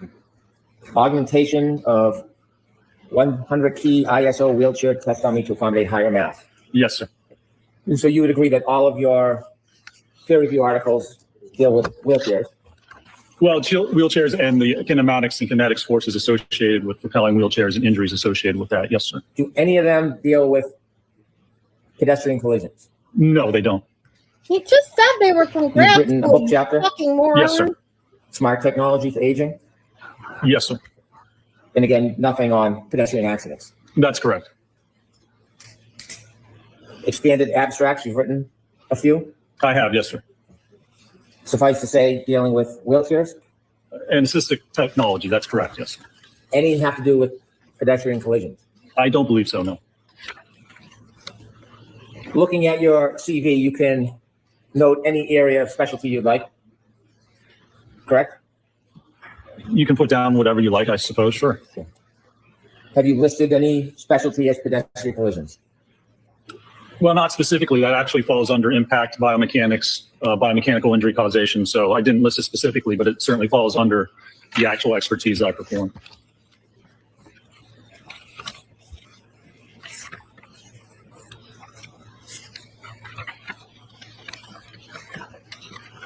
Now, Doctor, when you work with Dr. Wolf, did you have a chance to look at This guy's such his a report? idiot. I did, yes. If you saw anything in the report that was off or mistaken, would you have an opportunity to discuss that with him? I'm sure I would, yes, sir. Did you find anything about his report that was wrong as far as data? I don't recall. If I did, I probably would have talked to him, but I don't recall. You and Dr. Wolf were collaborating together, weren't you? Yes, sir. And when you collaborate, you relied on each other's data at the time, didn't you? To some extent, yes. Some things Dr. Wolf did, you relied on ultimately for your interpretation and your conclusions. I did, yes. Did you write a report and talked about the acceleration of the ATD, the test dummies, regarding its hands and arms? I did, yes. When you wrote your report talking about this very specific data, do you remember what you determined was the acceleration for the ADT right hand at 29 miles per hour? How many G's that was? Let's see. Accelerations for the right hand. Page 6. Yeah, it looks like 863 Gs. Okay. And when you were comparing data with Dr. Wolf, if something was different or off, would you correct it? I'd talk to him about it, sure.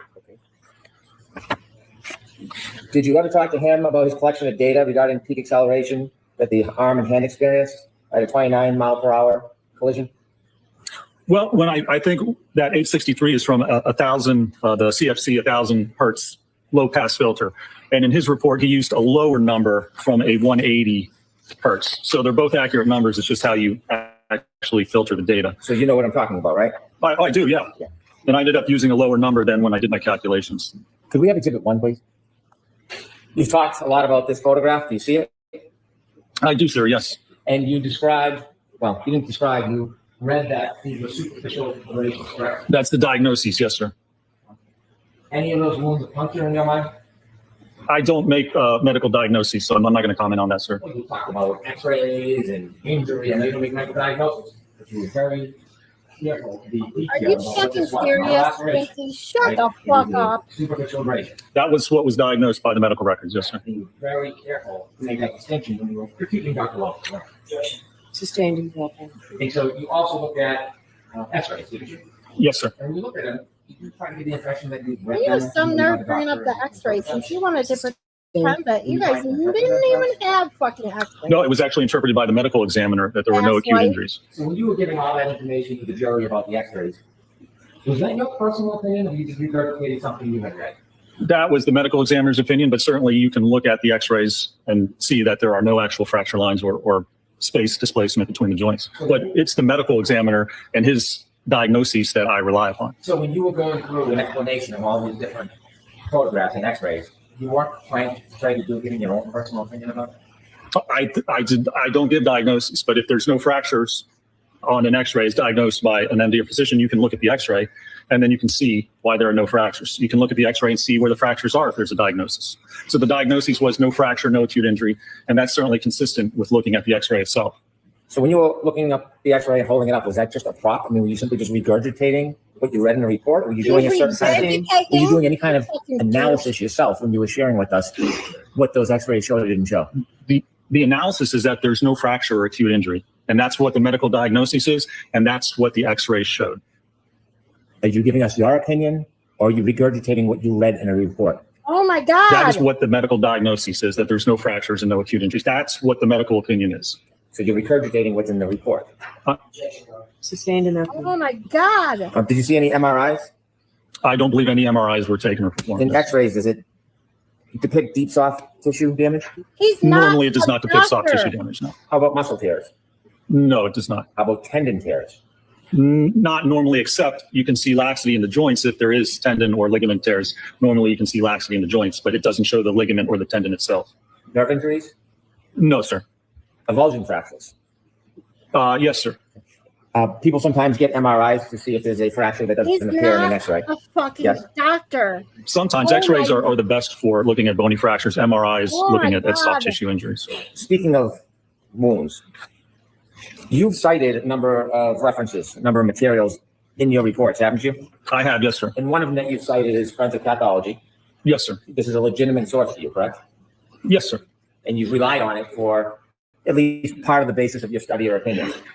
Well, I relied on it because it speaks and looks at the difference between, for instance, a laceration and an abrasion. A person could be struck by a motor vehicle and not indicate any bruising to that area, wouldn't you say? At what speed, what part of the vehicle were they contacted, what part of the body were they contacted? It depends on the amount of force associated with that. There's a number of variables involved. Does the absence of a bruise indicate that there was no blunt force trauma to the area? I'm going to allow it. Can you answer that?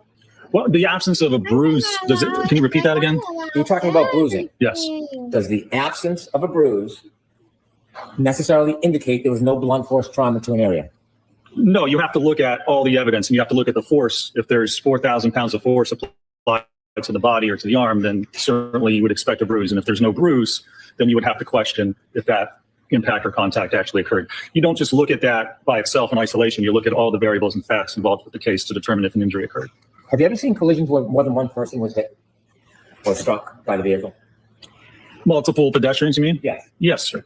And have you ever seen I don't know how in he a gets away with this. collision where the Not vehicle's going the same multiple speed where it people. hits multiple different It people? wasn't even one There can be person. multiple different This injuries. Stupid twat. That is so vague, and you'd have to go back and look at a specific case, look at the injuries, look at the vehicle, look at the people.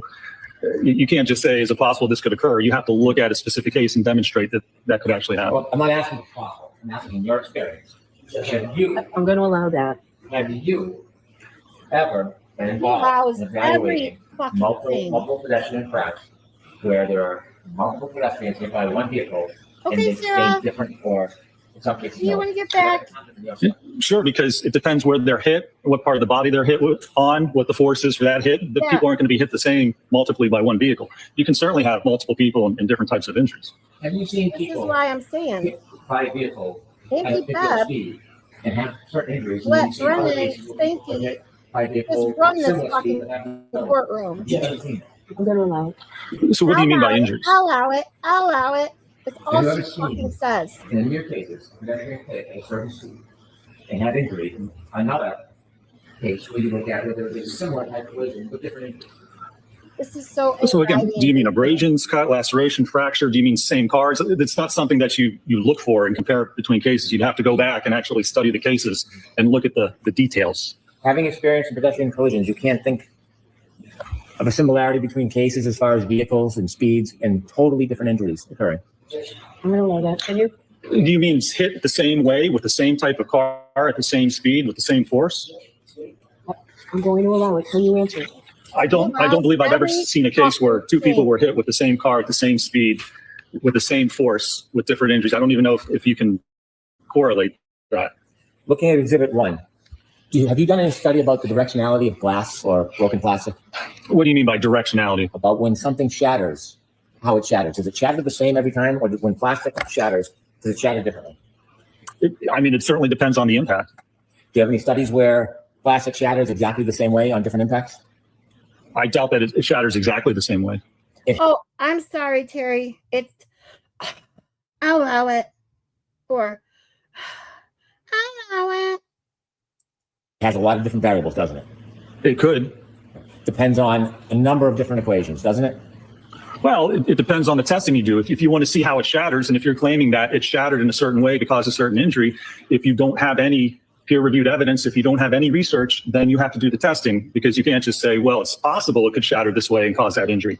That's not conclusive. You can't use that to come to an opinion about what happened. Oh, that wasn't what I was asking you. I was asking you if you have seen Kelly? in cases that when plastic breaks, it breaks differently. I keep Well, seeing sure. on I mean, the purpose. testing we've What done do you here, mean the on taillights covers fractured differently, and we didn't get any contact. So I have personal experience just with this case alone. We'll get to the contact. When you look at all the tests you did, the plastic broke differently in each and every case, every experiment, didn't it? Sure, it's broken like that, and I've never seen a case where you get these types of abrasions. I didn't ask you that. I didn't ask you that. Is that funny? It's not funny. It's not So, funny. you I'm going fucking I'm going to strike the comment. Next question. Next question, Mr. Brennan. No more comments. No, When you now did your he says, experiments, no more the comments. sizes But he does it of again. plastic that and broke were again. different And again. in each experiment, weren't they? They were, yes. The number of breaks in each experiment were different, weren't they? They were, yes. The angles of the break changed from piece to piece, experiment to experiment, didn't they? I'm sure they did. Did you watch the videos and watch the damage and take a look and count how many pieces broke in each experiment? I didn't specifically count. No, we looked at contact to the sleeve and to the dummy itself. You never counted the broken pieces in each experiment? I did not. There was no need to. Not matter if there's a need, did you? I did not. No, sir. You had talked quite a bit about Dr. Welcher's test with the paint, so I want to ask you some questions about that. Were you ever under the impression that Mr. Welcher, you can take that down, please. Were you ever under the impression that Dr. Welcher was trying to reenact the actual collision when he did that blue test? What else was he trying to do? Well, that was the only test he performed, and he referenced that test for his opinion that the position and orientation of the lacerations are consistent with the taillight cover. So if that test was not intended to signify or demonstrate the position of the arm, he has no evidence to say the position and orientation of the arm in the lacerations, which are abrasions, are consistent with the taillight cover. That's the only test he did. So if it doesn't represent that, it's really meaningless in his analysis and conclusions. Now that you've shared your opinions, can I get back to my question? Just Jackson, just wait.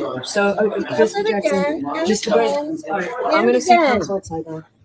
I want to hear the sidebar. I can't wait to get Dr. that Rentschler. sidebar. You wrote a report back in February 2024. Yeah, that's correct. Yes, sir. And in that report, you provided a number of opinions, didn't you? I did, yes. Do you remember if you opined or had the opinion that the injuries on Mr. O'Keefe's arm would not result from impact with a non-damaged tail lamp cover? I believe that's correct, yes. And the amount of force required to fracture the tail lamp cover would result in extensive soft tissue and likely bony injury to Mr. O'Keefe's right arm? Correct. And so your opinion back in 2004 was that if a person's arm were to cause the damage to that taillight on that Lexus, you would expect to see extensive soft tissue and likely bony injury. Yes, soft tissue referring to ligaments and tendons of the elbow and shoulder, correct, and the wrist. And so you're saying not superficial abrasions, but in the arm? Yes, when you look at it, and you can see from the testing we did for this case, for this round, that the arm extends and you have contact with the arm, you would expect at those speeds damage to the tendons and the ligaments, the elbow, the shoulder, likely the wrist. And the x-rays that we looked at, or that we saw, and you offered the words of the medical expert, there is no MRI studying any ligament damage, is there? There are no MRIs that I'm aware of, no, sir.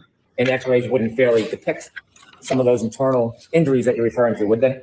As I described before, it can show laxity of the joint, but it normally doesn't show the actual soft tissue damage itself, no, sir. Do any of you remember if any of the jurors talked specifically about this moment?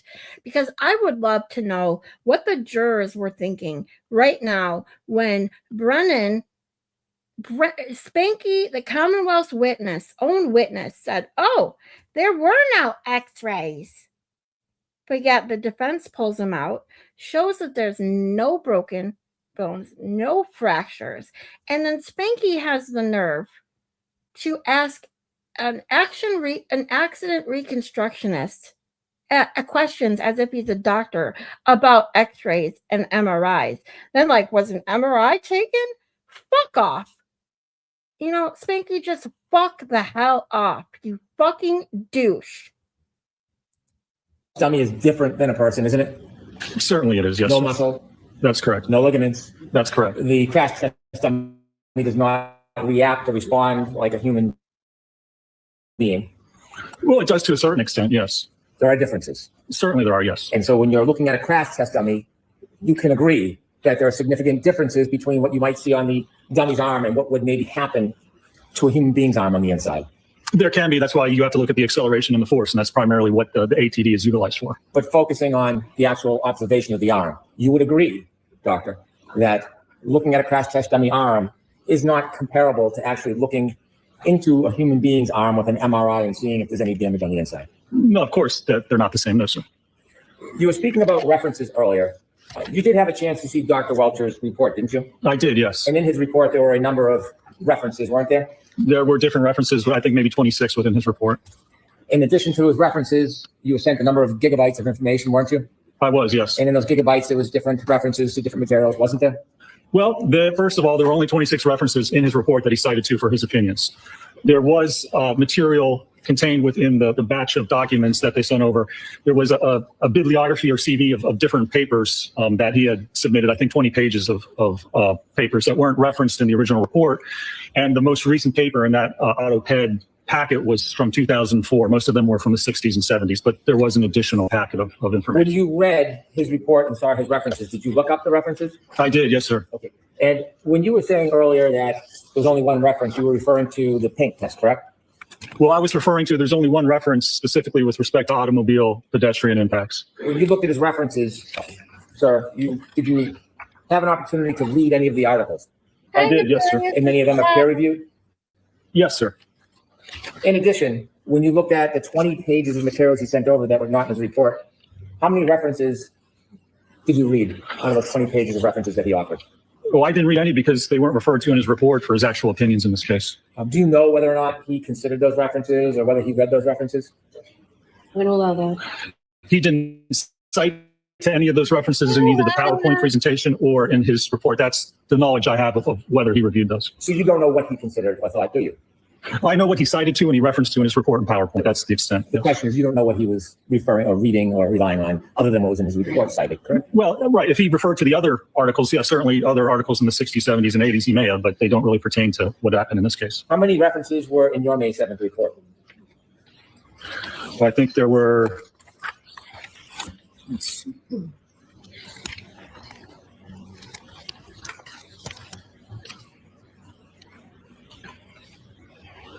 26, I think. Those 26 references, are they offered in the report to suggest some type of support for the proposition that you're promoting in the report?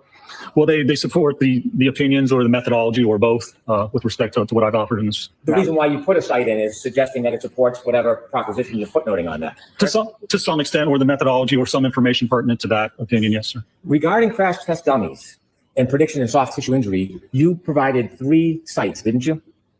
In soft tissue injuries? Yes. Can you show me where it says that, sir? Footnote 11 of the report, Mr. O'Keefe's right arm kinematics during impact with the Lexus are inconsistent with producing the documented cuts damage to his right sleeve, as well as the abrasions to his right arm. Did you write that? Yes. And which one was that again? I just want to make sure.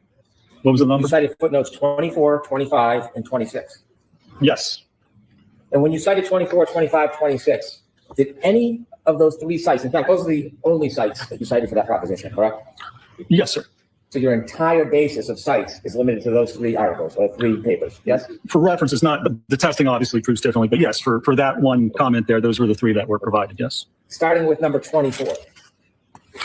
When you looked at 24, did it ever suggest in this paper, did it ever suggest that it was appropriate to use a crash test dummy and the material of a crash test dummy to make an analysis or determine whether or not there would be documented damage to someone's skin?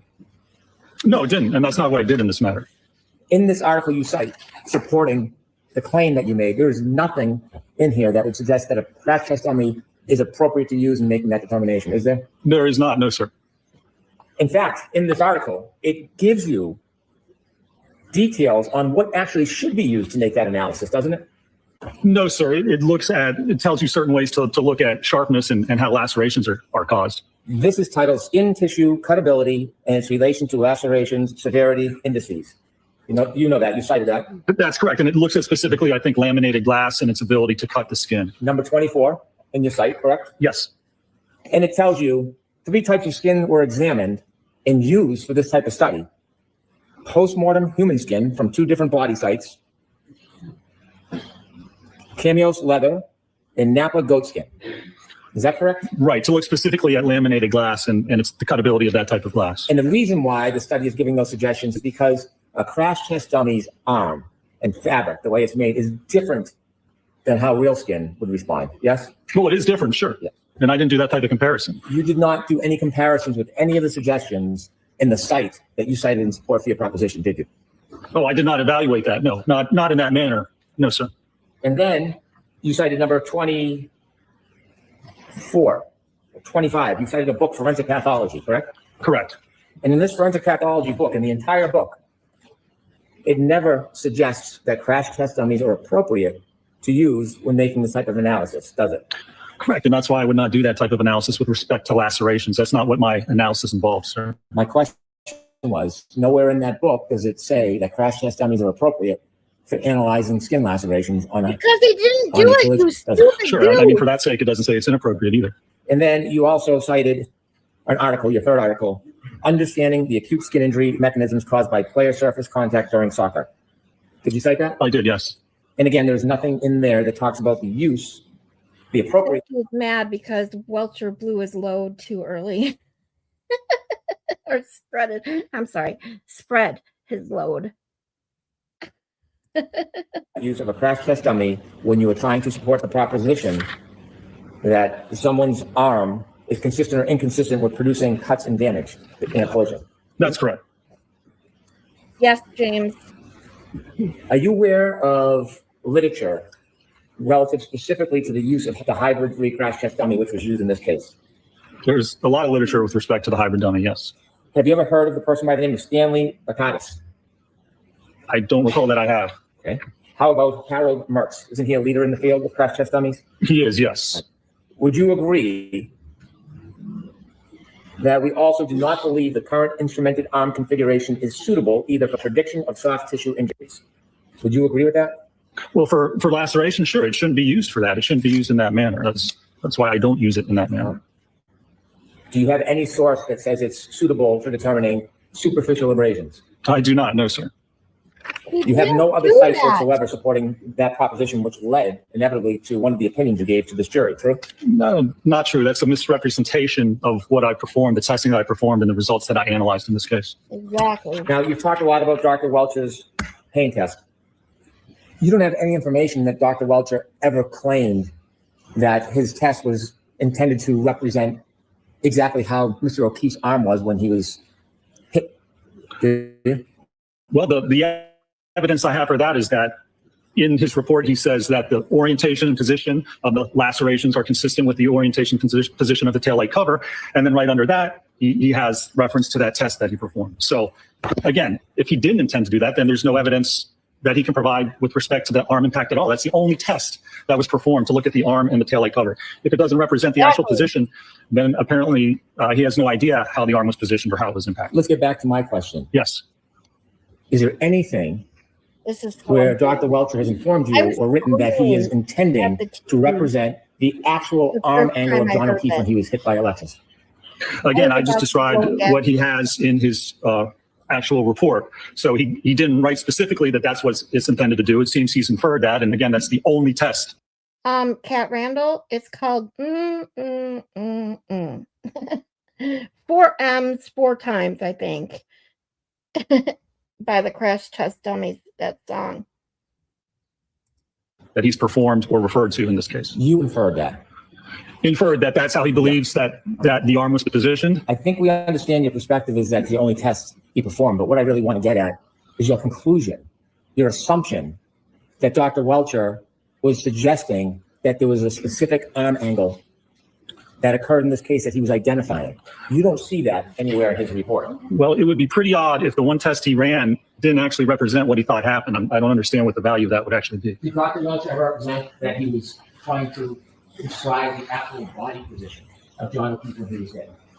Actually, he doesn't state that. He states very little in his report or in his PowerPoint. He demonstrates through the video of his arm like that and contacting it, and then he holds his arm up to a picture of Mr. O'Keefe's right arm to compare and apparently demonstrate that it's in the same area. But again, he doesn't actually state that opinion. He doesn't state any opinions that the contact actually occurred, except in one point, and has no evidence or foundation for that. Would the answer to my question be no?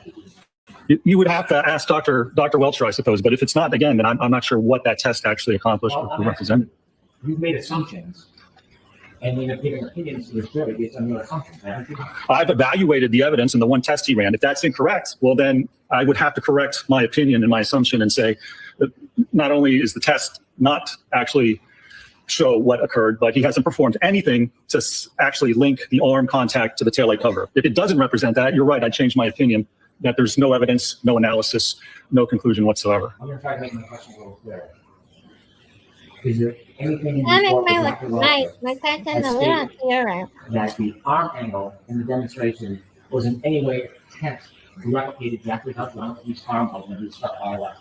I don't believe anything's written in the report with respect to that, no. Is there anything in the report that states Dr. Welcher was stating or claiming Asked that he and knew the answered position 10 of fucking John O'Keefe? times. I'm going to allow that.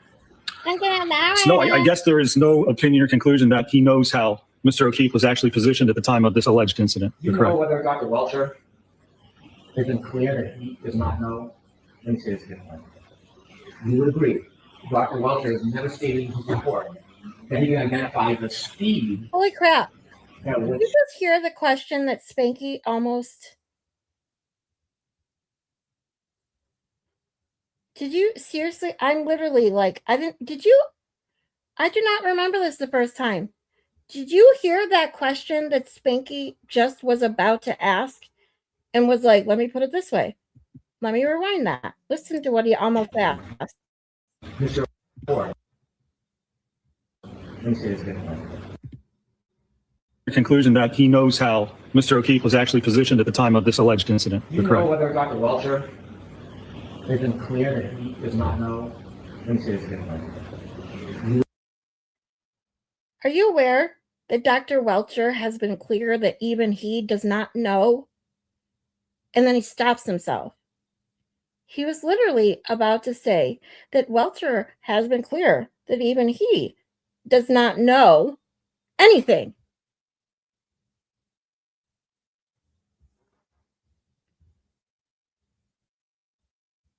Yeah, then what the fuck did you pay all that money for, right, Akasha? He is fucking infuriating. He literally raises my blood pressure, my anxiety level, like the second I hear his voice. Questioning right here is fucking infuriating. 100%. Fuck you. Spanky. Break needed. You got it. I mean, we need to take many breaks listening to this asshole.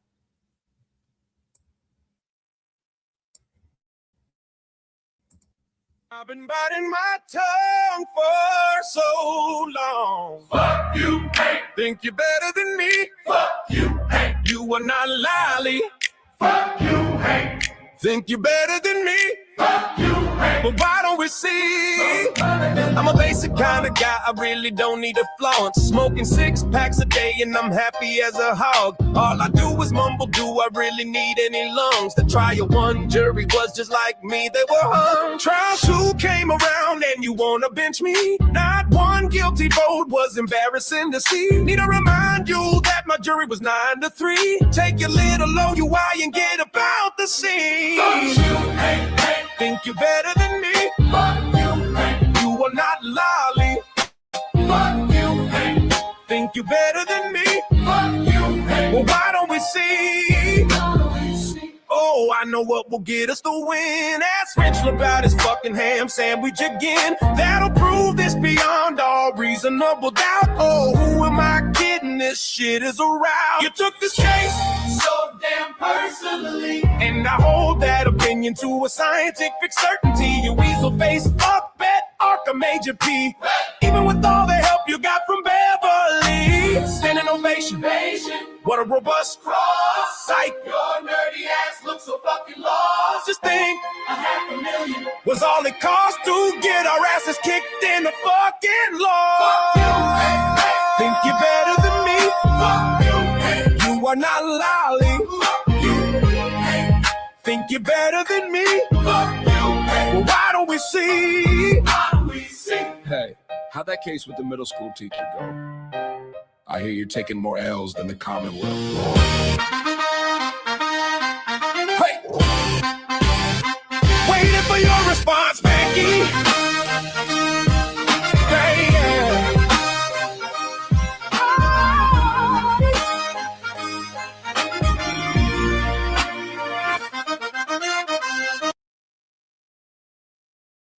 yeah. Always makes you feel better when you listen to that, doesn't it? Back to the anxiety inducing. Oh.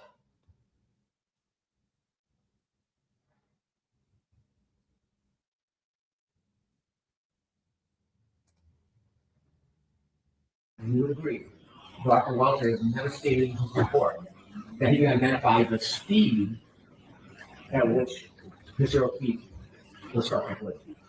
He does not state what he thinks the speed is. That's correct. He never states how far, if at all, Mr. O'Keefe was thrown after the intervention. That's right. He does not. When you don't know the speed, you don't know the body position, and you don't know the angle of the body at the time of collision, you cannot replicate a collision with crash test dummies to a reasonable degree of scientific certainty. Well, you're right. You can't prove that that actually occurred. That's the basis. Yeah. So if you don't have the information, you can't replicate what happened. You can't determine You can't state to any conclusion of accuracy what actually occurred if you don't have the evidence. You were to do a crash reenactment, but couldn't state to a reasonable degree of scientific certainty this replicated the actual collision. That wouldn't be scientifically reliable to a reasonable degree of scientific certainty, would it? Well, if you perform a test and you state this is what I tested and this is the angle, then you can certainly say these are my conclusions. But if you don't know the throw distance, if you don't know the position, then you're correct. You can't actually come to a conclusion that it didn't occur. If you don't know how something occurred, how can you conclude that it actually occurred? It scientifically makes no sense. So if an expert does a crash test and they can't determine to a reasonable degree of scientific certainty that it replicates the actual collision, you would agree that would not be a reliable test to present to a jury, don't you? I'm gonna, very briefly. Very briefly. In reading the reports and evaluating the PowerPoint, would you agree there is no statement by Dr. Welcher ever in anything that you reviewed that he is claiming or stating that his paint test was supposed to be a reenactment, identifying the details of how Mr. O'Keefe was standing, moving, or holding his arm at the time of the collision? He did not state that. That's correct. Answered a million times. You've done testing regarding Dr. Welcher. You don't have any evidence, any statement that he was trying to reenact the actual collision. When I did that, there's one test with the arm like this. That's the only evidence that was presented in his opinion or in his case. I evaluated that. I have not seen any other explanation of what happened or how it occurred. Specifically, Dr. Welcher said in his report on page 9, he said, I have conducted an accident reconstruction and biomechanical engineering analysis of this matter. If he did not recreate how he was positioned, if he did not determine the speed of impact, if he did not determine how Mr. O'Keefe's body moved, if he did not determine where he ended up, then he did not conduct either an accident reconstruction analysis or a biomechanical causation analysis. He did nothing of the sort. Right there. Other than your opinion, let's get back to my question if I could. I believe I answered at the beginning of that, sir. I'm going to ask you again. My detailed question is, there is nothing in Dr. Welcher's report or any of his presentation that states he is trying to represent the exact posture, movement, and stance of Mr. O'Keefe when there was a collision. It's not anywhere in there where he stated that. It's not stated. I'd be curious to find out if that wasn't the intent of the test, I'd be curious to see what the actual intent was. Is the answer no, it's not in there? I think I just said that at the beginning of my answer, sir. Say that. I'm going to ask you again. Is the answer no? Several times. The answer is no. When you do crash tests, you have a controlled environment in some respects, don't you? You do, yes, sir. You get to control some or sometimes many of the variables, don't you? You can, yes. Real life sometimes is described in your world as chaos, right? I suppose it could be under certain circumstances. Testing is limited to the variables that you produce, but real life sometimes has variables you can't predict. Isn't that fair to say? It's possible, yes. Is it more than possible, doctor? I don't know. Is it? Look, I'm asking you. It depends on the situation and the certain variables. It depends on the case. It could be possible, yes. Have you seen cases where variables are impossible to predict? Where the what? Variables. Have you had cases? You had many cases, you said. Have you had cases where variables are impossible to predict? It depends. I mean, it depends on what you're looking at. And if you want to conclude that something happened and this is how it occurred, you have to look at those variables. If you can't control for those variables, then it's possible you can't prove that it actually happened. So yes, if you're doing a certain test to prove something, you have to look at how those variables may affect it. But there's basic information you have to know to perform that type of an analysis. So my question again is, are there scenarios where variables are impossible to predict? There could be, yes. Have you had cases yourself where there were variables that were impossible to predict? I suppose I probably have. I mean, it depends. If you don't know what happened, sure, then you don't know those variables necessarily. How many cases have you done on pedestrian accidents? Done hundreds of cases. So you have a good background and basis to know whether or not there are variables that sometimes you can't predict, don't you? Sure. As I said, it depends on the case. When you did the crash tests in this case, did you actually do them? I did not, no. Were you even there when they happened? I was not, no, sir. So you're relying in part on Dr. Wolf's work. I am, yes. If Dr. Wolf made mistakes, would that affect your conclusions? It depends what mistakes they are. When you had, or when Dr. Wolf had the crash test dummy in tests E and F on a forklift, do you remember those? I do, yes. When it's on the forklift, it does not allow the crash test dummy after being struck to move, to be thrown, does it? Actually, if it's a force acting on it, it will move. It will like a pendulum. So if there's a force acting on it, you'll see which direction it moves. If there's a forward force, it will move. It'll swing forward or sideways or backwards. It can move. Well, my question isn't direction. It's can it show the throw? Can it throw or move the crash test dummy in its natural course after the collision to a resting spot? No. In those tests, though, there wouldn't be any throw. If a crash test dummy is restrained by a forklift,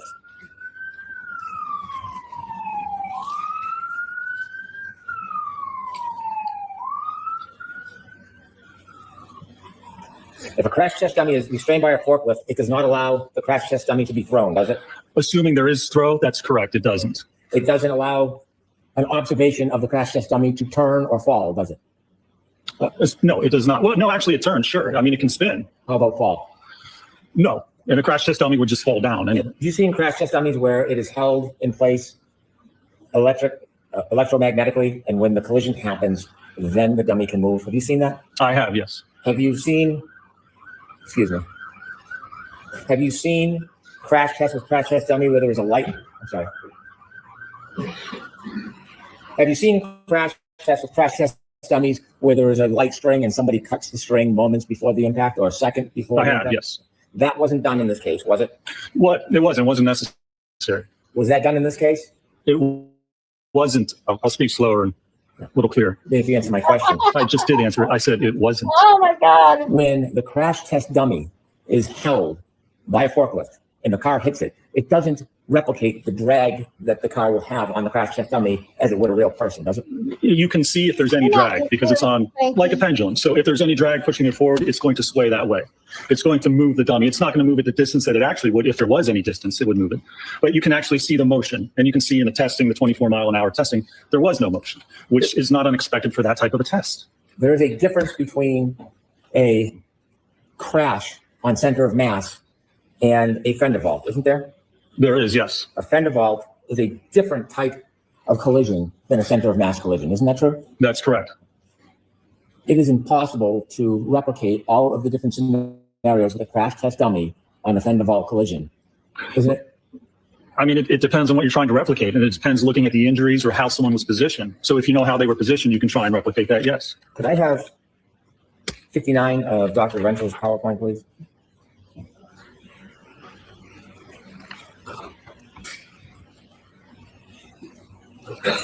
In your PowerPoint, you cited an article, Vehicle Pedestrian Collisions, Validated Models for Pedestrian Impact and Projection, correct? Yes. And you put snippets up on the board? Yes. Okay. And these snippets talk about an engagement with the pedestrian in the vehicle? Correct. Is there a reason why you took out a piece of that article that falls between those two paragraphs? I don't think so, no. Those were the most relevant parts. Did you cut out the part that says some frontal collisions are with the corner of the vehicle where the pedestrian is deflected to one side without secondary impact of the upper body with the vehicle front? Alternatively, the transverse velocity of the pedestrian at impact may be sufficient to prevent head contact as the body rotates sideways off the bonnet. And these situations are known as fender vault. The models presented here do not apply to fender vault. Did you leave that part out purposely?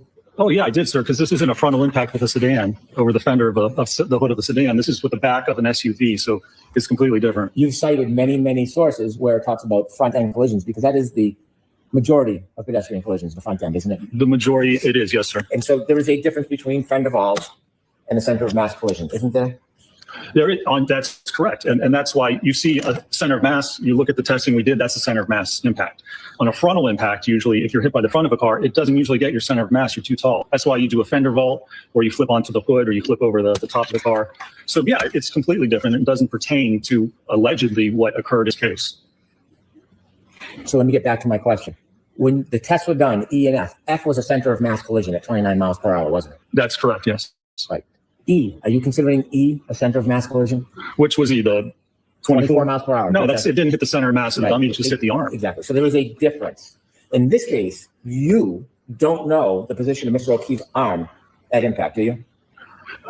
Nobody knows. I don't think his arm was even impacted by the car, so no. I don't know the position of the arm at impact because it wasn't hit by the car. You don't know the angle of his body at impact, do you? The alleged angle? So ask the question again.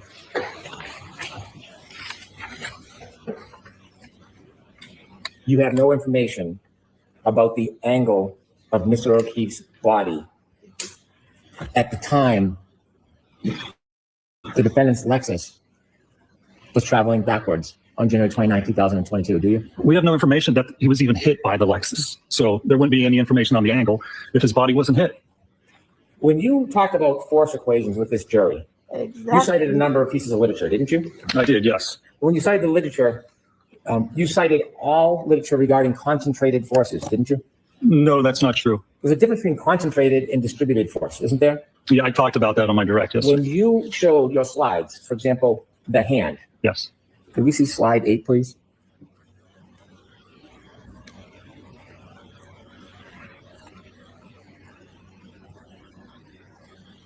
Okay. Let's try slide 56.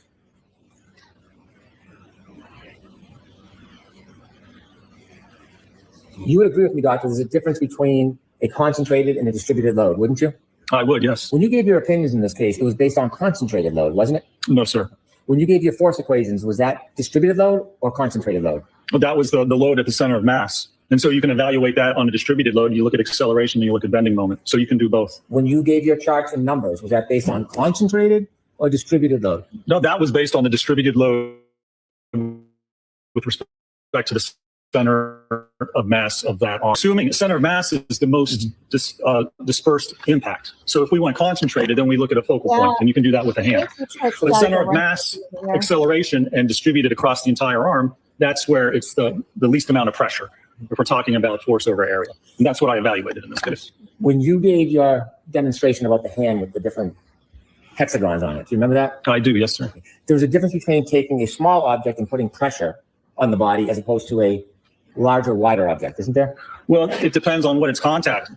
And certainly not a difference when you look at the size of that impactor and the size of the knuckles and the metacarpal bones. So for example, if somebody took a book and hit somebody off the forehead, it may or may not leave a mark. But if they use the same force and they took a high heel, the heel of a high heel, and hit somebody, there would likely be more damage with the high heel than there would with the book. Isn't that fair to say? Well, soft tissue, but if the force is the same, you would expect the fracture to occur. You have to look at the distribution, you have to look at the strength of the bone, and you have to look at the overall force that's being applied. Now, you said in your differential diagnosis, you considered all evidence. Did you say that on direct examination? I don't believe I did. I believe I considered evidence for a biomechanical and accident reconstruction analysis in this case. So you didn't consider phone data? It has nothing to do with biomechanics or accident reconstruction. Did you consider text stream data? He just I'll said strike it. no. Did you It consider doesn't have Apple anything healthcare to do with data? it, just No, like sir. He's not a doctor. Did you consider phone temperature, battery temperature data? Has nothing to do with biomechanics, sir. I'll ask again. Did you consider it? I did not know. You said it would be improper to ignore evidence. Are those your words? For a biomechanical analysis, yes, sir. Have you been to the scene of an accident before or a collision? I have, yes. Do you know what a debris field is? Yes, sir. And you've seen in your videos, there's debris fields after the collision and the taillight brakes, isn't there? So first of all, there's debris in the yard. What that's from, is there a collision? Was there a collision? Where did that come from? Where it was positioned? That's all conjecture and supposition. Those aren't actual facts, sir. Can you hear my question about debris field? Yeah, and I think it's in a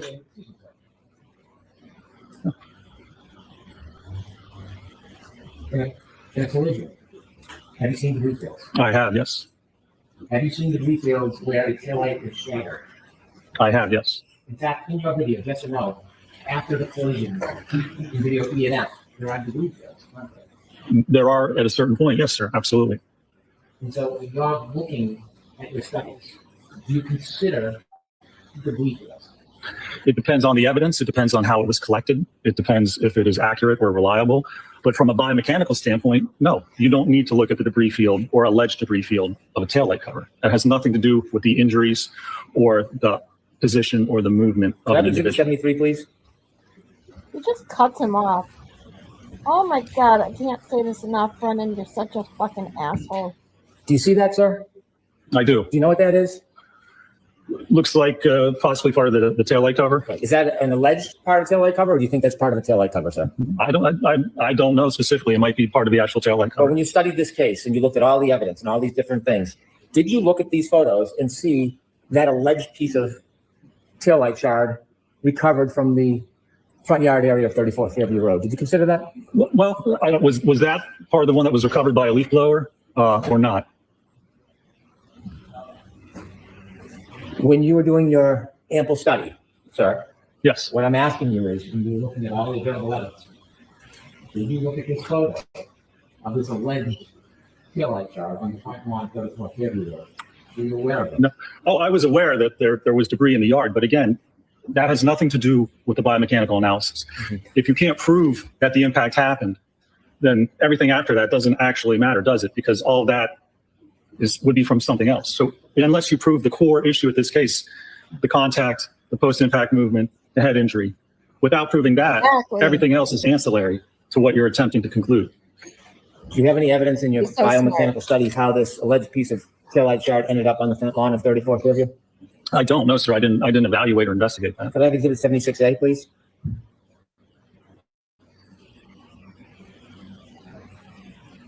Did you see this photograph, sir? I do, yes. Is that part of a red taillight shard or an alleged piece of a taillight shard? It looks like it, yes. Did you consider this in your biomechanical studies that this taillight shard was found in front of 34th Fairview Road? Well, sorry, can you give me a precise distance from where the body was found and where that was found with respect to Mr. O'Keefe, with respect to a reference point? Did you consider this, sir? There is none, so no, I did not consider that. Do you know how this taillight shard got there? How it got there? Yes. That wasn't part of my analysis. There are certainly different possibilities of how that actually occurred. Exhibit 990. Do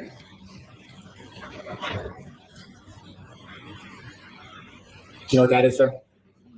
It looks like part of the light assembly. Mr. O'Keefe's hat? Did you look at That's this his hat. photograph? I see now, yes. Did you know he was wearing a hat that night? I did, yes. And did you consider how that hat ended up on the ground in front of 34th Fairview? No. No, sir, that was not part of my biomechanical analysis. There's a number of ways a hat can end up in a yard. Is one of those ways being in a collision with a Lexus? I suppose that's a possibility, or someone could put it there. I mean, there's a number of different possibilities as to when or how a hat may appear in a yard. Who do you think put it there? Well, I have no idea. I haven't seen any evidence of how it got there, and frankly, it's immaterial to a biomechanical analysis. Do you have a theory you want to share with us about planting evidence? Is that what we'll get next, sir? Asshole. By the way, the x-rays you looked at earlier, when's the first time you saw those? I saw those when I was on the case initially for the first trial. No mention in your report about reviewing those. It says I reviewed medical records and reports. That's how I actually word in every report I have. I just put generally that it refers to medical records and reports, which includes x-rays, MRIs. Exhibit 74, please. Have you seen this photograph? I have, yes. In your studies or your testing, did you determine how Mr. O'Keefe's shoe ended up near the curb? No, sir. Exhibit 201A, please.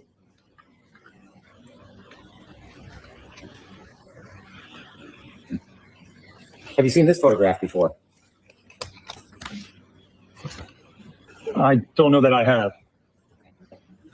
Have you ever seen any container that had taillight shards that matched the defendant's Lexus that were removed from his sweatshirt and his shirt? Have you ever seen any container holding those? I haven't. Well, I believe there was evidence collected like that. Yes. Okay. Could we have 201E, please? Have you seen this photo? I believe I have seen that, yes. Do you understand those are taillight shards matching the defendant's Lexus, the broken taillight? Yes. That were recovered from Mr. O'Keefe's sweater or shirt? I'm going to allow that. Did you consider that? I'll try. I'd rather try to reformat than come sidebar. Did you know that taillight shards were collected after Mr. O'Keefe's sweatshirt and t-shirt was scraped? I'm going to allow that. Jurors, this can brief. Is this how you breathe? In your extensive study of the detail of this case, did you know that these pieces of plastic were removed or scraped from Mr. O'Keefe's clothes, specifically his sweatshirt and his t-shirt? Did you know that? I was aware that samples were recovered, yes. Were you aware that these samples were consistent with the broken taillight of Miss Leeds' Lexus? Did you know that? Yes. Did you do any analysis how these broken taillight shards got into Mr. O'Keefe's clothes? No, I did not. The first step involved with that would be to actually perform a biomechanical analysis to look at the movement of the body, how the body was positioned, where it ended up. So without that knowledge, you can't determine exactly how or if those types of shards were deposited there as the result of an actual impact. Based on last question, based on the question that was asked. For the series, I just didn't get the sidebar. Please read me format. I'll try again. Okay. When you look at these taillight shards that were Objection. Go ahead, Mr. Brennan. when we look at these taillight shards that were consistent with the break in Ms. Reed's Lexus, did you consider how they got into Mr. O'Keefe's road? Objection. Same objection. I understand the objection. Word it differently. Start with a different. Yes, Your Honor. You see these pieces of broken plastic, don't you? I do. And you understand that these were found in the scrapings of Mr. O'Keefe's clothes? I do. And you understand that these broken pieces of plastic are consistent with the taillight of Ms. Reed's Lexus? I do, yes. In your studies and reenactments, did you make any determination how these pieces of broken plastic got into Mr. O'Keefe's clothing? No, when you look at those studies, first you have to know how the incident occurred. Then you can look at that and determine, if you want to, how that may have occurred. Because otherwise, there's, again, different ways, different manners in which that may have been deposited on the sweatshirt. Without knowing how this happened, you can't just then look at other evidence and try and predict how it happened. You need the actual evidence to look at the event. This all goes to the event. You need contact with the arm, I guess, apparently, to actually cause this incident to occur. And without that evidence of any of that happening, knowing how the body moved, knowing how it was hit, knowing where it ended up, any conclusions drawn off of information like this is just supposition, because you don't know the movement of the body or the vehicle. It's putting the cart before the horse. Could I have exhibit 201D, please? Do you understand this is broken pieces of plastic consistent with the broken taillight of the defendant's car? Do you understand that? I believe so, yes. And do you understand this is a photograph all the of these evidence broken in. pieces of plastic under a At the end, microscope? with this witness. Okay. Well, I'm asking you, do you understand Well, if that? that's what you're Fucking I don't- telling me, irritating. then I don't want you to rely on me. If you didn't see them, it's okay. I don't recall if I saw those or not. Have you seen this picture? I don't recall seeing it, no. Now looking at this photograph and seeing the broken pieces of plastic under a microscope with fibers near the plastic. Is that something you would want to consider in your analysis, performing your opinion whether or not it was a collision between Ms. Reed's car and Mr. O'Keefe? Again, if you can't do a proper biomechanical analysis, then that evidence is not consistent. You can't determine how it occurred. You can't say that that's consistent with it. You can't just look at certain evidence and not do a proper analysis. If you can't even tell that an impact occurred, you can't look at tertiary evidence and say, well, this proves that it occurred. In order to say from a biomechanical and accident reconstruction standpoint that an impact occurred and here's how it occurred, you have to understand the mechanics and the dynamics before. This could certainly support that finding and those conclusions, but by itself, I don't know of any methodology in any study or peer-reviewed article that says you can just look at alleged evidence and then form an opinion as to whether an impact occurred. Can you see with your eye that parts of those broken pieces of plastic are sharp? They look sharp. You disagree? Do you think they're not sharp? I don't have an opinion as to that, sir. Take a look. Objection. Sustain. If you look at that from behind you, you tell me whether you think those pieces of broken plastic are sharp. Objection. I want to allow that. I guess they look sharp. I have no idea if they are or not. It's under a microscope. When you actually put things under a microscope, it looks much different, and it is much different than Let's go back to looking at the normal eye. Perhaps that can help. Not under a microscope. Such an If you asshole. pay particular attention to the larger one in the middle, that looks like a shark's tooth. You see Yes. that one? Yes. Do you think, doctor, that some of those appear sharp? Some of those appear sharp, could possibly cause a laceration, sure, as opposed to an abrasion. Do you think that any of those could cause an abrasion? I don't think that you could get a consistent level of superficial abrasions along the entire arm of minimal depth of less than 0.5 millimeter through impact with the glass. To have that minimal force on every part of the arm to only cause superficial abrasions would be highly unlikely. Do you think some of those sharp pieces, if they were lodged in Mr. O'Keefe's sweater, could cause an abrasion? It's possible if you had enough punctures and holes in the sweater to correspond with the abrasions on the arm. That would be, I suppose, that could be a possibility. In your testing, not to belabor it, I'm just going to show you one. I want to show you video E. Could we go to video E, please? Stop. In video E, the arm that is sticking straight out, who determined that angle, Dr. Wolf? Yes, well, we positioned it just so it would impact in the general area of what was shown in Dr. Welcher's paint test study, which apparently is irrelevant and doesn't show the alleged position of how the arm was at impact. But yes, we positioned it in that manner. When you say we, did you have input on the positioning of that, or did Dr. Wolf do it? Well, I had input into how we were going to position it. It would probably be both of us, I would say. So you and Dr. Wolf chose to position the arm straight out, correct? In that test we did, yes. Is there a glass in Randy's hand? There's not, no. A drinking glass, no? No. In any of your studies, did you have a drinking glass in Randy's hand? We did not have a drinking glass in the dummy's hand, no. And you see when the taillight is shattering, those red things falling down, what are those? Those are part of the taillight. Continue a little bit, please.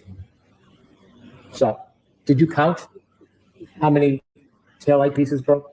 We didn't count the taillight pieces. We counted how many punctures or holes there were in the sweatshirt, which was 0.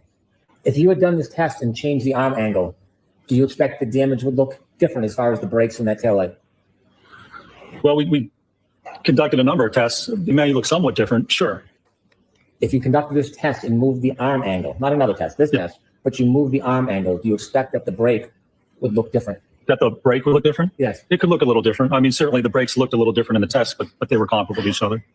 You do not know how John O'Keefe was standing that night, do you? Well, No, I'm going to allow that. you do not know how John O'Keefe was standing that night, do you? if he was standing, if the impact occurred, then no, nobody knows how he would have been standing. You would not know what his arm angle was, would you? No. You would not know the exact speed of any vehicle that hit him that night, would you? Assisting. The debris, the broken taillight, is that traveling in a consistent or a different direction? What do you mean consistent or Is different? it all going in the same direction, or is it going in different directions?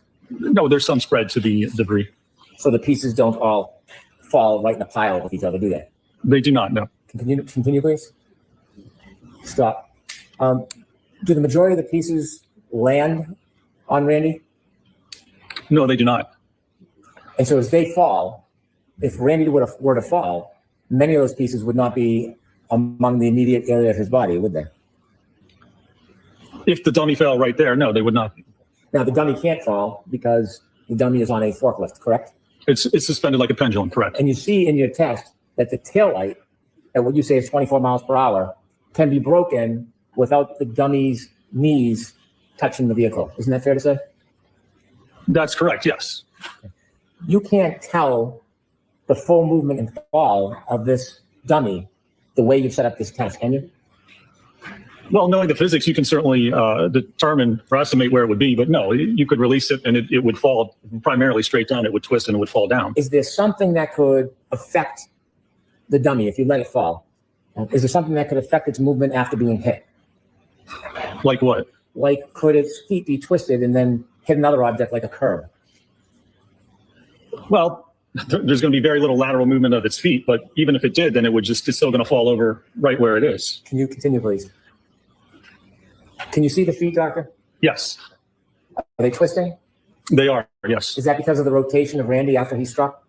Yeah, that's the rotation of Randy. And again, as you said, that's not a normal person because there's no normal force acting on the dummy. We just have it barely touching. So a normal individual, you aren't going to twist to that extent. because this is a dummy which is suspended with just a little contact on it. And after being contacted by a vehicle enough to break the light, could it cause a person to stagger backwards?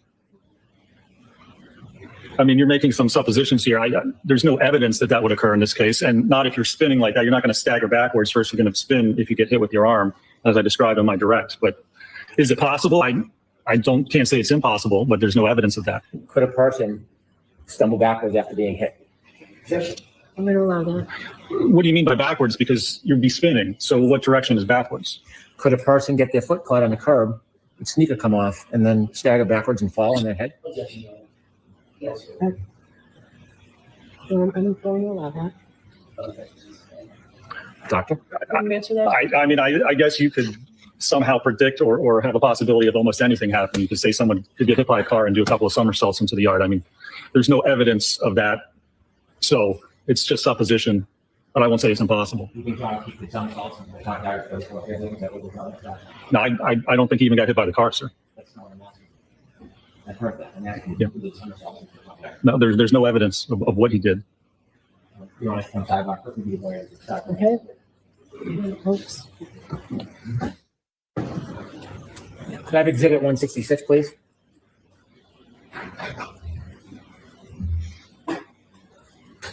Did you see this photograph, sir? I did, yes. And do you see the cut on Mr. O'Keefe's nose, the left side of his nostril? I do. In your analysis of whether there was a collision with the defendant's Lexus, did you consider or know that there was evidence that a piece of glass or a piece of broken plastic was pulled from Mr. O'Keefe's nose? I'm going to allow that. I'm going to allow that. I allow So hold on. everything. Let's get an answer. Dr. Rentschler. Your objection's noted, Mr. Jefferson. I was aware there was some piece of material allegedly pulled from the nose, yes. Allegedly pulled from the nose? Yes. Okay. And that alleged piece of material, were you aware that it was perhaps a piece of glass or broken plastic? Are you aware of that? So, hold on, Mr. Jackson. Mr. Brennan. I can reword it. Okay. You're welcome. Are you aware of that object that was pulled from Mr. O'Keefe's nose? What material that was? I believe it was glass. Did you want to know in your assessment about collision where that came from? Well, I did evaluate that, and it's actually entirely inconsistent with coming from an impact with the vehicle. Can we have exhibit 52A, please? Do you know what that is, doctor? It's hard for me to see from here. Is that I believe that's the drinking glass? A drinking glass. Do you know where that is in relation to where Mr. O'Keefe was found? I believe it was found in the vicinity of where he was found. And could I have exhibit 195, please? You recognize that? That is another photograph of the drinking glass, yes, sir. 197A, please. And in your assessment, did you know that a piece of glass that fit the broken drinking glass was found in the street area in front of 34 Fairview Road? Yes, sir. 98, please. A little more, please. Do you know what that is, sir? It's hard for me to tell from Does it look like a drinking straw? Okay, the black, that does appear to be a drinking straw, yes. Have you seen that before? I've seen that photograph before. And do you appreciate that is in front of 34 Fairview Road? Yes, I believe that's correct. And sir, in your analysis, in your reconstruction analysis, did you consider the broken glass found there, Mr. O'Keefe's body, the suggestion glass is found in his nose, and that glass that fit the broken glass was found on the street? Did you consider all those things in your reconstruction analysis? Well, my biomechanical analysis, I did consider especially the glass in the nose, yes, and whether that could have been as a result of the impact.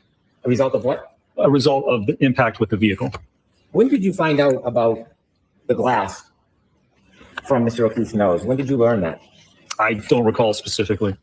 But was it before you came and testified last time, or was it before this time? I honestly, I couldn't tell you. I know it was before this time. I don't know when I found out about it. Weeks ago, months ago? Can you turn the lights on, please? I have no idea, sir. You don't know if it was a week or month ago? I don't remember with that specific piece of evidence when I found out about it. What do you mean you don't remember? Have you seen it before? Well, I evaluated certainly for my report for this case. I don't know if I'd known about it prior to that. Is it mentioned anywhere in the report about the piece of glass in Mr. O'Keefe's nose? No, it's not. When you received that information, did someone tell you about it? Did you listen? Did you watch? How did you evaluate this evidence? It might have been in an interview or something that it was pulled from his nose, I believe. So you saw and listened to something? I believe so, or was made aware of it. Just a couple more questions, sir. I had asked you at the beginning of your examination whether you denied that receiving information certainly helped prepare to understand what was going on during the trial. Do you remember those questions? With respect to the trace DNA, correct? Okay. Yeah, approach. Yes. You've testified a few times under oath in this case, haven't you? I have, yes, sir. And you testified recently for a short bit in April, didn't you? I did, yes.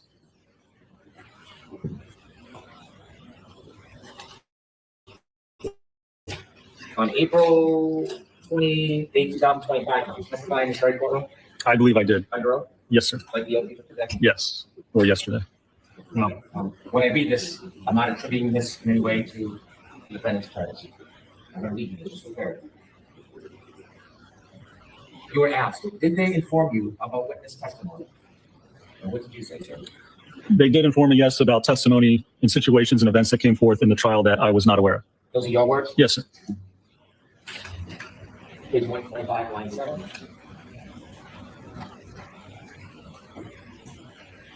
I'm going to ask you if this is your sworn testimony, sir. On page 125, line 7 on the question, if this is your answer, you should be the answer. Were you asked, and by calling and raising issues and telling you information, even if you weren't requesting it, it helped prepare you for your trial testimony, didn't it? What did you swear? I said it certainly helped prepare me to understand what was going on during the trial, yes. I have no further questions. All right, Mr. Jackson.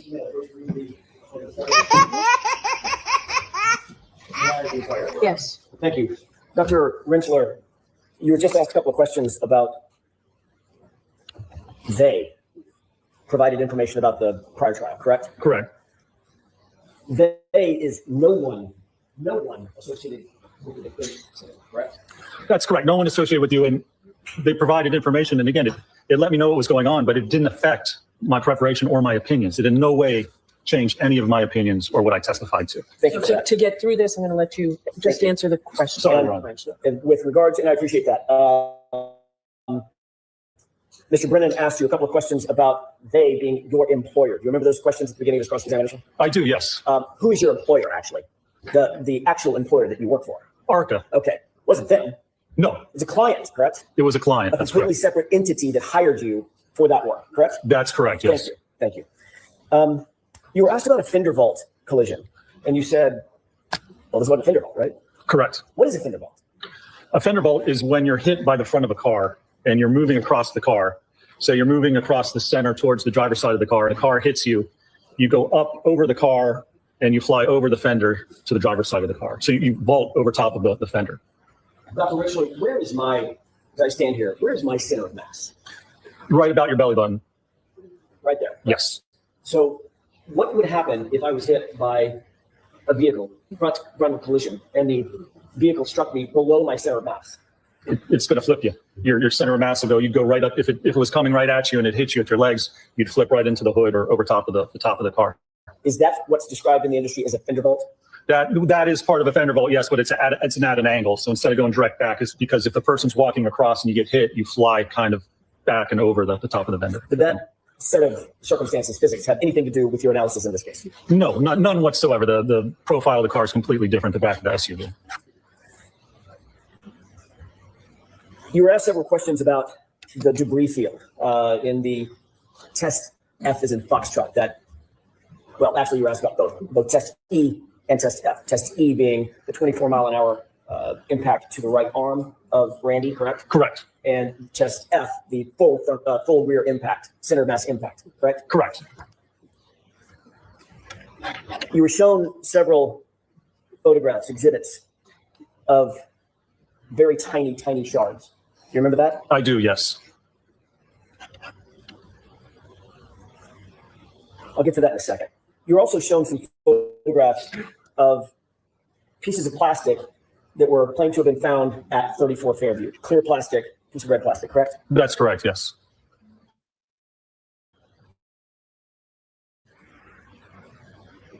In your review of all the data in this case, do you know when those pieces of plastic got to 34 Fairview? I do not. No. Do you know how those pieces of plastic got to 34 Fairview? I do not know. Do you know who put those pieces of plastic at 34 Fairview? I do not. Were you aware in your review of the police reports that none of the plastic that you were shown was found at the time John O'Keefe's body was discovered and the area was initially searched? That is correct, yes. I was aware of that. You indicated that the cut on Mr. O'Keefe's nose, the right side of his nose, was inconsistent with coming from a vehicle, correct? Correct. Can you describe why you came to that conclusion? Well, if you're standing at the back corner of the vehicle and it strikes the arm, and let's be clear. Whoever asked where somebody asked where Terry is. Terry, are you still here, or did you fall asleep? He's hasn't been getting the best sleep, so maybe he's taking a nap. Hi, Seagull Gunner. If nobody wants to say where the arm was or how it was positioned, if they're claiming the abrasions are a result of the fractured taillight, it has to strike the arm. You have to be standing like this. The debris goes forward with the vehicle. So it's with your arm like this, it already passes by the person. And if there would be any contact whatsoever, it would be with the right side of the face. The shard can't come out and then make a right turn and then somehow embed itself in the left side of the nose. That's entirely inconsistent with the fracture and how the glass and the cover would actually move. Dr. Rentschler, you were asked a series of questions about a hat. Do you remember that? I do. About some shards of plastic material, correct? Yes. About a drinking glass? Yes. About a drinking straw? Yes. Doctor, if there was no collision, does any of that matter in terms of your biomechanical analysis and your reconstruction in this incident? It does not. Why? Well, because if there wasn't a collision, it wasn't that debris or those items weren't a result of that impact. You can explain how that got there, I believe, easier than if you can't explain how the impact occurred. If the injuries don't match up, if you can't even prove what happened, then you can't use information or evidence if you have no idea how it got there to try and prove what you don't even know what happened. Scientifically, it makes no sense. Scientifically, is the first question that has to be answered is, was there a collision? Sustained, you have to watch the film. Of course. In your expert opinion, based on all of your review of all of the data in this case, all of the testing that you've undertaken, do you have an opinion as to whether or not there was a collision with John O'Keefe? I do. Yeah, I'm sustaining that. Yeah, in your view, was there evidence of a collision with John Seagull's O'Keefe? a great guy. He is our new friend here. That's great. Welcome, Seagull. I'm glad In you're your here. opinion, were any of the injuries that you saw suffered by John O'Keefe consistent with having been struck by the subject plexus? No, they are not. Do you hold that opinion to a reasonable degree of scientific certainty? I do.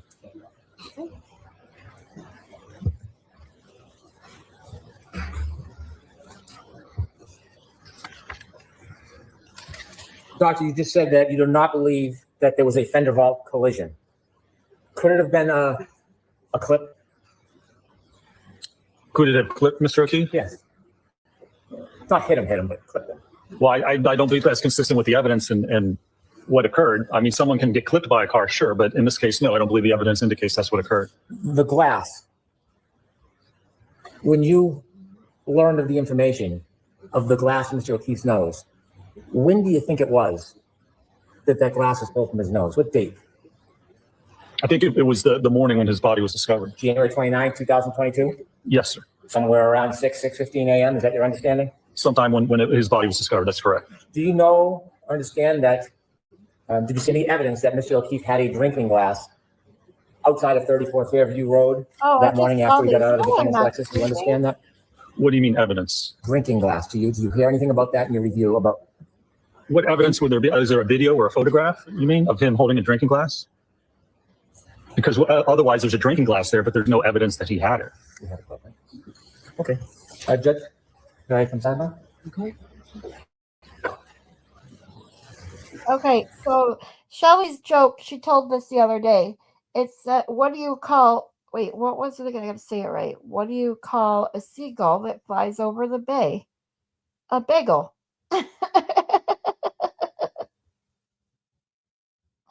We tell silly jokes and puns here. And trigger warning, the F word comes out of my mouth quite a bit.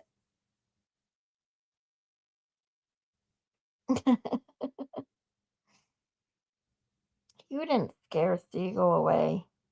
We only got a couple more minutes. So here we go. You were asked about whether or not any plastic taillight shards were found near Mr. O'Keefe's body. Do you know the limits of the search that the Canton Police Department did around Mr. O'Keefe's body? How small of an area they searched when they first went there? I do not know, sir. Did you ever see a video of somebody with a leaf blower blowing snow off the ground? I did see that, yes. And did you see the confined area in which that happened? Well, I mean, I saw the area where he was blowing with the leaf blower. Have you seen any information or evidence whatsoever that the pieces of taillight that were found after that search, have you seen any evidence that they were found in that exact area, or were they found in different areas on the lot? I'd have to go back and look. I don't recall specifically. And so when there was a snowblower or a leaf blower search in that area, there would not be a piece of plastic taillight to find if it was never there, would there be? If it wasn't there, you wouldn't find it? Is that what you're saying? That's what I'm saying. Sure. Did you notice in the injuries to Mr. O'Keefe, most of them are on the right side of his body? Well, we have the abrasions and then a 0.5 centimeter abrasion. And then we have the laceration and scuff on the left side. And then the skull fracture, it's a little bit to the right, but it's mainly on the back of the head. And the bruise on his knee? That's the 0.5 centimeter. It's not a bruise. It's a 0.5 centimeter abrasion, about an 1/8 of an inch. When you're conducting an investigation or you're doing your analysis and you keep saying the physics, do you add a little bit of common sense in the equation when you're considering the evidence? Well, you can sit back or step back and look at whether what someone's claiming makes sense in the bigger picture. So when you have common sense and you look at the big picture, it's not just physics. It's considering all of the evidence, right?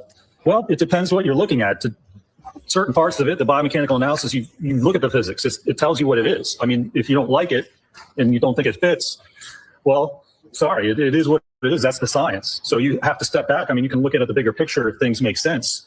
You know, if somebody was standing on the side of the road with their arm like this while an SUV backed up at them and they didn't flinch or they didn't put their arm up, that's kind of a smell test bigger picture. That doesn't make sense. But the physics, you can't deny it. You have to accept what science tells you. Yeah, tonight. That's the line we were laughing about in the documentary. It's one of your answers that we were all celebrating. Isn't it? Isn't it? The objection sustained. How did that break, sir? How did it break that? How did? Oh, I don't know. There's no evidence of how it broke. I have no further questions. All right. You're all set, Dr. Rentschler. What a Thank you, way John. to end your questioning. How'd the taillight break? Have no idea. There's no evidence. Spanky is such a fucking moron. And I agree that a seagull is a boom boom that's willing to drop a hot mess at any point. It's so true.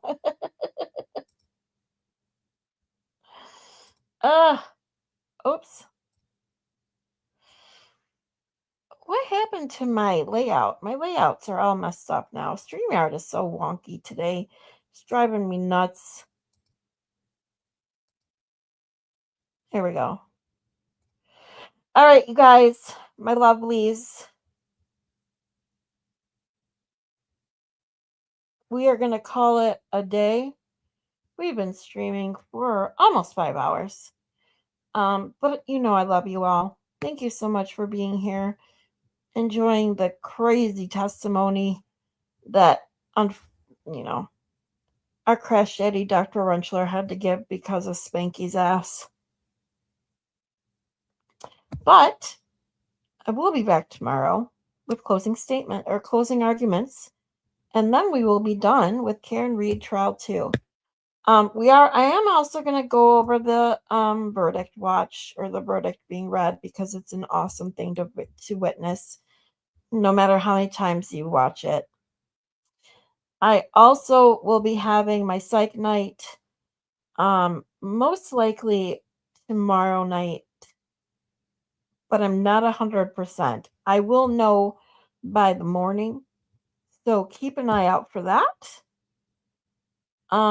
Also tomorrow, depending on how long it takes us to get through opening statements, because I also want to go over, I'm sorry, I keep saying opening statements, closing statements.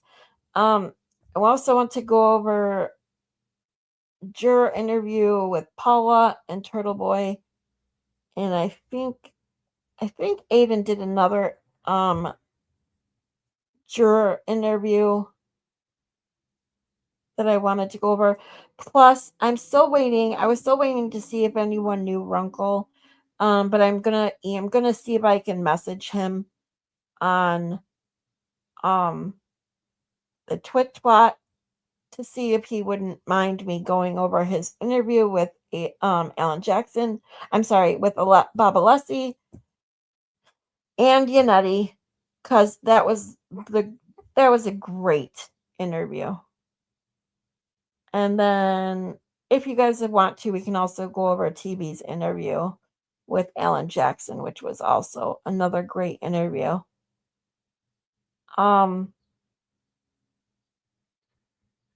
Last but not least,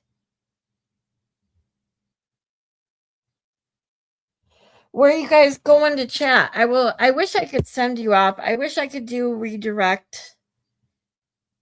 But I can't automatically send. Yeah, only 5 hours. Yeah, only 5 hours. I will come have fun with you guys in the chat. You just got to tell me where you want to go. I don't know who's live right now, so let me check.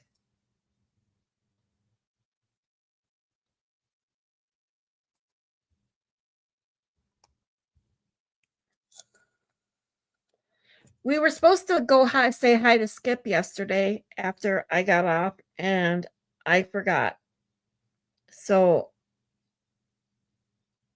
maybe everyone oh, Rat House Media is live, you guys. So go see Skip, stop in and say hello to Skip, and then Rat House Media, go say hi to the chat rats and Danny and Mary B and Dean. Jimmy's on Sparkly. Ah.